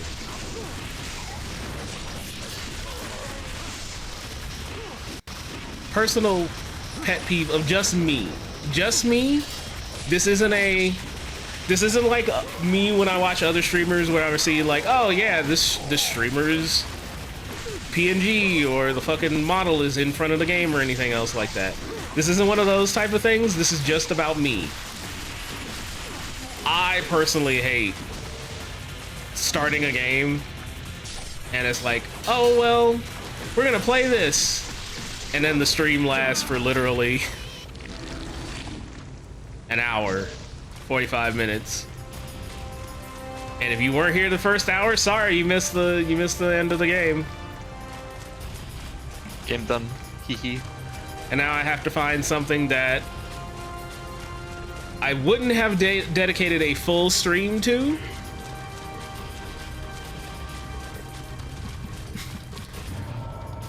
Like a game I wouldn't have dedicated a full stream to, but also is interesting enough that like I would want to play for potentially 4 hours. Which is very difficult for me.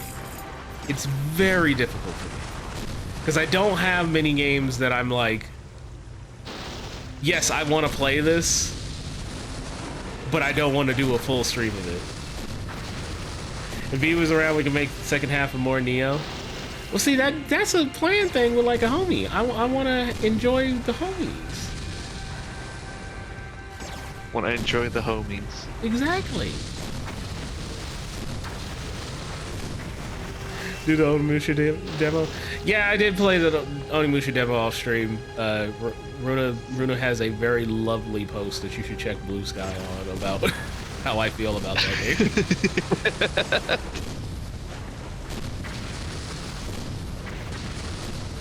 It's quote retweeting a real post about your feelings about that game.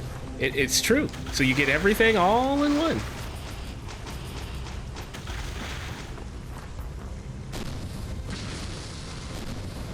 Am I really not supposed to shoot these? Okay. Just do what I would have done and default to playing another playthrough of Sonic Mania. No, I would want to do a full stream of that. I'm sorry. And I would want to get people excited for specifically that.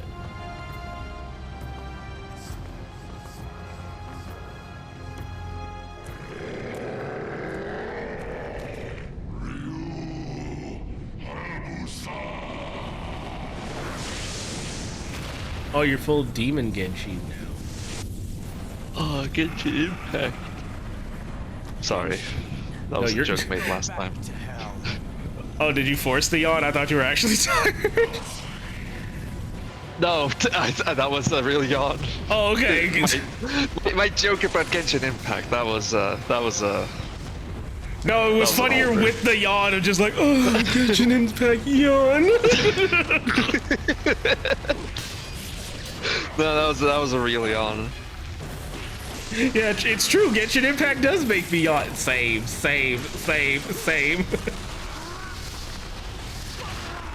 A good friend who's a speedrunner for only one, so I'm waiting for him to play through it to really yap about it. I don't know if you were here earlier when Amy was talking about it, but I think Amy put it to the best I've heard it put so far on my feelings to summarize for the new Onimusha. It's a good enough game, but it is not an Onimusha game. In oh so many words. She worded it much different, much better, but like, it's a fine game, it's just not an Onimusha game. If it was called literally anything else and this was like another Wolong or some bullshit like that they were trying to get people to buy with how it plays and what it's trying to do and all the quipping and the constant fucking talking, I feel like it would be just fine. Good thing I had the JP dub on. Yeah, I'm gonna be so real with you. Are you there? I would love to see. Grows dark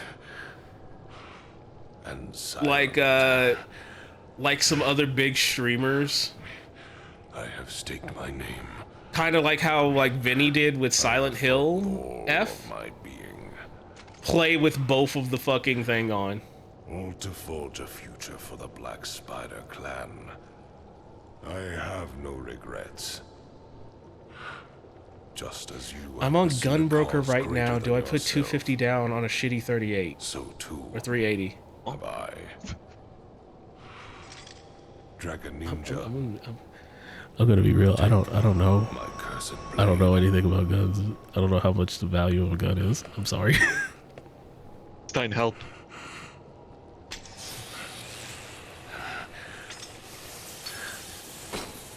What's the Izuna count? At least 8.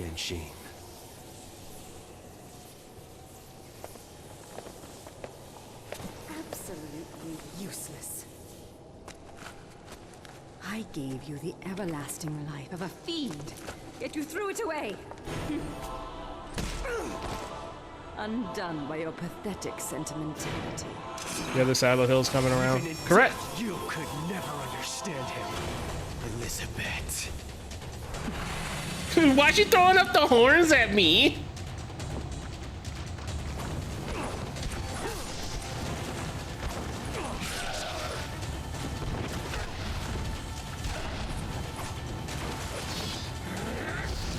I'm gonna ask because I don't know. Does the new Silent Hill look good? And keep in mind, I have not played F personally.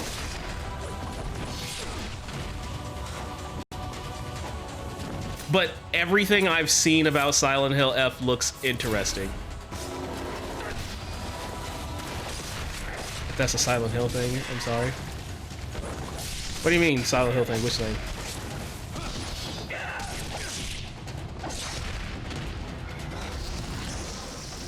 If we go by F, maybe, because F was really good. F looked interesting to me because it was the first time I'd ever seen a Silent Hill game try to make combat interesting without it being a joke.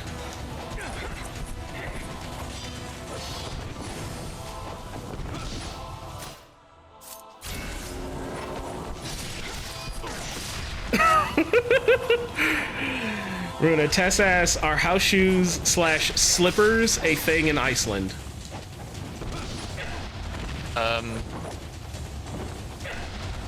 Not really. I mean, you don't wear shoes inside. Okay. In Iceland. Well, like not like outdoor shoes. This was a conversation piece of here in America, certain people of certain ages and also certain people of certain cultures have a separate set of shoes that are made specifically like slippers that are made for indoors that you do not wear outside. They are specifically made for in your home. Yeah. I mean, yeah, we have like, you know, indoor slippers. Yeah. It's not like, I don't know how common it is for people to use them. That's fair. Actually, hold on. Now, thinking about it, my mom always wears slippers inside. But my dad doesn't. My sister doesn't either. Oh no, we're playing more into Stein and Decca's assumption. So this came up on their stream because it was like, nah, Dick, you're crazy. Slippers are for old people. Old people wear slippers. And I'm like, no, that's like, it's like a cultural thing. I grew up in a lot of black and a lot of Hispanic households where wearing slippers in the house is very normal. It's very casual.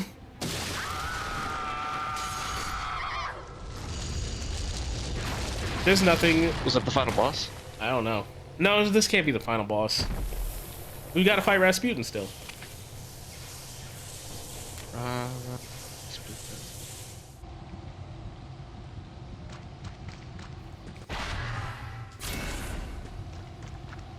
Oh my god! Of course, house slippers are a fucking thing. I was like, what's the Icelandic word for a slipper? It's called indoor shoes. Yeah, because they're like indoor shoes. Fuck. That totally makes fucking sense. Because like, yes, they're shoes you just wear indoors. Yeah. New Silent Hill is 50. Expected it to be 70. Isn't being 50 good? I'm gonna be real with you, Nike. It's a very double-edged announcement. If I see that, if a new game comes out and it's not at the quote-unquote industry standard price of $70, I'm going to. Most people, including myself, kind of look at that as a, why are you saying this game is not worth full price?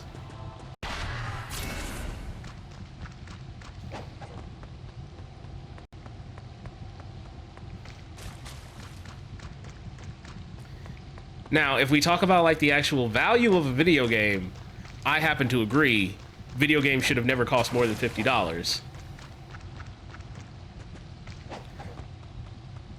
I think when the industry said a brand new video game should run you $50, it should have never changed. When HD gaming came out and they lied to us and said like, oh, well, games have to cost $60 now because it costs so much money to make the game. We shouldn't have fallen for it. And then when the next generation after that came out, they started saying like, oh, well, look, the games need to cost even more because they look even better. I'm again still on like, no, they don't. But it has always been the perception to the average consumer of, why is this game not full price?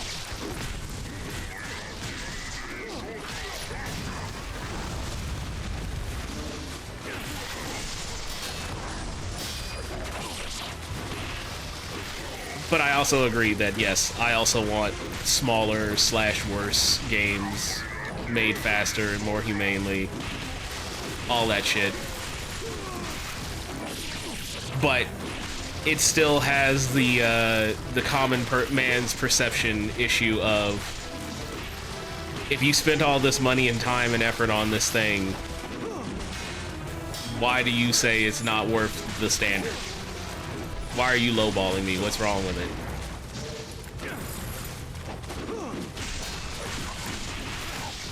They know they don't. The extra money are going to them. Oh, trust me, we're preaching to the choir here. We're talking to the same thing. But as somebody who has had to do legal writing for a long time and like other type of like preparatory presentations for things like that, especially with the average layperson, if you know that a burger most places is going to cost you $5, and I tell you, hey, I'm gonna sell you a burger that's exactly the same as their burger, but for $3, your first— What's wrong with the burger? Yeah, your first thought is like, what's wrong with the burger? What's the catch? What'd you do in that burger? Yeah. What are you trying to do? Why are you offering me the $3 burger?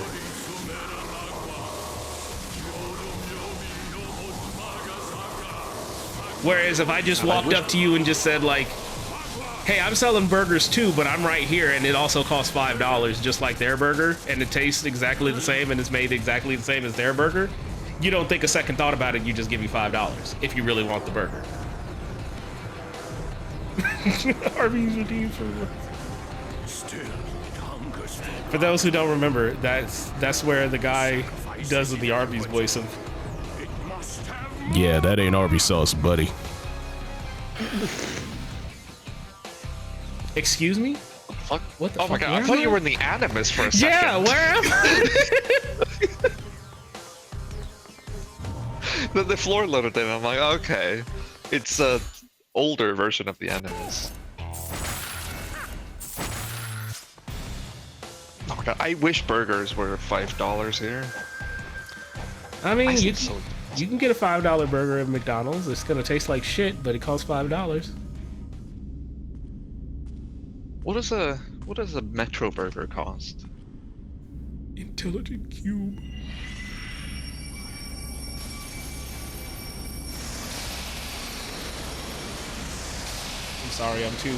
I'm sorry, Forrest. I'm too afraid of that game still. That game is hard.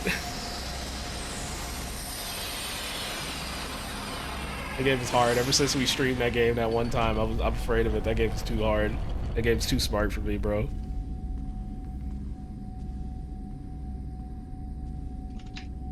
Couldn't get past stage fucking 3.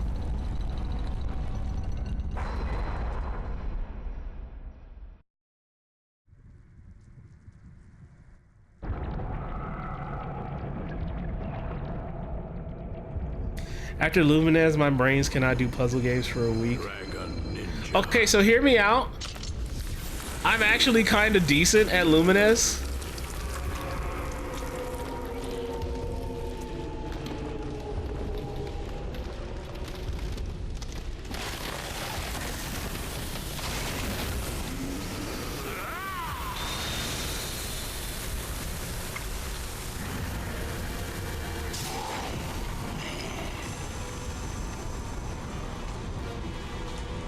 Also, favorite song, Forest, off of Lumines. And why is it the one with the parrots that beat that goes hard as fuck?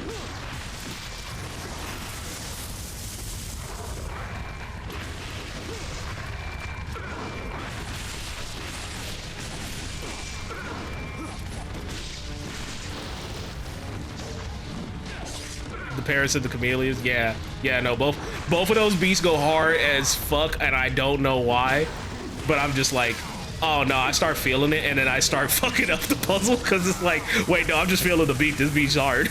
this shit tough. Hold on. I missed again. Fuck me, dude.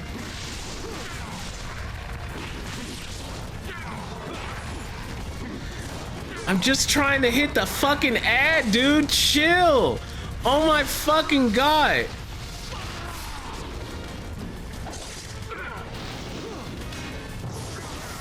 I just stick to logic puzzles things. I don't know if I could get away with doing like a logic puzzle stream. You guys, I don't know if I don't know if y'all would show up for that. I don't know if y'all would turn out for that. I'm always worried. Dead ass thought about doing like a Mario P-Cross ass fucking stream or like a Squeakross stream. And every fiber of my being tells me like, bro, they are not gonna be coming around for that. They're gonna see that shit and be telling you, shut the fuck up, bro. We ain't here.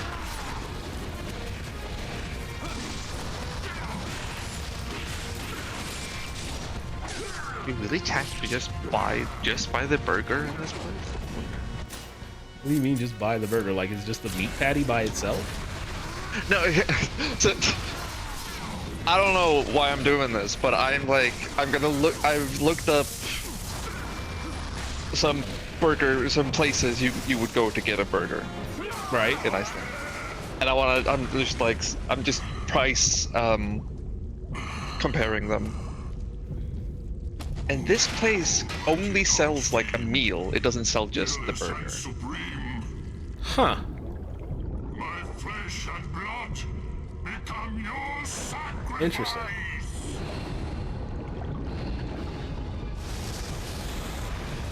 I mean, I know some places that do shit like that, like you know, like how if you go to Costco, they don't sell you the dog without the drink combo.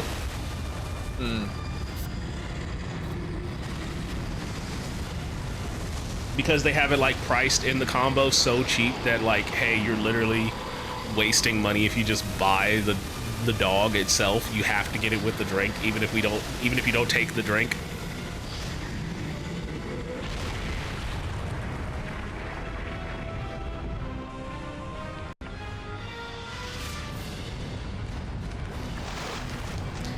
Demon Bluff for fun logic puzzles. Try the playtest. I've never heard of that game. I could take a look. Oh, you know what I actually need to do a stream of? In terms of puzzle games. I backed Mina the Howler. Yes, also, but I'm not gonna stream that. Deca's streaming that. Watch him. I backed... What is it? Spirit Swap? Lo-fi puzzles, lo-fi beats to swap to. And it's like a match 3 style like puzzle game that's chill. Yeah, by Soft Not Weak. I backed that and the game looked fucking sick. Oh, he just got his Spoochie out. Put that shit away. Oh. Put that away.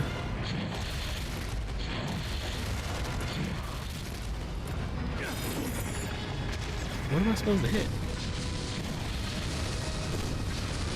I'm so confused. Do I hit him in the eye?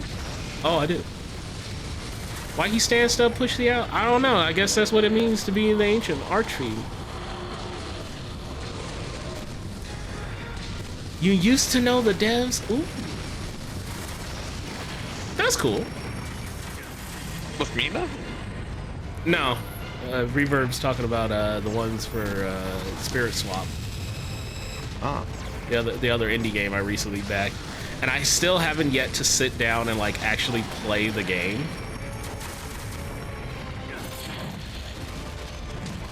And I've been meaning to like, you know, just try it. Went to get my door, one last Luminous thing. Them motherfuckers online are killers. Oh, you tried playing like multiplayer on Lumines? Oh yeah, no dude. Yeah, no dude, you fucked up. You fucked up, man. Bro, I'm gonna be so fucking real with you. There are people, I was fucking around with like the new like multiplayer like lobbies in like the PSP emulator, because now they've just got like online lobbies and shit for that now. There are people who have never stopped playing Lumines for the fucking PSP, dude, who are absolute like fucking monsters. And they are playing Arise, and they are playing the Steam port of Lumines 1, man. They are cracked. They are fiends. That's the archfiend there, man. You don't go online with them.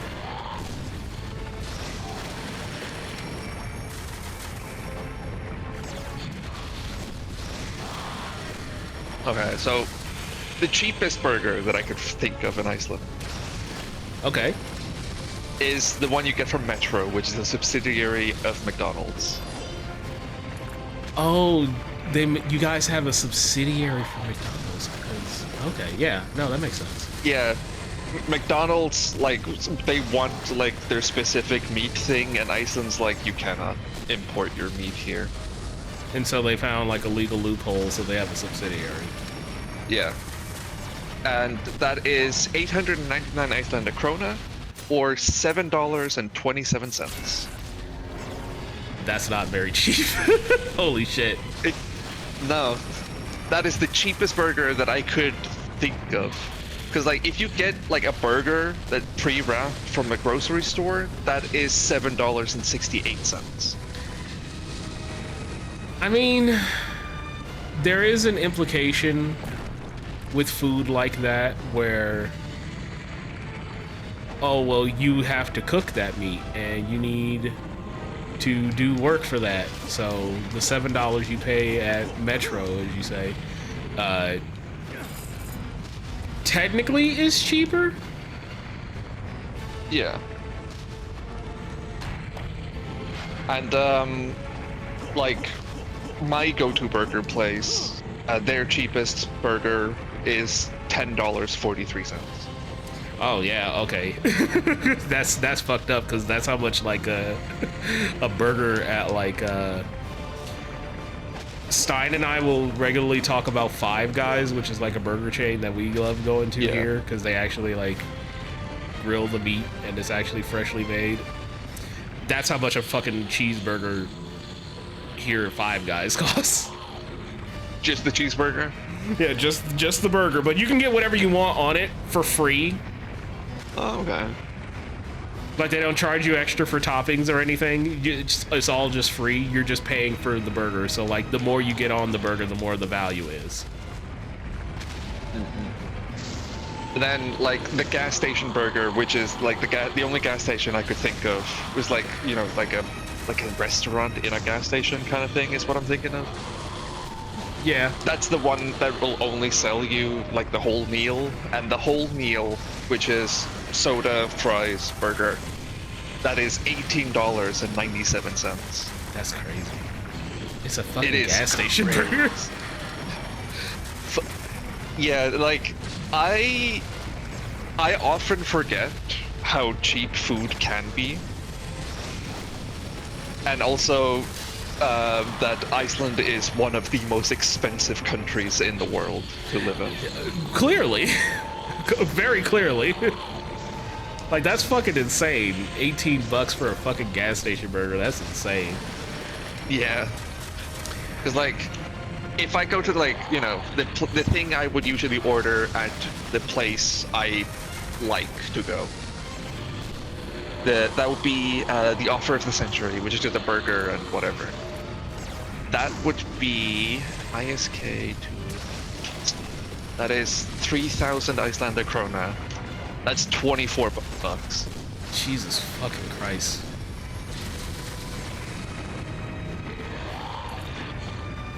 Oh, the $18 one, that's the meal. Yeah, it's the meal. Which, you know, that's about how much we would pay for, like, again, like Five Guys here. Five Guys, you can get, like, the meal, burger, fry. Actually, yeah, that's how much it costs now in, like, the new fucking deal they just came out with.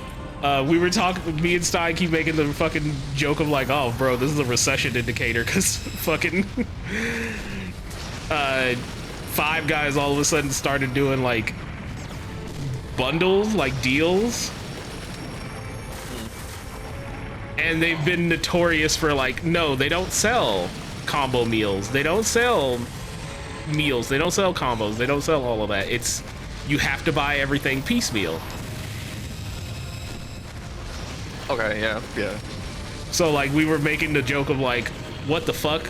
It's 18 bucks now to get a fucking meal at Five Guys? Damn, that's a real sign that like we are in trying times. Yeah.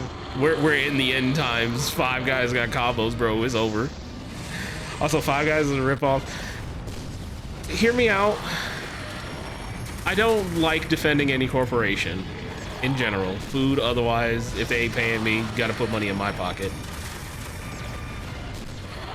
But I will say, there's very few food, like very few burger chains out here, especially in Utah, that I can go to and expect like a decent burger that's not just like shit fast food. Could I get a better burger somewhere else? God, I hope so. But I would have to go to like a bar, a pub.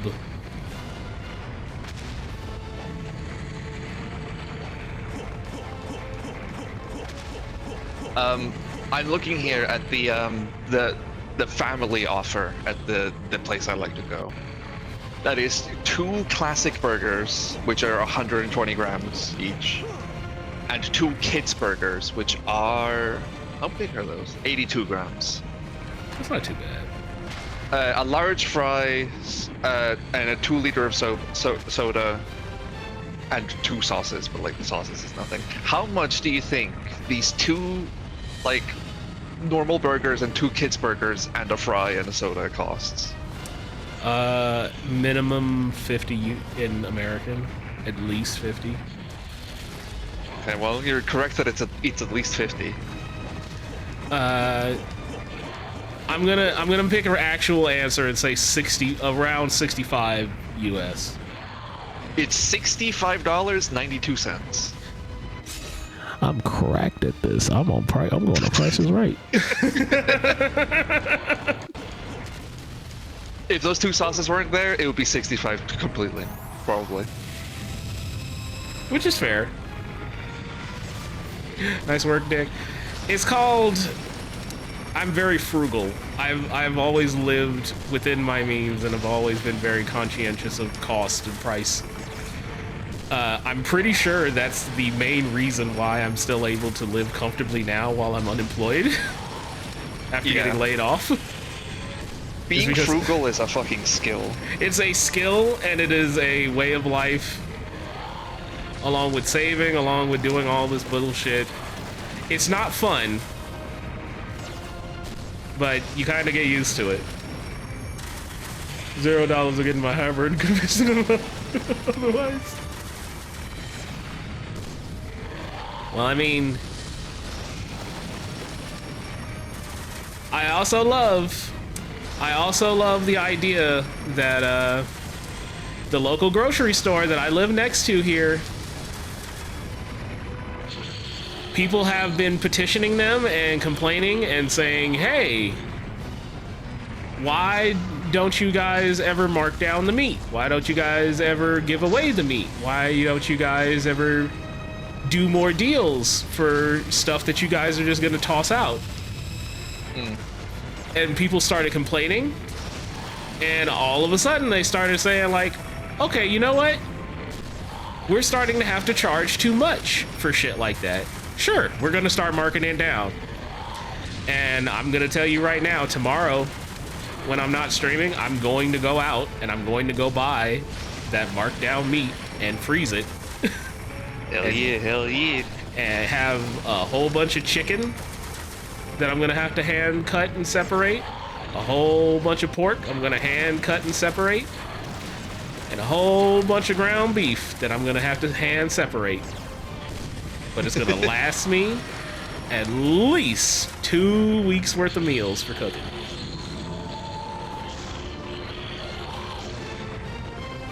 Go get the meat, also be careful. Yes, there has been a number of things, and it's actually been even worse since since I stopped having the job at the government, when I used to be a little bit more in the know with those things. But yes, please be very careful with especially ground beef right now. Oh God, what's happening? Let's just say, specifically here in the U.S., the FDA and like food standards have somehow gotten subterranean.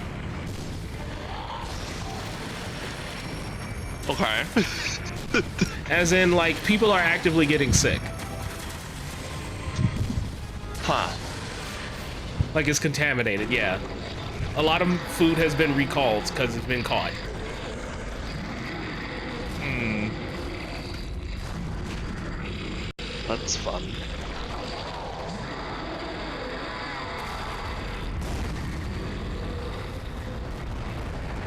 I want you guys to know that that boss sucked. I think that boss sucked ass.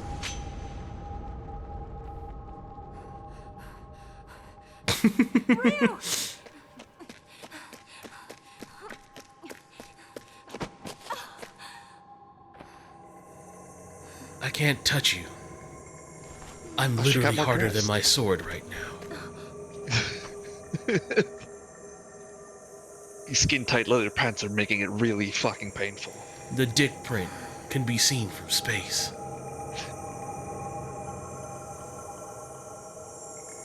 Chad, if you have a parent that can cook or are really lucky to have a parent, learn from them now. My mom has not been happier than the moment she realized her son kind of liked cooking. Yep.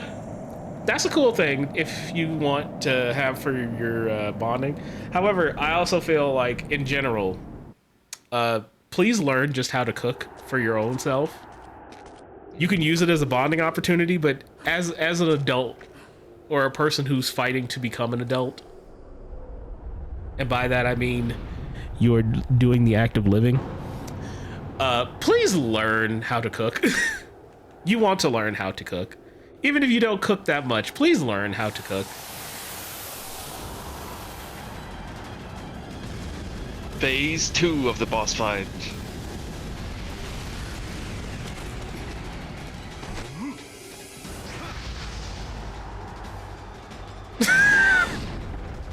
That was a good face. Great face.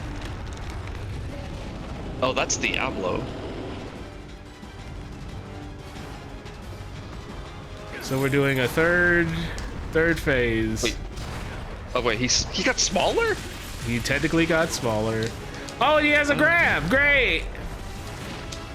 Oh, just like that guy from Onimusha. Holy shit, he can walk. Where did he go? What? Diablo wish he could be this Bishi. I don't know. Did you see Diablo from Diablo 3? That was a sexy looking devil. I was gonna say, do you remember from how he looked in Heroes of the Storm? Yeah, that's him from Diablo 2, I think. Yeah. No, people wanted to fuck that version too. Good old Barra boy. Big boy. Fuck this grab. How can you tell that's the grab and not the swipe? This is just like Onimusha.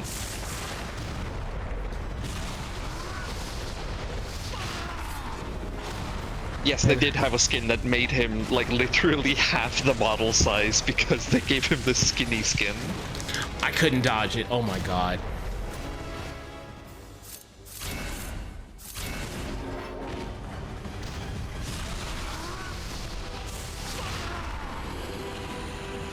Okay. Okay. We're just unloading now. I'm sick of this.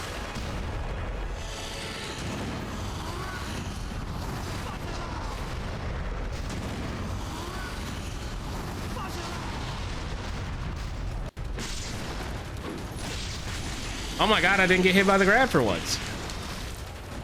Never fucking mind.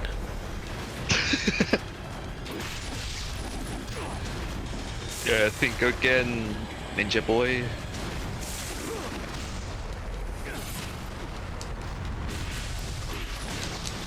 Oh my god, I'm doing combos and you just don't care.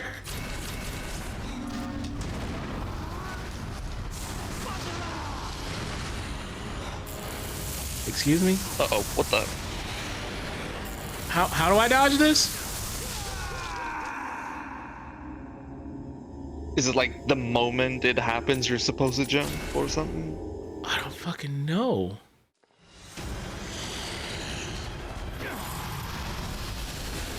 Yo, he's got a nice cock piece though. It's just his own fucking face, isn't it?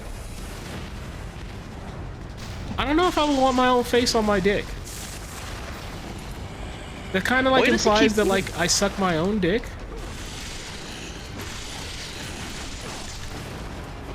You saying you wouldn't if you could? I don't know. Oh, okay. Gonna be honest, never thought too hard about it.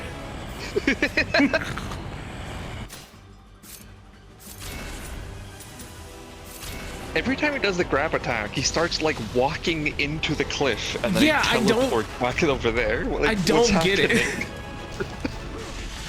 What a debate.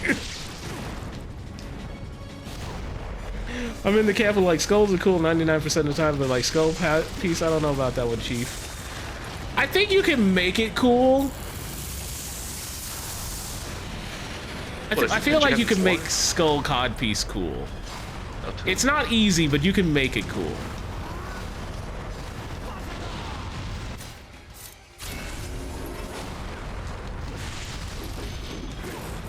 I can't read the grab.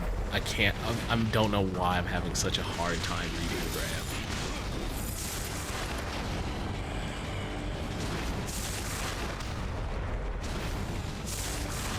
What is he doing? Oh,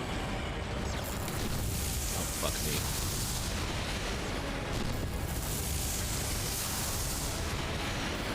Kingdom Hearts 2, Halloween Town reprised Ice Rig fight. Don't say that.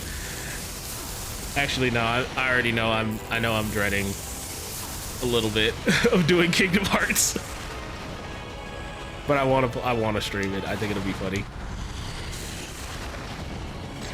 I hate that this ending is making me think of Sonic 06. No, I see it. Fuck off. For real? Oh yeah, no, I swear, I could have sworn I've talked about this before too. Hey, I want to stream Kingdom Hearts 1 and 2. I do not want to do 3 though. You will not. You're gonna have to get me like partner push numbers to be doing Kingdom Hearts 3, dog. There is no fiber of my body that wishes to do fucking KH3.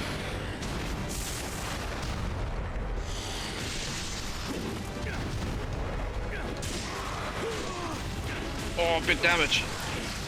No, this is the finisher. Oh. The finisher.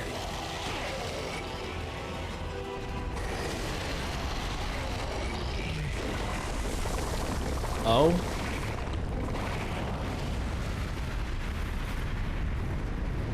So what's her name? Sonya? She's dead, right?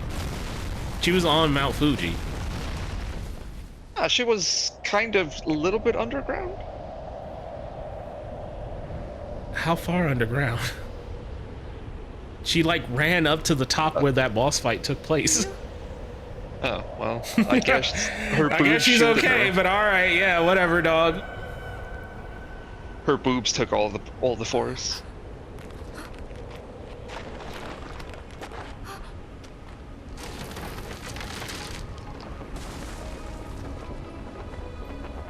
I lived. Don't worry, I would never say the last word of that meme to you. I would never call you the B word.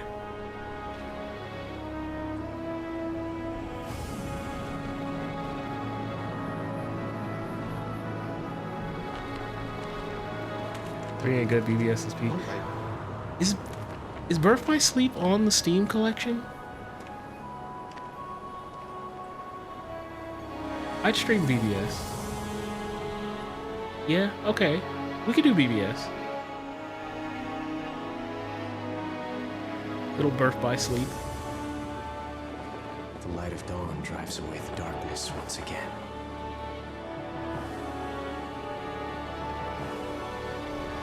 What are you talking about, Ryu?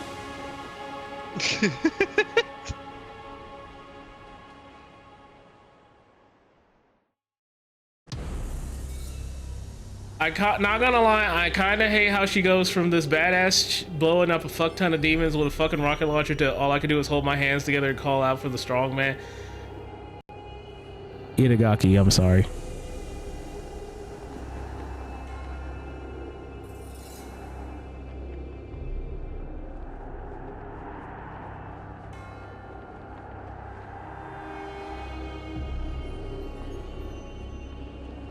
I don't think your katana is supposed to bend like that. No, he got his special. He loved it that way. Just like my penis. A little to the left. Although it has been a while in this bodysuit, it's a little to the right now.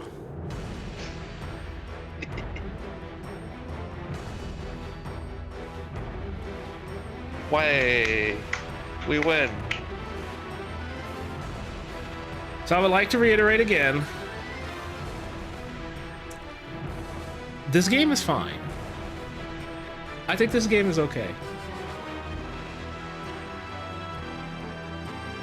It's much more beginner and like non fucking like all I do is play character action games. It's much more approachable for a normal person is what I think I'm trying to say. And for that, I can appreciate it a lot.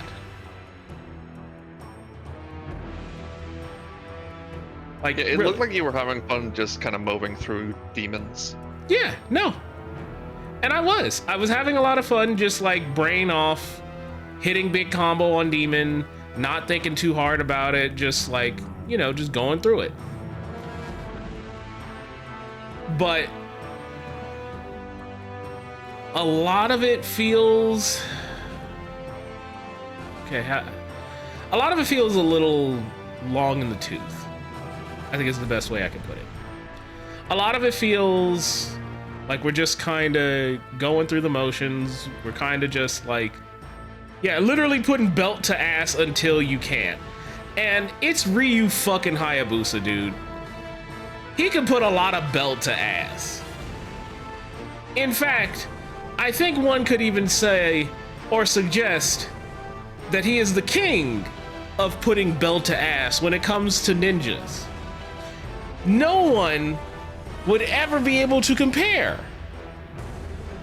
But because we're going as long as Ryu can put belt to ass, it gets a little boring. It kind of just keeps going. The story is... I don't want to say incomprehensible, but it's not enough there for you to really like care. It is a connecting thread to go from place to thing to killing a demon to killing another guy. Ryu kind of just hears that like, oh, a demon's there, I'm gonna just go kill it. And I'm gonna be real, I don't fucking...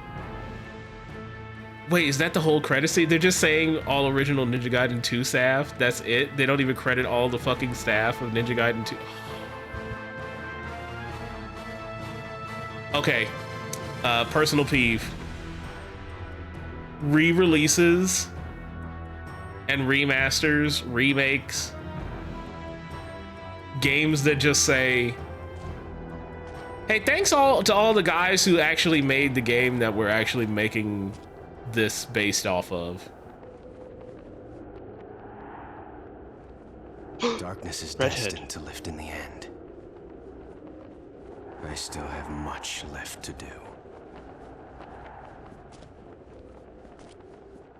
And she's not there. Wow.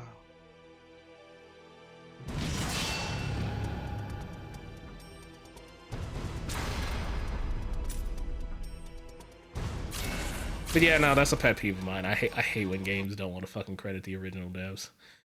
But yeah, no. Perfectly fine time. I had a great time just playing the game. I only needed an extra hour and a half to beat it all. Well, I'm glad I beat it all then, you know? Yeah, it's over. It's over. You're free. With 5 being an average,